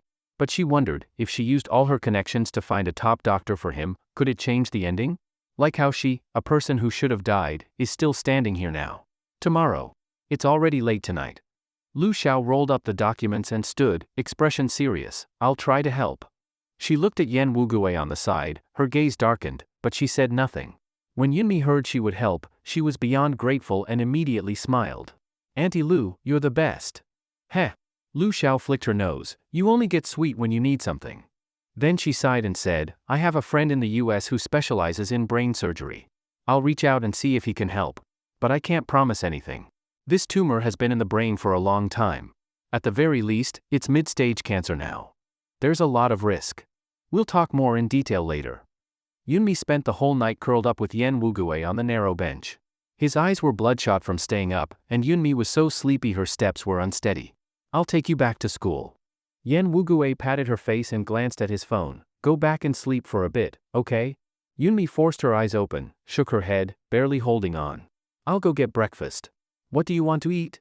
Seeing her like this, Yen Wugue felt a pang in his heart. I'm not hungry.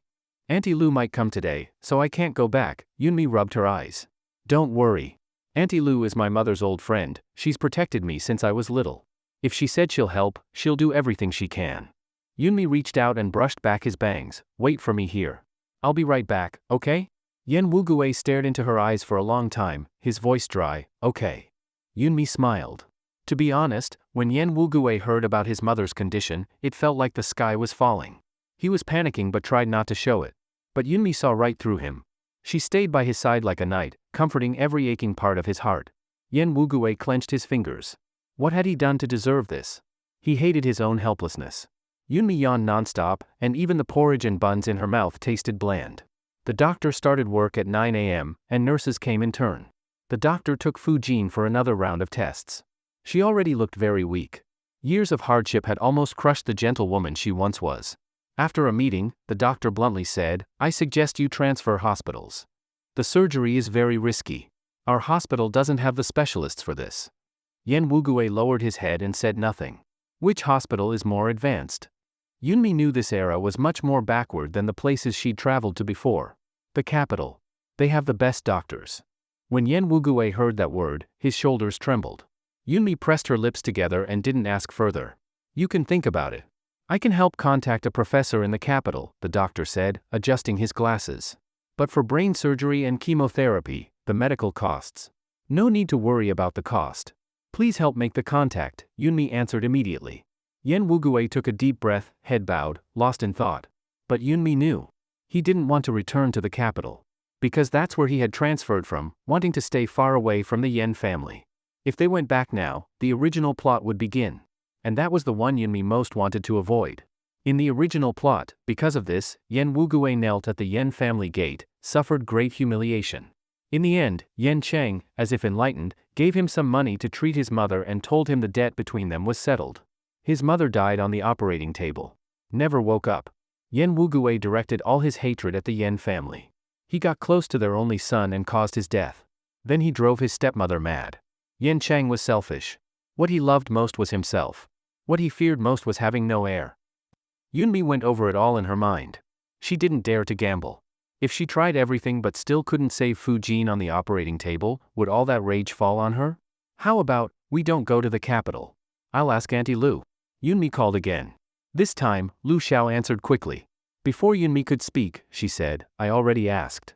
The surgery can be done, but Jiangcheng doesn't have the equipment, it has to be done in the capital."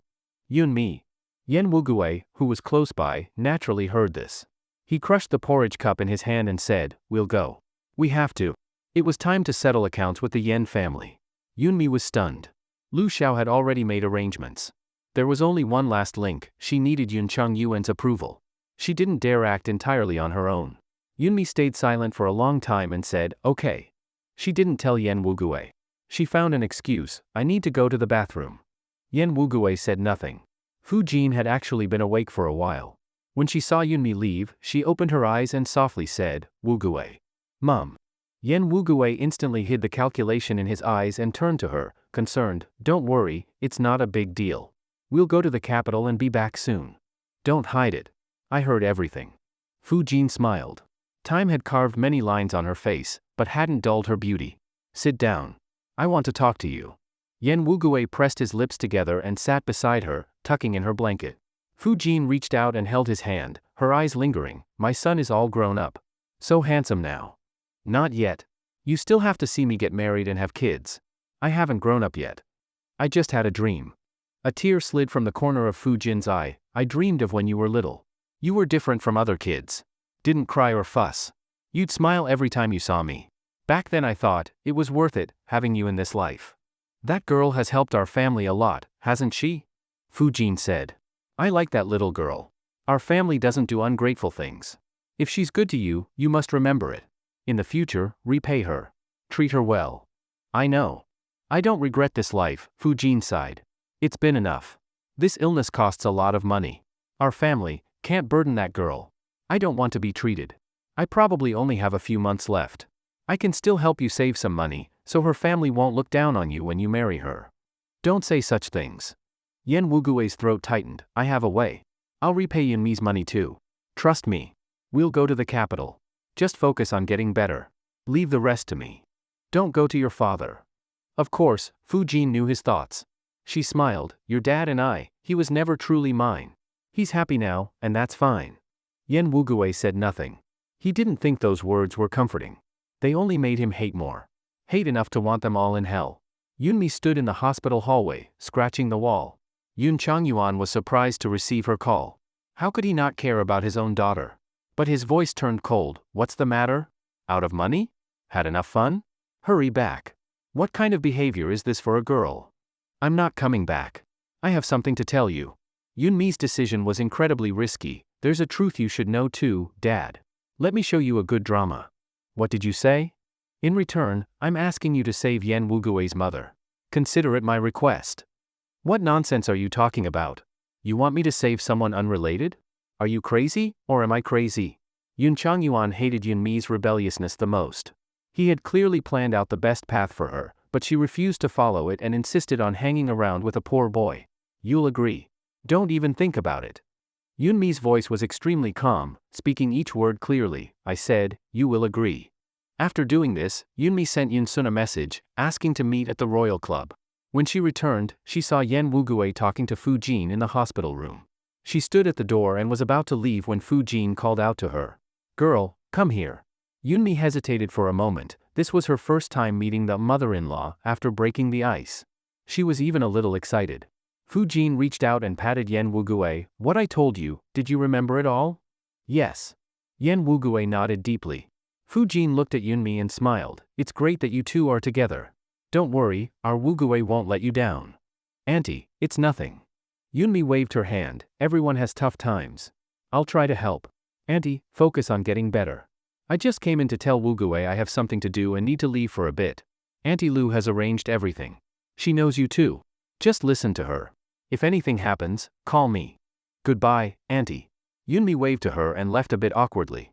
Once outside, she finally exhaled. She bit her hair tie and tied her hair up. Her relaxed expression disappeared. Since the plot would unfold anyway, it was fine to move it ahead a little. Host, stay calm. The system detected her intentions and quickly popped out. This isn't a game. I'm very calm. Yunmi replied, I know the consequences better than you. She was going to push the plot forward. As a mission executor, deliberately advancing the plot was a serious taboo. But the moment she decided to do it, she had already accepted the punishment that might follow. Yunsun was very happy to get Yunmi's message. He left his group of friends and came alone. For this sister, his intentions were simple. Simply evil. Yunmi probably realized it long ago, which was why she always avoided being alone with him. Though bratty and cute, she kept her distance. Yunmi had bought a new DV camera, arrived early, hid it behind a vase in the room, and sat where the angle was perfect, quietly waiting. Yunsun still looked proper and polished. When he saw her, he smiled. Mimi, it's rare for you to ask me out. I ran into some trouble. Yunmi looked troubled. My boyfriend's mom is sick. Yunsun's expression instantly darkened. Yunmi cupped her face and said, Can you help me? Dad's ignoring me. I need money. This puts me in a tough spot. Yunsun said, You should apologize to Dad. He worries about you a lot. Yunsun, you like me, don't you? Yunmi's sudden question stunned him. He smiled, Of course I like you. You're my sister. Cut it out. What kind of brother has feelings like that for his sister? Don't think I don't know you've stolen my underwear, Yunmi said, face full of mockery. You're disgusting. Yunsun's expression twisted slightly. He suppressed himself and didn't speak. Will you help me or not? What else do you know? Yunsun looked at her. Yunmi laughed. I also know, you're a bastard. How could our Yun family produce something as disgusting as you? That line struck a nerve. He jumped up as if he wanted to strangle her, but quickly calmed down. So what? If your father thinks I'm his son, then I am. I'm just asking, are you helping or not? Yunmi tapped the table, expression cold. Yunsun snorted, Why would I help you save a stray man? I wish they'd all die. Then we have nothing more to say. Yunmi stood up immediately, grabbed her bag, and walked out. Yunmi, you'd better behave. People who talk too much are annoying. Yunsun didn't understand how she knew all this, and for a moment he panicked. Yunmi hesitated by his side, then suddenly propped herself on the table, lifted his chin, and kissed him. Yunsun's eyes went wide, his body stiff. Yunmi reached up and felt around his head. How could I be talkative? With such a handsome brother, who wouldn't love you? You. No help? Fine. Yunmi casually shoved her hand in her pocket and smiled. I was just putting on a show. Yunsun was stunned by her move. After all, he was still a naive boy, not yet a match for someone as cunning as her. Yunmi waited in the next room for a long time. Once Yunsun left, she took back the DV, burned the footage to a disk, and went directly to Yun Changyuan's office. When Yun Changyuan finished watching the video, his hands were shaking. Yunmi held the hair she had pulled from Yunsun's head, sealed in a small plastic bag, and placed it slowly on his desk. To prove he's not your biological son, I personally pulled this from his head. You can do a paternity test. If you still don't believe me, get the sample yourself. Dad. Yunmi crossed her arms and smiled. Are you satisfied now? Yun Changyuan smashed his computer with a punch, staring coldly at the daughter he barely recognized. This is the good show you mentioned? For that man, you'd go this far? Are you still Yunmi? Yunmi remained calm. I think it's kind of fun. You should thank me. Otherwise, who knows how long you'd wear that green hat. Also, there's nothing wrong with Yen Wugue. Back then, when you met my mom, weren't you just a poor guy too? He's much better than you. After saying this, Yunmi added, if you don't want to help, that's fine. Then on behalf of my mom, I'll wish you, no children and no grandchildren. Didn't you get a vasectomy back then to prove your loyalty? Now, you only have me. She patted her chest. If something happens to me, then you really won't have a single biological child left. Every word stabbed at Yun Changyuan's heart. He trembled, pointing at Yunmi. You're threatening me? Isn't it obvious? Do you need me to confirm it again, Dad? Get out. Get out of here. Yun Changyuan swept all the documents off his desk. Papers scattered at Yunmi's feet. She picked one up, looked at it, and placed it back on his desk with a smile. Don't worry, I'm leaving now. Goodbye, Dad. She stepped out and dialed Lu Zhao's number.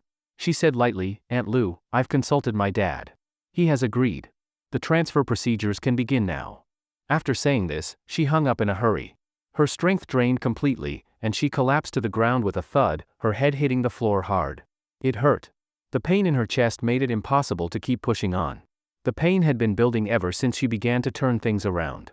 Fortunately, she had finished everything she needed to do. Now she could finally rest. Lu Xiao had arranged a private plane for the mother and son. On the way to the capital, he hadn't seen Yunmi, and no one answered his messages or calls. After answering a phone call, Lu Xiao gave Yen Wugue a serious look.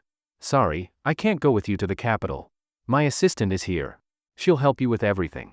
Lu Xiao got up abruptly, clearly in a rush to leave. Yen Wugue furrowed his brows and stood up. I want to ask, where's Yunmi? Isn't she coming? Lu Xiao paused, his expression stern and composed. She has something to deal with. Lu Zhao's eyes were complicated. Just now, Yun Changyuan had urgently called her back, saying Yunmi had gotten into trouble and told her to keep it quiet. It seemed something serious had happened. Lu Xiao drove back in a panic, worried about Yunmi the entire way. Yen Wugue looked at Fu Jin, who was being helped back from the restroom while still on N4, and sighed. Perhaps it was better this way. If he ran into the Yen family, all his embarrassment would be exposed in front of Yunmi. It was his pride getting in the way. He didn't want to lay bare all his flaws in front of her. The reason was simple. He was afraid of scaring Yunmi away. After losing consciousness, Yunmi arrived in the system's storage space. She sat comfortably in the chair, picked up an apple, and asked, So, what organ did you fry this time? The small computer's voice was low. Host, you were too impatient. I don't regret it. Yunmi said, Sometimes you have to die to be reborn. I don't think I did anything wrong. How much time was cut from my mission due to this failure? The system assistant sighed. 6 months. That's enough. Yunmi clapped her hands and wiped the juice from her fingers with a napkin. That's not a bad thing. She had thought it through. If she followed the mission's original timeline, she would have to stay in this world for 3 years. That was terrifyingly long. Too long for her to predict what might happen in the future. She was afraid of becoming like the previous hosts, falling for the target in an S-level mission and failing because of it. I'm ready to wake up. Yunmi straightened up. What's the minimum requirement to complete an S-level mission? Blackening value at 0%, favorability at 50%. That qualifies for an A-level clearance. That's enough. After she said this, Yunmi slowly woke up in the real world, just in time to hear Yun Changyuan yelling, What are you saying? How could my daughter possibly have heart failure? Mr. Yun, please calm down. The doctors were in chaos. Yunmi looked at the scene and cleared her throat. Dad. Yun Changyuan's hand froze. This day had brought too many shocks for him. The heir he had raised wasn't even his own child, and had even schemed against his biological daughter. That alone was enough. Now his only daughter was lying in a hospital bed, the doctors saying it was heart failure and that she needed to rest. He had never realized that his arrogant daughter was actually so fragile. So fragile that, the doctors said, even a small mishap could make it impossible to save her. Yun Changyuan wasn't used to saying warm things, so he kept a stern face. How are you feeling? I'm okay. Yunmi lowered her eyes. I heard I have heart failure. Am I dying? Don't talk nonsense. Yun Changyuan's gaze turned sharp. It's nothing serious. just rest. Don't worry about anything else. Has Yen Wugui left? This untimely question made Yun Changyuan furious. At a time like this, you're still thinking about that bastard? If it weren't for him, would you be lying here? Didn't the doctors tell you? This isn't a condition that develops overnight. Yunmi pressed her lips together. I want to talk with you, Dad. Yun Changyuan instinctively didn't want to talk. She seemed different, but also not. He clenched his fists and told the doctors to leave. Then he said, if you want to talk about Yen Wugui, don't. I won't agree. You have to agree. Yunmi made no effort to please him. He's an excellent person, just as excellent as you. To Yun Changyuan, that sounded like sarcasm. Excellent? He knew all too well how he'd gotten together with Yunmi's mother for money, then cheated with a lover, chasing after love in secret. Yen Wugui was just like his younger self, penniless, with eyes full of that irritating desire. People are always hypocritical. He ruined someone else's daughter but feared someone would ruin his own. What's so good about him that he's worth this? I don't know either. Because I came for him, Yunmi added silently in her heart. Even if you don't like the C family's kid, there are others. But none of them are Yen Wugui. This made Yun Changyuan think of her mother. Back then, her family probably tried to separate them too. But her mother still chose him without hesitation. Yunmi filled him with guilt and deep disgust. He hated that feeling. I don't agree. I might not have many days left. Yunmi said bluntly. I just want to be with him. Tears welled up in her eyes. I know you don't like me, Dad. But we're still father and daughter. Please do this one thing for me. Yun Changyuan said nothing. Yunmi continued, Yen Wugui will become someone amazing. Don't go against him. Help him. Please. He's poor, isn't he? I'll give him some money. That's not what I want. Yunmi frowned and said, he's the illegitimate son of Yen Cheng from the capital. That sentence sent a jolt through Yun Changyuan. Yunmi broke into a sweat from the pain. Seeing her pale face, he quickly called the doctors. Yunmi struggled to sit up. Dad, help him. With that, she collapsed again. The system said faintly, was that really necessary? Who didn't know Yen Cheng? The revelation Yunmi made shocked Yun Changyuan again.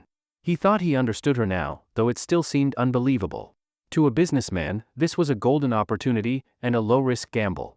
If he could secretly support Yen Wugui and help him enter the Yen family, and if Yen Wugui was someone who repaid kindness, how much profit could that bring? Yun Changyuan might have agreed because of his daughter's earnest plea, or maybe for profit. He transferred a sum of money specifically to help Yen Wugui save his mother. When Yen Wugui received the money, a call from an unknown number came through. He paused and answered it. The man on the other end sounded displeased and introduced himself. I'm Yunmi's father, Yun Changyuan. Since Yen Wugui had previously seen him threaten Yunmi openly, he naturally wasn't polite. May I ask, what's the matter? Did you receive the money? Yen Wugui's heart sank, and he prepared himself mentally. He would either have to choose his mother or Yunmi. That choice filled his mouth with bitterness. Yes. Is your mother all right? She's gone for a checkup. Yen Wugui, feeling low, stared down at his toes. These shoes were old, nothing new. His whole being screamed poverty. Yun Changyuan was a good man, telling him to break up with Yunmi, and then transferring 2 million just like that. Such a huge sum. That money was given because Yunmi begged me to. Yun Changyuan, annoyed, stubbed out his cigarette in the office and said, Yunmi likes you. Yen Wugui stayed silent. Yun Changyuan continued, besides helping your mother, I want you to agree to one more thing. Still no reply from Yen Wugui. What was coming would come. In the next second, Yun Changyuan's tone softened slightly. I want you to write a promise letter, no matter what happens in the future, you'll never abandon Yunmi. In this lifetime, you'll only be with her. If you have even a second thought, I have 10,000 ways to make your life worse than death. Yen Wugui felt his soul leave his body. It all sounded so unreal. Wait, wasn't he being forced to break up? Can you agree to this? Yun Changyuan sounded particularly impatient. Uncle, you mean? Yen Wugui's palms were sweating, afraid that he was just being delusional. If you're only playing with my daughter, I won't ask for the money back. But I hope you'll stop bothering her from now on. After saying this, Yun Changyuan added, my daughter was just diagnosed with heart failure. But even if my daughter dies, none of my assets will go to you. The smile that had just formed on Yen Wugui's face froze. His hands trembled. What did you just say? Was I not clear? If you're eyeing my family's wealth, don't dream about it. No, what's wrong with Yunmi? Yen Wugui couldn't understand it. The girl who used to bounce around by his side suddenly fell sick? Yun Changyuan was silent for 2 seconds, sounding a little melancholy. Heart failure. The doctor said she needs rest, and her emotions must stay stable. She's very fragile, more than you can imagine. What happened? Yen Wugue didn't believe it. Yun Changyuan, now out of patience, asked directly, I'll ask you one thing, will you marry my daughter? Be with her for life, and no one else. Yes. I only want Yunmi. Yen Wugue's chest tightened. He clutched his shirt hem, eyes red. He desperately wanted to go back now. To find out if Yunmi's father had lied to him. If it was all fake. Good. I hope you'll keep your word. With that, Yun Changyuan hung up. Yen Wugue felt weak and collapsed onto a bench, staring at the wall opposite. After a long time, his eyes went sore, his head heavy. The noise around him felt unbearably loud. This world was no good. Really. After his mother's checkup, the doctor asked him to sign a risk consent form. There was only a 30% success rate. Hope was slim. Yen Wugue felt he had no choices in childhood, and none even now as an adult. Everything he did was a gamble. Now, he was gambling with someone's life. He signed his name. The surgery was scheduled for 3 days later. The surgeon was someone Lu Xiao had flown in from abroad. The capital treated them as VIPs, getting the best service everywhere. Yen Wugue grew more and more silent. He often dazed off alone. Out of everything, he missed Yunmi most. She used to be so fierce, arrogant to the core. If she disliked someone, she'd throw the first punch. Yen Wugue smiled. He used to hate her. Now, he loved everything about her. He asked the local doctor about heart failure. From now on, Yunmi wouldn't be able to run or jump, and wouldn't even be allowed to lose her temper. She would have to live like a fragile glass doll, calm and still. For her, that was worse than death. He thought of when she jumped from the 2nd floor. Could such an illness happen just like that? Why hadn't he noticed? When Yunmi woke up again, a whole day had passed. She heard that Yen Wugue's mother had been taken care of and felt very relieved. If his mother survived, then he wouldn't darken in front of her. That was worth it. Now that Yun Changyuan also knew Yen Wugue's identity, he would surely try to please him in various ways. That would lessen the bullying he suffered, and lessen the chance he'd turn dark. That made everything more worthwhile. Yunmi touched her chest and grimaced in pain. So ruthless. She didn't die from Yen Wugue's stabbing, but she still destroyed her heart for him. She wondered, had she ever gone this crazy before? Yes. Normal behavior. Yen Wugue wasn't the most special. He was just a mission target. Her ultimate goal was to go home. For that, she'd do anything. She stayed in the hospital every day, eating and drinking well. Yun Changyuan had already taken care of Yun Sun, and that cheap stepmother too. Yunmi specifically asked the system to replay that scene. It was beautiful. Her stepmother Zhao Liangyu was kneeling, clutching Yun Changyuan's pants and crying, even though the child isn't yours, I really love you. Yunmi laughed so hard her chest hurt. Yun Changyuan's face? Like the bottom of a pot. After all this, maybe because he had something to compare to, Yun Changyuan started visiting the hospital more often. He even said things Yunmi liked to hear and reported on Yen Wugue. Said the money had arrived, the person was in place, and though there were risks, it wasn't serious. At that time, Yunmi really thought she had changed the story. Until the system woke her up in the middle of the night. Told her a hidden plot line had appeared. What was a hidden plot line? It was something not shown in the original setup, but still real. Yunmi hated this kind of thing, like when a fiancé suddenly appeared out of nowhere. Full of unknowns. She froze for a few seconds, read the hidden plot, and was shocked. It turned out, Yen Wugue's mother didn't die from a failed surgery. But rather, Yunmi got up from bed, still in her hospital gown, peeked out, then ran downstairs. She hailed a cab straight to the train station and bought a ticket to the capital. Yen Wugue needed her. Desperately needed her. Over 1,000 kilometers, 6 hours. Yunmi didn't close her eyes the entire way, her mind full of images of how Yen Wugue would break down upon hearing the news. For the first time, she hated this era, underdeveloped transportation, primitive communication. She could only dial Yen Wugue's number over and over. The ringtone rang again and again, but no one ever picked up. At 6 in the morning. When Yunmi stood in front of the first central hospital in the capital, she was so exhausted she could barely speak. She leaned against the wall for support and headed toward the hospital room Lu Xiao had told her about. When Yen Wugue learned that his mother's surgery had failed, he fainted and hadn't woken up since. Yunmi twisted open the door and saw Yen Wugue curled up, arms wrapped around his knees, staring at the end of the bed. I'm late. Yunmi forced out the words with difficulty. When Yen Wugue saw her, his eyes lit up slightly, but his smile was forced. He said, there was an accident during the surgery. My mom, she. Before he could finish, Yunmi rushed over and hugged him. I'm sorry. His eyes were bloodshot. He brushed her hair back and tucked it behind her ear. Why are you saying sorry? It's my fault. I didn't think things through, it's me. Yunmi hugged him tighter, her tears soaking his collar. Yan Wugui pulled her closer. Did you sneak out of the hospital? How did you get here? Yunmi said nothing. Yan Wugui's eyes darkened, his expression tensed again. Yunmi, you need to learn to take care of yourself. I only have you now. If anything happens to you too, I really don't know what I might do. When he said this, his voice held no warmth. That's when Yunmi noticed, his corruption level had reached 100%. A very dangerous number. You're sick. Yan Wugui got out of bed and made room. Get some sleep. I'm going to see my mom one last time. He was like a walking corpse now, no warmth, no emotion. Numb, but alive. Yunmi didn't dare stop him. Only Yan Wugui knew that he crouched in the cold morgue, looking at his mother's cleaned-up remains, his jaw trembling. He had only wanted a peaceful life. All these years, he had never provoked anyone, just struggled to survive humbly. He never wanted to stand in anyone's way, but some people just couldn't stand him. They kept pushing him toward a dead end. The doctor Yunmi brought was very skilled. After 9 hours of surgery, he came out smiling, congratulating them, saying the operation had been a success. But not long after he left, Fu Jin was given a critical notice, massive brain hemorrhage. It was too late to save her. After examining everything, the doctor bluntly asked, "Did you offend someone?"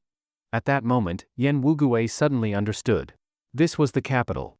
Before he left, that woman had warned him, if he returned after leaving the capital, he would pay a price. The doctor handed him the scan, saying someone had unplugged his mother's equipment. The unknown object in her wound caused irritation and infection. There were many people in the ward at the time. There was no way no one noticed. Yet they covered for each other and just claimed no one saw anything. Yan Wugui took a deep breath. He held Fu Jin's hand to his ear. Utterly cold. He closed his eyes tightly, feeling the chill pierce his bones. Tears rolled slowly from the corners of his eyes. He heard his own voice, solemn like a vow, "I will avenge you. This won't be forgotten. It's either him or me." Yunmi was too exhausted to even hear the system's urgent warning. By the time she woke up, the message box in her mind was exploding. During this time, Yan Wugui personally went to find Yan Cheng. The reason was simple, he wanted Yan Cheng to see Fu Jin one last time. After all, he was the man Fu Jin loved most, the one she didn't want to disturb even in death. Yan Cheng, well, calling him trash wasn't wrong. He and Yunmi's father could have passed for brothers. By comparison, Yun Changyuan looked a little better, at least slightly. Because Yan Cheng wasn't just trash, he was also cowardly. Over the years, he'd been completely under the thumb of the rich lady Chang Haitang. So sometimes he'd remember the gentle Fu Jin and the cheap son she gave him. He felt guilt, but didn't dare seek them out. When Yan Wugui arrived, Chang Haitang happened to be away, so Yan Cheng went along. Yan Cheng sighed endlessly. He didn't expect that the next time he saw Fu Jin, she'd already be gone. He cried. Yan Wugui just watched him cry. His stomach turned. Yan Cheng's fake display was nauseating. Yan Wugui wiped his mouth and said coldly, "Before she died, my mom still thought about you. She didn't want you to know." He understood human psychology very well. The more he said that, the more guilt Yan Cheng felt. He hid the fact that Chang Haitang had harmed Fu Jin and made up a tender lie about how much she had loved him. In that moment, he silently apologized to Fu Jin in his heart. To make those two scumbags pay, he was willing to do anything. Yan Cheng cried bitterly, apologizing to Fu Jin again and again, saying how useless he was. Behind him, Yan Wugui let out a quiet, cold laugh, hidden under the sobs, dripping with irony. "Wugui, your name is Wugui, right?" Yan Cheng remembered his son, eyes red, holding his hand. "All these years, I've owed you and your mother so much. I've wronged you. Name your price, I'll compensate you. See, businessmen are funny. They think they can buy anything." Yan Wugui pushed his hand away and shook his head. "I don't want your money. I want your life." He didn't say that. He just put on a kind face and said gently, "I've seen her one last time. I'll take her ashes back to Jiangcheng. This will be the last time we meet as father and son. Next time, they be enemies." "Going to Jiangcheng? By yourself?" "Yes. That's not right. My mom and I have managed all these years. It's not a problem." Yan Wugui avoided further talk. "Is Aunt Chang coming back soon? You should head back. I didn't tell anyone about this, so you and your wife won't be upset. I'm tired, I'll go now." "Wugui." Seeing him leave, Yan Cheng quickly said, "I'm sorry." Yan Wugui paused, curled his lips slightly, and said nothing. The moment he stepped out, he saw Yunmi standing at the morgue door, rubbing her arms. She was still wearing the hospital gown from Jiangcheng, face pale. He frowned immediately. Why did you come? I wanted to see you. Let's go. Yen Wugui reached out and held her hand. Yunmi asked quietly, that man in there, is he your father? No. Yunmi had guessed already. She was just testing him. As expected, he added, my father died a long time ago. Yunmi stayed by his side, watching him handle Fu Jin's funeral alone. He didn't take Fu Jin back to Jiangcheng as he told Yen Cheng he would. Instead, he bought a cemetery plot in the suburbs using the money Yun Changyuan had given him. On the day of the burial, the first autumn rain fell, thin and steady. Yunmi held a black umbrella, watching him scoop a handful of dirt from the grave and put it in a bag, then slip it into his pocket. He would come back. Soon. If things keep going like this, he'll probably follow the original plot, right? Yunmi didn't feel much about death, she had seen too much of it.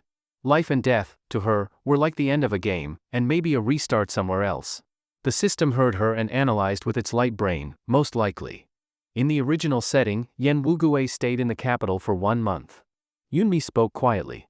During that month, he would look for a way to get close to Chang Haitong's son. He'd plant the cause. A year later, the trap would be set. Are we going back to Jiangcheng? Yen Wugui's hand was cold. He wanted to take Yunmi's umbrella, but his hands were too dirty, so he obediently put them down. To the hospital first, then home. They walked through the cemetery, no one else was there. This was the most miserable funeral Yunmi had ever seen, without a doubt. If you need anything, tell me. When she got his answer, Yunmi knew the original plot had changed. She didn't know why. All she could do was wait and see. Only then did Yen Wugui turn to look at her. She was a full head shorter than him. She used to cling to him and be loud. Today, she wore a white dress that fluttered in the wind. She was so fragile, but quietly beautiful. Yen Wugui took off his coat and draped it over her shoulders. Could have bought something warmer. Yunmi tugged at her dress and looked up with a smile. Don't you think this dress is pretty? A little. Like a wedding dress. His Adam's apple moved. His clenched fingers loosened and tightened again. He didn't end up saying what he wanted. I wanted your mom to see me. To see how pretty I am. So she wouldn't feel like you lost out marrying me. Then she could be happy down there. Yunmi hugged his arm. Yen Wugui, you have to believe, someone in this world is willing to give everything for you, no matter what. Even if it means dying. Her words were vague, but they made Yen Wugui feel a trace of fear. He didn't understand where that feeling came from. He looked at the crown of her head. Why are you so sure? Yunmi looked away, whispering, you don't have to carry everything alone. Your illness. I'm fine. Yunmi patted her chest. Really good. Seeing her force herself, Yen Wugui pressed his lips together. You said you'd stay with me a long, long time. Give me a good ending. His words sounded too wronged. Seeing him like this, Yunmi's body trembled. Not to mention she could never stay with Yen Wugui forever here. Now it seemed even a good ending was unlikely. Yunmi didn't speak for a long time. Yen Wugui looked up and reached out to catch the rain. The water slipped through his fingers, leaving only faint traces. He couldn't hold water, and he couldn't hold anyone. His gaze turned obsessive. He looked at Yunmi and said, what you promised me, you have to keep it. Huh? Yen Wugui took a deep breath. You're all I have. After returning from the capital, Yunmi lay awake in her hospital bed, tossing and turning. What exactly did Yen Wugui feel for her, obsession or love? She remembered that look in his eyes. In the original setting, he often looked at Jiang Jiaojiao like that. It hadn't meant anything to her then. But now that it was directed at her, something felt very wrong. Yunmi began to suspect she had been wrong from the start. But she had no choice. In this mission, aside from falling in love with Yen Wugui, she had no other option. To stop him from loving someone else, she had to make him love her instead. Yunmi had done that. But it didn't help. His corruption didn't decrease at all. She only had 6 months left. She couldn't last until Yen Wugui set his trap. What to do? Yunmi furrowed her brows. Every time she closed her eyes, she saw Yen Wugui from the original setting, slaying gods and Buddhas alike. She remembered when he was arrested. He wore a suit, copying Buddhist scriptures. His handwriting was as sharp and fierce as he was. Though they were Buddhist texts, each word felt like a blade. Guns pointed at his head, he put down his pen and carefully wiped his hands with a handkerchief, then laughed. He said, I've been waiting for this moment for so long. Yunmi opened her eyes. She couldn't let Yen Wugui fall into darkness. If he fell, there'd be no coming back. She thought hard about what he had done. The system, sensing her thoughts, came out to stop her. Host, think twice. If Yen Wugui has to do all this, then why can't I do it for him? Host, your system is bound to save villains, not become one. If I become the ultimate villain, then he won't have to be one. That's saving him too, right? It made so much sense, the system had no rebuttal. Back then, Yen Wuguei had approached Yen Yi, Yen Cheng's publicly acknowledged son. He led him step by step into ruin. Even had a woman seduce Yen Cheng and took scandalous photos to give to Chang Haitang. With her son in prison and her husband cheating, Chang Haitang nearly broke down. But what truly crushed her was her husband's suicide, leaving a will giving all his shares to Yen Wuguei. That will was real, written by Yen Cheng himself. After learning what Chang Haitang had done to Fu Jin and their son, he wrote it in secret. Maybe it was for his own peace of mind? With what she knew, Yunmi had to find a way, not let Yen Wuguei act, but also not trigger the plot too early herself. She thought all night but came up with nothing. Until Yun Changyuan came by in the morning. When he found out she had forced herself, sick as she was, to go see Yen Wuguei, he was furious. Was he too hard on his daughter? She was swayed by the tiniest kindness. Yunmi's eyes lit up. She had a bold idea. Yun Changyuan was holding a jar of chicken soup when Yunmi smiled at him for the first time. He knew that wasn't a good sign. Dad, I have something. If it's about Yen Wuguei, don't say a word. Do you want to expand to the capital? Yunmi narrowed her eyes and smiled. Businessmen value profit. Yun Changyuan fell into Yen Wuguei's trap back then precisely because he wanted to enter the capital. It was a place where money came fast, and he couldn't resist. Yun Changyuan remained silent. After a long pause, he said, "Stop messing around. Grown-up matters aren't for children to interfere in. Yen Wuguei's mother is dead."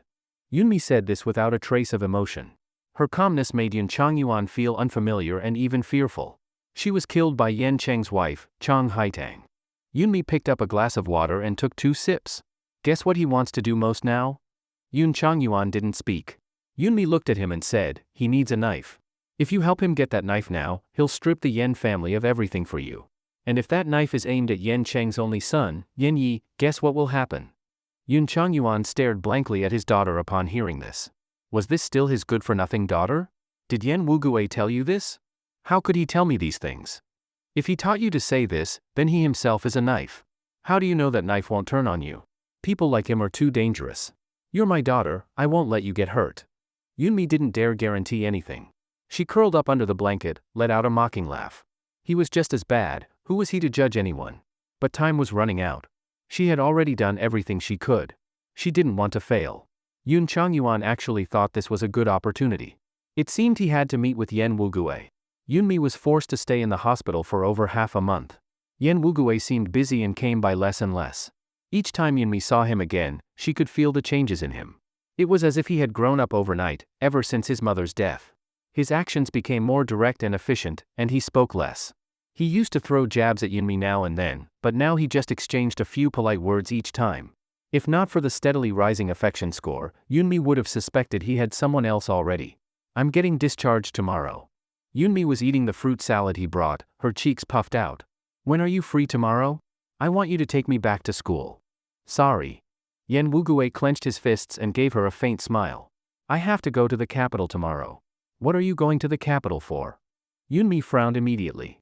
Who knew what Yun Changyuan had arranged? Was he making him do shady things again? "There's some problem on Yen Cheng's side. They told me to go back, but I don't really understand." Yen Wuguei tucked in her blanket and brushed her bangs. "Don't worry. I can handle these things." Don't go." Yen Wuguei interrupted Yunmi and said softly, "Don't get involved in this, okay?" Yunmi pressed her lips together and said nothing. How could she not get involved? When he was rational, he was scary enough. When irrational, he was like a madman. If she didn't keep an eye on him and he did something irreversible, there'd be no turning back. She couldn't take that gamble. Yen Wuguei assumed her silence meant agreement. After staying for a while, he left. As soon as he did, Yunmi called Yun Changyuan and asked directly, "What did you say to Yen Wuguei?" Yun Changyuan knew she was coming to him. Earlier it was about money, now it was about Yen Wuguei. He set down the contract in his hands and laughed. To be fair, the kid really is promising. Steady and ruthless. Didn't even hesitate when it came to his own father. His words didn't make Yunmi proud. They chilled her to the bone.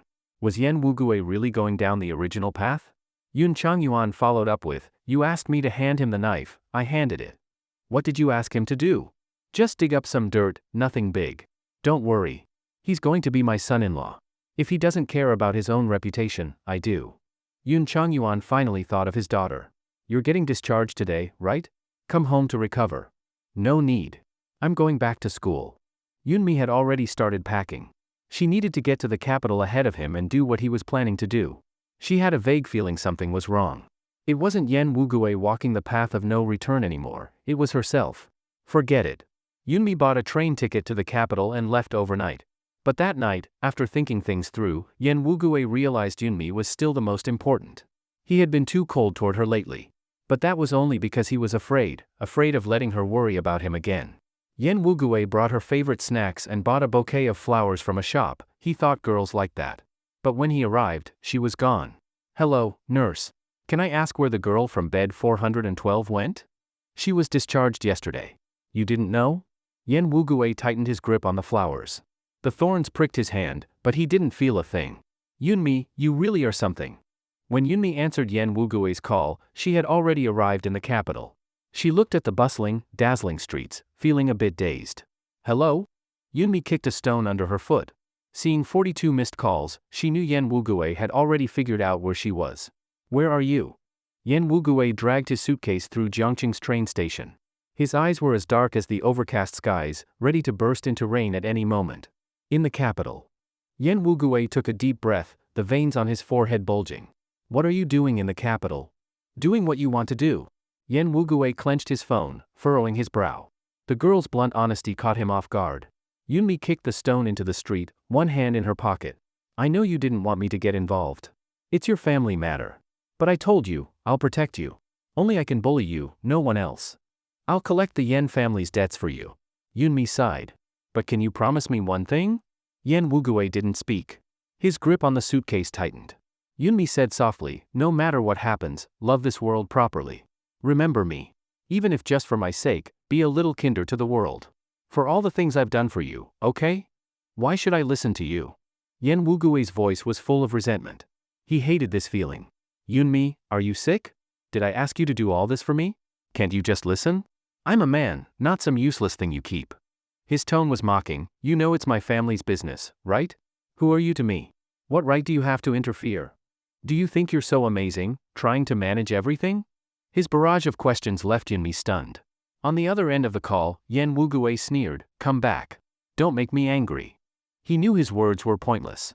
He got on the train, the call already disconnected. He resisted the urge to smash his phone. A gentle girl beside him tugged his sleeve. Excuse me, could you help me with my luggage? Yen Wugue hid his icy look, smiled, and helped her lift the bag. The girl blushed and stammered, can I maybe have your phone? No. He cut her off with a frown, rubbed his forehead, and pushed Yoonmi out of his mind. He smiled apologetically, I have a girlfriend. She's very jealous. Oh, I'm sorry. Embarrassed, she found a seat farther away from him. The green train clattered down the tracks, the scenery flying by faster and faster. Yen Wugue leaned against the window. He knew very well what Yoonmi had done for him. Yoon Changyuan wouldn't help him without reason, wouldn't back him up without a price. Yen Wugue had already learned bits and pieces of their family matters from people around Yoon Changyuan. Yoonmi had kicked her stepmother and half-brother out, ruthless and clean. He closed his eyes, his mind full of memories with Yoonmi. She was different now. From head to toe. Even Yoon Changyuan sighed. After falling in love, his daughter had changed completely. Too many strange things had happened around Yoonmi for him to make sense of. I told you, host, rushing things never ends well. The little system assistant sounded disappointed. Your character setting is already all over the place. And this behavior, never mind the target, even a passerby would think you've been possessed. Like you've got some supernatural powers or can predict the future. You never used to act this impulsive. What are you thinking? Yoonmi's eyes were briefly blank, then she firmly said, I want to go home. I can't fail this mission. But how do you know Yen Wugue will follow the original path? The assistant said, you've already deviated a lot. At least you're alive, and Yen Wugue didn't fall in love with Jiang Jiaojiao. But his mom still died. Yoonmi's mind was a mess. Since hearing Yen Wugue's cold, sharp words, she had started to panic. Did she really mess up? The system didn't reply. Yoonmi suddenly calmed down. Yes, she had to wait for Yen Wugue. She had to believe in him. He arrived late at night. Yoonmi had bought food and squatted at the train station under a column. She scanned the faces of people getting off, but saw no familiar ones. So she lowered her head and started drawing stars on the ground with a stick. When she was on the third one, a cold voice sounded above her. What are you doing? Yunmi looked up and immediately smiled. She stood and patted her back. Waiting for you. You must be tired from the trip. I got you. Don't talk to me right now. Yen Wugue grabbed her hand and pulled her outside the station. His steps were long, clearly not planning to slow down for her. Only when she gasped from tripping did he ease his pace. His face said it all, I'm very angry. Yunmi tugged at his sleeve, lowered her head, and quickly admitted, I know I was wrong. You're a girl, you don't know anyone here, and you just ran off to the capital? Huh? What if something happened to you? He poked her forehead. I really don't know what's in that head of yours. You. Yunmi answered without thinking. Yen Wugue froze. Yunmi grabbed his fingers and said with a cheeky smile, my head's full of you. Stand properly. He frowned, grabbed her by the collar like a chick. Still joking? Do you know how worried I was when the nurse told me you'd left the hospital? What's there to worry about? I wouldn't get lost. Yunmi muttered softly. Yen Wugue's brow twitched. He lowered his voice. Say that again? Yunmi's shoulders jerked. He was really angry this time. He used to hide it, even smile a little. Now it felt like he'd put a knife to her neck. Then he saw her carrying food for two and softened a little. Haven't eaten? Seeing the topic change, Yunmi perked up immediately. Yeah, I was waiting for you. If I hadn't come, were you just not going to eat? Yunmi. Hard to deal with. His brain really works in weird ways. Yen Wugue took the buns and held her hand. Don't ever disappear without a word again. Especially don't go doing things behind my back just because you think it's for me. Got it. Yunmi pressed her lips. What if I say I didn't hear that? Yen Wugue shot her a sideways glance. The warning in his eyes was clear. Yunmi immediately changed her tune. Yes, boyfriend.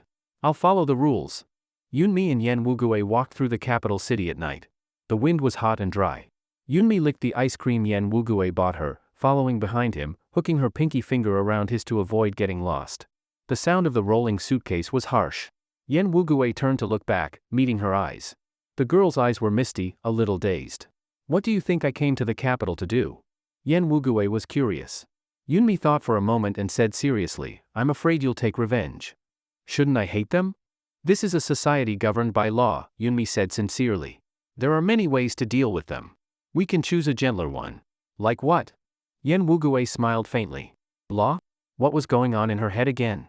Yunmi frowned and shook her head. I haven't figured it out yet. Your father asked me to go to the Yen family and get something for him, Yen Wugue said, intertwining their fingers. Yen Cheng feels guilty toward me, so it shouldn't be too difficult. You're going to the Yen house? Yeah. Yen Wugue wiped away the ice cream on her mouth. Seeing her wide-eyed surprise, he found it amusing. He licked his finger. The ice cream is sweet. Yunmi wasn't embarrassed, she was worried. Was the Yen family that easy to enter? Back then, Yen Wugue's knees were worn from kneeling. Chang Haitang had always been domineering. She tormented him when he was young. Chang Haitang was probably insecure. Yunmi could guess her motive for harming Yen Wugue's mother. She just feared Yen Cheng would rekindle things with Fu Jin. But what Yen Wugue just did was a little too seductive. Yunmi blushed, wiped her mouth, and mumbled, troublemaker. Whether or not he heard it, his lips curled faintly. I'll take you back to Jiangqing tomorrow. Yunmi frowned at once. I don't want to. Be good. I can barely keep myself safe in the capital. What if something happens to you? I'm Yuncheng Yuan's only daughter. The Yen family isn't going to touch me that easily. Yunmi was especially stubborn on this. Yen Wugue looked at her for a while and asked, why are you helping me so much? Yunmi pursed her lips, said nothing. You're such an interesting person. Yen Wugue's eyes were complicated. He rubbed her head. Yunmi, your me should be the me for secret. Every sentence from him made Yunmi's heart race wildly. He was clearly testing her. There's no secret. Yunmi muttered quietly, clenching her coat. Heh. Yen Wugue chuckled meaningfully. Yunmi changed the subject, tugging his arm and humming, just let me stay in the capital, okay? I promise I won't cause trouble. Why? Because I want to be with you. Yunmi said it with a fake smile. Yen Wugue's chest rose and fell, his throat bobbing. What? You'll die if you're not with me. Not exactly, Yunmi shook her head. But I just want to watch you. There's no Jiang Jiao Jiao here. Yunmi was surprised he brought up that name. Why mention her out of the blue? She looked puzzled. Of course I know. She's still in school in Jiangqing. How could she be here? Yen Wugue's thoughts shifted. He smiled. Forget it. If you want to be by my side, then stay in the capital a few days. I'll handle things and take you back to Jiangqing. Yunmi didn't realize it at the time. Only later did she understand. Yen Wugui was terrifying. Even with the system and cheat powers, she wasn't his match. Yunmi booked a hotel closest to the Yen house. Yen Wugui knew what she was thinking but didn't show it. Before leaving, he leaned down and said, "If you go out, message me. Don't wander. Try to stay here and wait for me, okay?" Okay. Could she say no? She wanted to watch what Yen Wugui would do. Normally, using the system's surveillance feature cost points.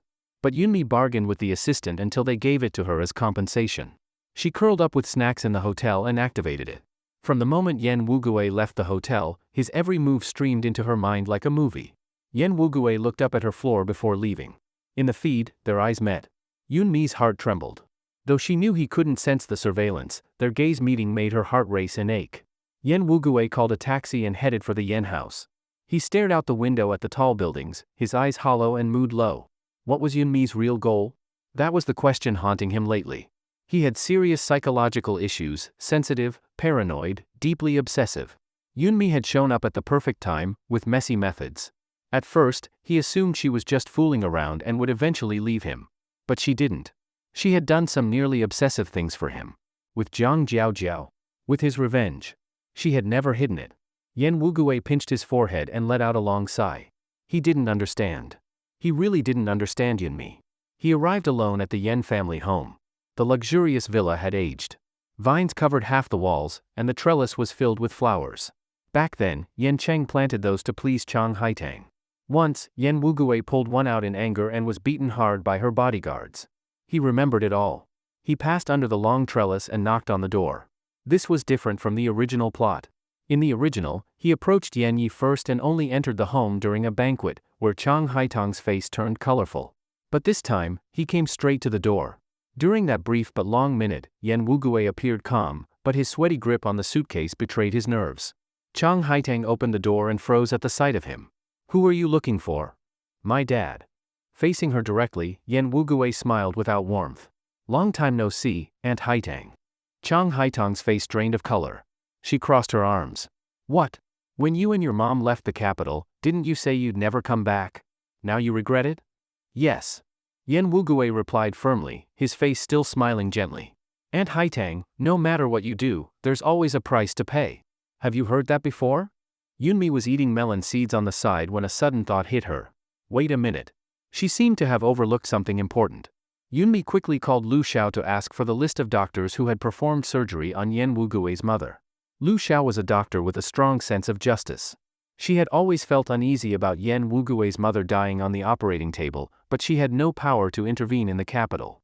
She had asked around subtly, but the most suspicious doctors kept their mouths shut. After learning about Yen Wugui's family background, she felt bitter. In wealthy families, disgusting cover-ups were common. But that was still someone else's business. No matter how angry she was, she couldn't interfere. When Yunmi asked for the list, Lu Xiao gave it to her and also asked her to apologize to Yen Wugui. If she had known something like this would happen, she never would have used doctors from the capital for the surgery. "It's okay, Aunt Lu. Justice lives in people's hearts." Yunmi looked at the MMS message with the names. Lu Xiao had investigated them privately. The suspicious ones were marked with red circles, saving Yunmi the trouble of digging herself. After all, this was part of the hidden plot. In his last life, Yen Wugui had no idea this was the truth behind his mother's death. If Yunmi hadn't gotten involved, his mother would have died wrongfully again. Yunmi clenched her fist, packed lightly, and headed straight for the capital hospital. On the way, she called Ji Sihan. Far away in America, Ji Sihan stepped away from the crowd and answered lazily, "Hello? It's Yunmi. I need to ask you something." "Wow, rare. The great Miss Yun actually remembers me." "Go ahead, what's up? Do you have a private investigator contact? Why are you looking for one? If you don't know, forget it. International calls are expensive." "Hey, I say, Miss Rich Girl, how come you sound so broke after hanging around Yen Wugui for a while?" "Yeah, I've got one. I'll send it over." Ji Sihan was quiet for a moment, then sneered, "So you really got together with Yen Wugui, huh? Stop talking nonsense, I'm hanging up." "Hey." The line went dead. Ji Sihan laughed in frustration. But still, he sent her the contact info. His company was involved in the entertainment industry, so it wasn't hard to find someone. "What are you doing out here? Not playing anymore?" His buddies came to find him. Ji Sihan, cigarette in his mouth, smiled, took a call, had a smoke. Who was it that made you step out? A friend. He put his phone in his pocket and slung an arm over his friend's shoulder. Let's go. He didn't really like Yunmi. They just grew up together and played often. The engagement had been cancelled, and he didn't care.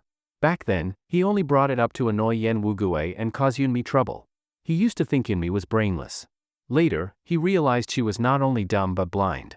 Ji Si-han chuckled and forgot about the whole thing. Yunmi trusted Ji Si-han. She contacted the investigator and started checking the doctor's bank accounts and family members. It was just a few doctors, easy to check. The next day, she paid, and the information came. 3 doctors. On the day Fu Jin died, each of their accounts received 100,000 yen. If Yen Wugui found out his mother's life had been sold for only 300,000 yen, the consequences would be unthinkable. Yen Wugui successfully entered the Yen household. The atmosphere was ice cold. Yen Cheng kept trying to please Chang Haitang, saying he no longer had a mother, and as the boy's father, he should do something. Chang Haitang sneered coldly. Do something? What money of yours are you spending? Every cent is mine. If you want to care for him, do it with your own money. The money is mine and my son's. It has nothing to do with you too. Yen Cheng, being a man in a high position, swallowed his pride. If she hadn't used her money to put him where he was, he would have thrown her out long ago. A woman like a tigress, no charm at all. Am I causing trouble for you? Yen Wugui sat in a corner of the dining table, head lowered. Yen Cheng sighed. I have a house in the suburbs. I'll have the driver take you there later. Dad. Yen Wugui pursed his lips. I didn't come back to take anything. You're all I have. I didn't know who else to turn to.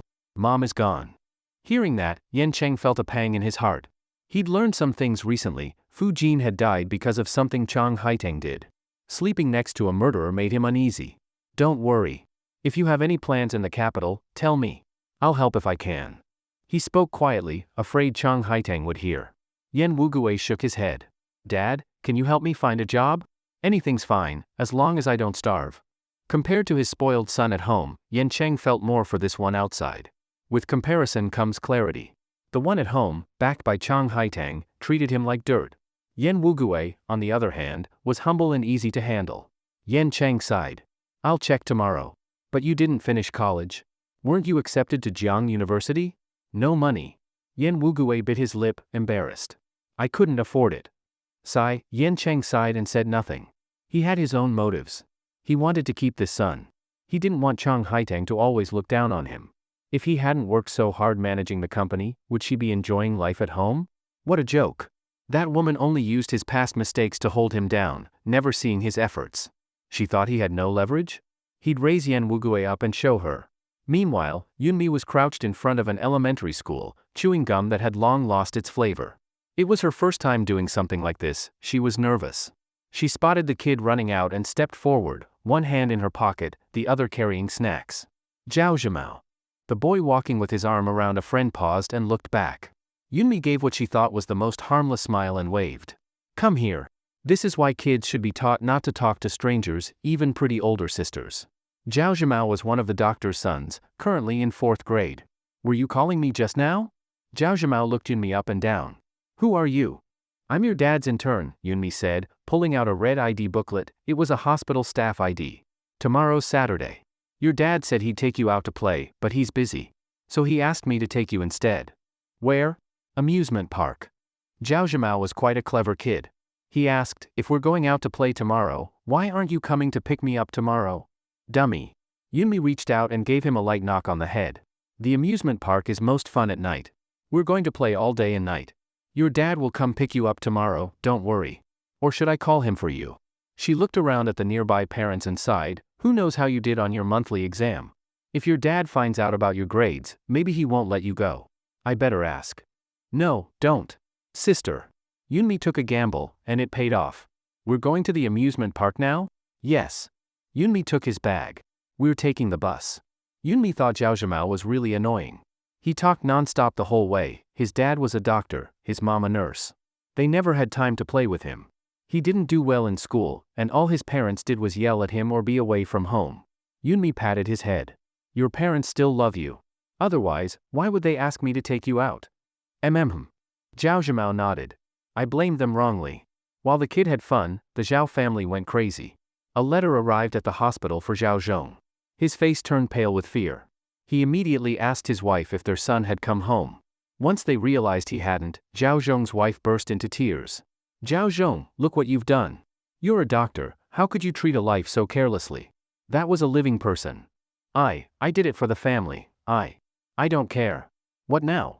I'm calling the police. No. You can't call the police. Zhao Zhong immediately stopped her.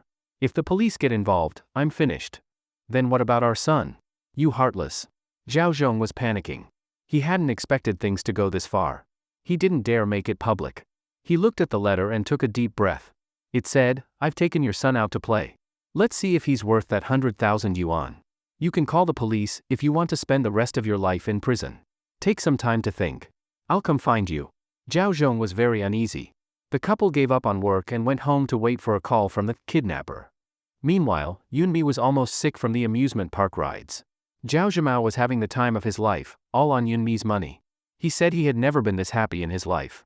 No one had ever treated him so well. Yunmi kept smiling, hoping that even after learning the truth, he'd still feel that way. When he got tired, the two of them collapsed on a bench eating ice cream. I need to call your dad, Yunmi said, so he doesn't worry. Okay, but don't tell him about my grades. He'll get mad. Don't worry. Why would he be mad? He loves you to death right now. Yunmi called Zhao Zhong, her tone teasing. Hey, I brought your son out just like you asked. Have you made up your mind yet? Zhao Zhong paused when he heard a girl's voice. Hello? What do you want? Zhao Zhong's voice was shaking. Nothing much. Yunmi took a bite of her ice cream cone and turned on the voice recorder. I just want to ask you a few questions. I hope you'll answer honestly. Go ahead. You did it, right? You were responsible for Fu Jin's death? There was a long silence. Yunmi patted Zhao Zhimao's head. The boy looked confused. Yunmi said, oh no, your dad doesn't seem to want to talk. What should I do? Huh? Zhao Zhimao panicked. Dad. Yunmi quickly covered the phone's mic. I'll convince your dad. Wait here, okay? Don't run off. Okay. Thank you, sister. Good boy. Yunmi stood not far from the bench, watching him closely so he wouldn't run off. You heard your son, right? Yunmi bit her fingernail. If a patient's life meant nothing to you, then I guess your son's life doesn't mean much to me either. Zhao Zhong had the speaker on. His wife had already started crying and pleading with Yunmi not to hurt their son and begging Zhao Zhong to confess. Yunmi liked people like this. Don't worry. If you don't call the police, I won't either. She spoke lightly. I just want to use you to threaten the person who paid you. Don't worry, I won't drag you into this. If you're really scared, I can give you more money so you and your family can leave the capital. I'm not that patient. Yunmi frowned, annoyed that he might not talk. I'll count to 3. If you don't agree, I'll take your son somewhere even farther. Whether you ever reunite again, I can't say. The person who paid me, I can't afford to offend them. I can. That's enough. Yunmi said, it was Chang Haitang from the Chang Corporation, right? You already know, why ask? She paid you 3 to pull out Fu Jin's oxygen tube. What else?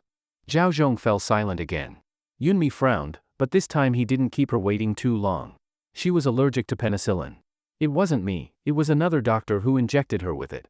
I only did some tampering when necessary. But I actually didn't do anything.